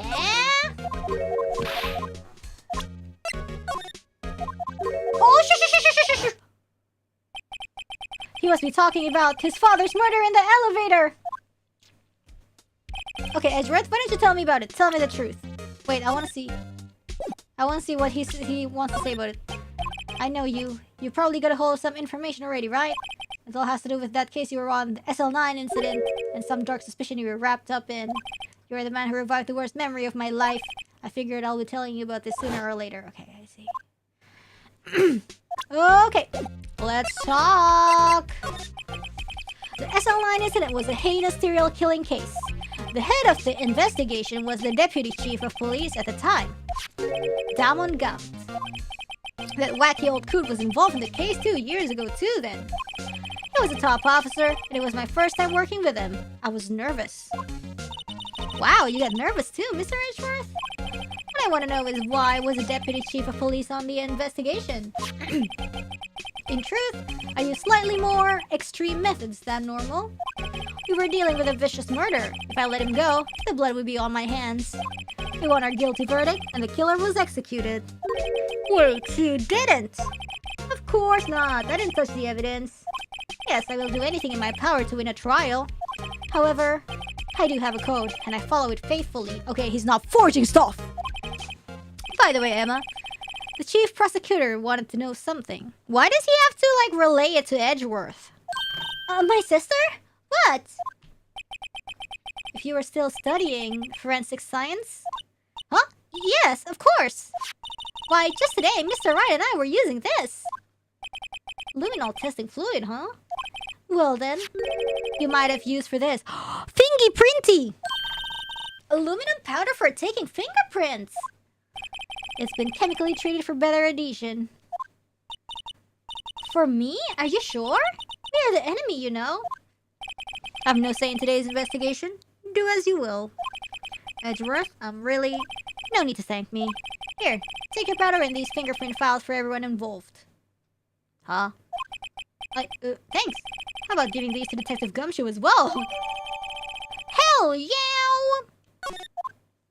Well, let's get going. One last investigation. I do seem to remember seeing a suspicious handprint somewhere. Okay, let's move to the evidence room.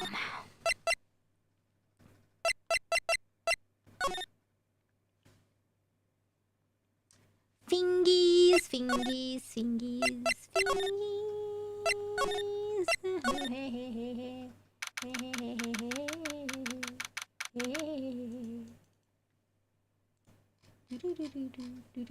Chat is dead. In me. Okay, let me refresh chat.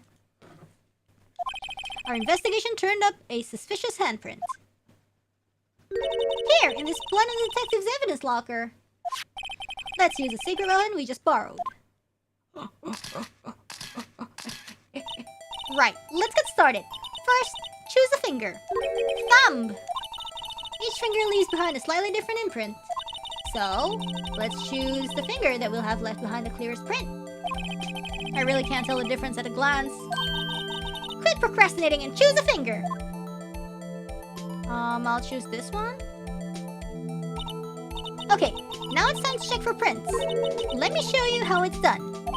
Emma's starting to get that sparkle in her eyes. First, we sprinkle the aluminum powder around. Huh? How do you do that? With... Ah, it looks like that did the trick. The aluminum powder adheres completely to the print. Once the powder is well spread, just blow away the excess. Huh? With E!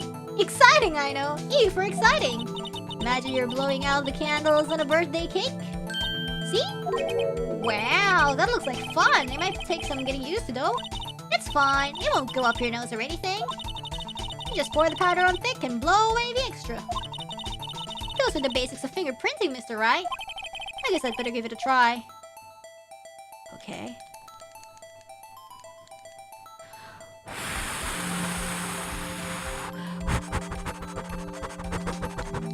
Why is it doing nothing?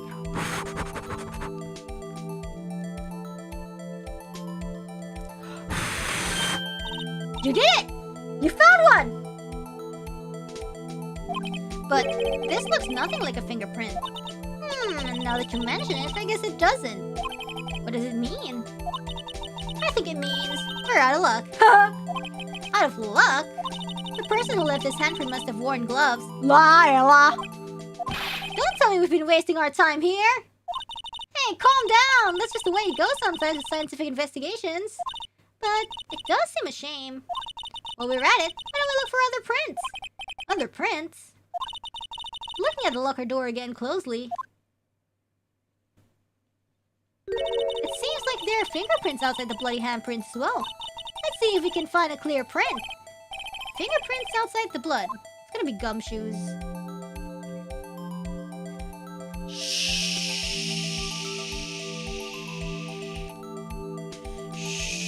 Merata, merata, merata, merata. Oh!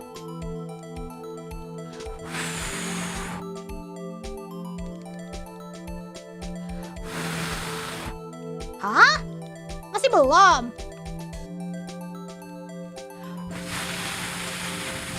Hah? How much? Yay! A print so clear it's dazzling. Dazzling? Anyway, this print took a lot of effort to find. Let's match it up right away. So we're not done yet? This is quite a process. Well, there's no point in finding a fingerprint. And not knowing who the owner is, right? I guess she's right. Look at the fingerprint data we got from Mr. Edgeworth. And point out the person you think left these prints. Huh? How am I supposed to know who it was? I could make a pretty good guess. The bloody handprint and the fingerprints are in different places, right? That means that the prints probably don't have anything to do with our case. So, whose fingerprints would we most likely find on this evidence locker? Ooh! Ooh, we can compare. It's him! He's the owner of the locker.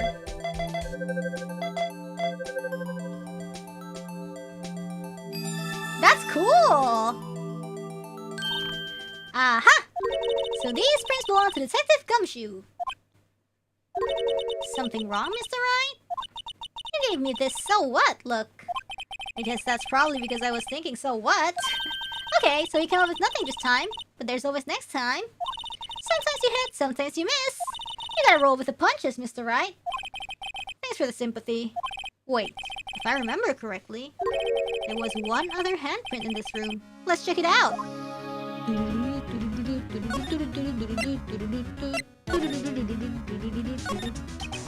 This is where we got a luminal fluid reaction, right? Oh my god. Mosquito! I'm paranoid now. Right! There was a handprint here. Okay. Wanna try using this? There you go, her eyes sparkling again. Check the prints. That's the spirit. Oh, but I have to warn you about something first. What? The area with the blood was wiped away, right? We only ended up finding it using chemical means. Any prints in that area will have been wiped away too. Aww. Oh, right. So that means no prints. Would you say the probability of higher hypothesis is high? Don't ask me. Anyway, we must try to find prints that weren't wiped away. Prints other than the ones left by the bloody hand. Excuse me? Huh?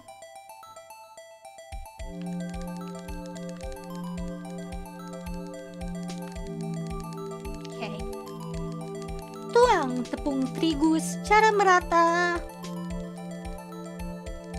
Lalu tiup.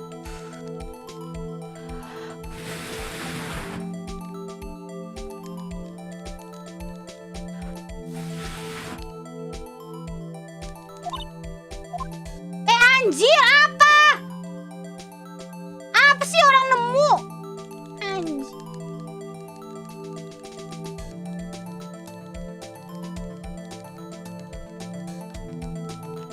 Ya ampun, susah amat nih nuang tepung terigu.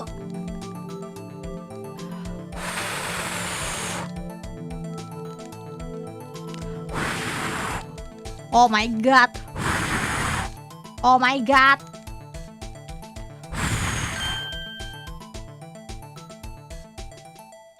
Siapa ini? Punya siapa? Dake Marshall?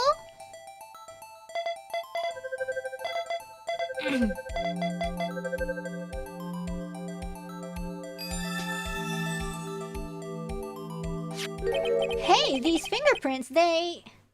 Whose are they? Whose? Is it someone I know? It's Officer Marshall. Huh? Officer Jake Marshall? Marshall's fingerprints added to the court record.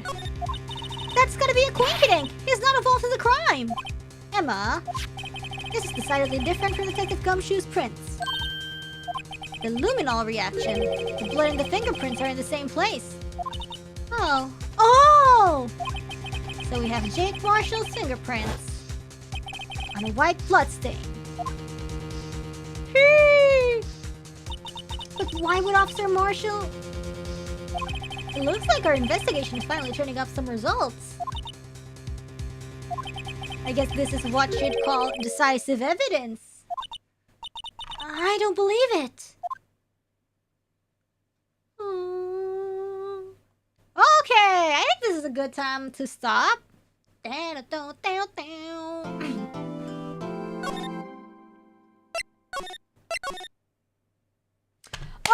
thank you so much, guys. I think this is a good time to stop. Ooh, this is a pretty long case. How much have we been playing? 4.5 hours. That's crazy.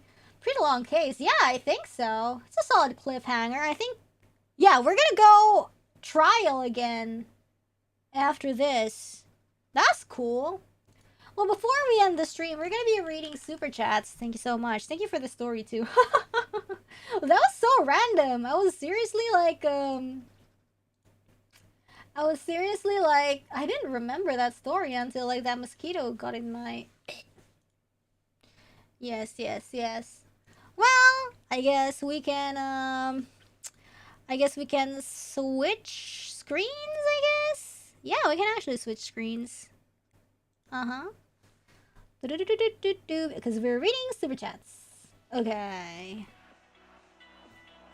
Hi, everybody. Woohoo! Nice. Okay,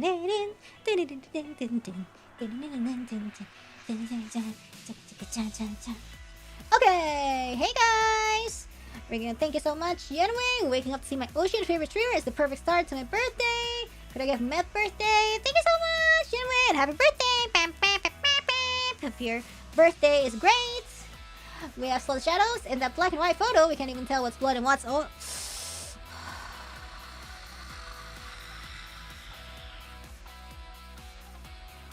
We have Zipley, thank you. We have Riggy, New Equipment Fund. Yosi Ajata, thank you. Darth Pika, so Reina can eat caviar next time. Thank you so much. We have Zipley, thank you. Voltius, thank you. Slaughter Shadows, thank you. Zipley, thank you so much for the Akasupa. This was when I was having idle meeting or what? A red in between the blues. We have Violet Gelato, thank you. Baby Buster, Phrase, GC2, Phrase, like mother, like daughter. Oh yeah, when I told you guys about Pifa Mama cussing at the fruits when playing fruit game, Suika game. Oh, cause like the blood was washed with water like the case. We have Slot of Shadows, friendship ended with Maya. Emma is our luminal star in the darkness now. Oof, no! Maya will be back! She can be, we can have Maya and Emma together. The more the merrier. What's her progress since then? She put it back. She put the Switch back, I think. She doesn't want to play anymore. But maybe she will try again. I will ask.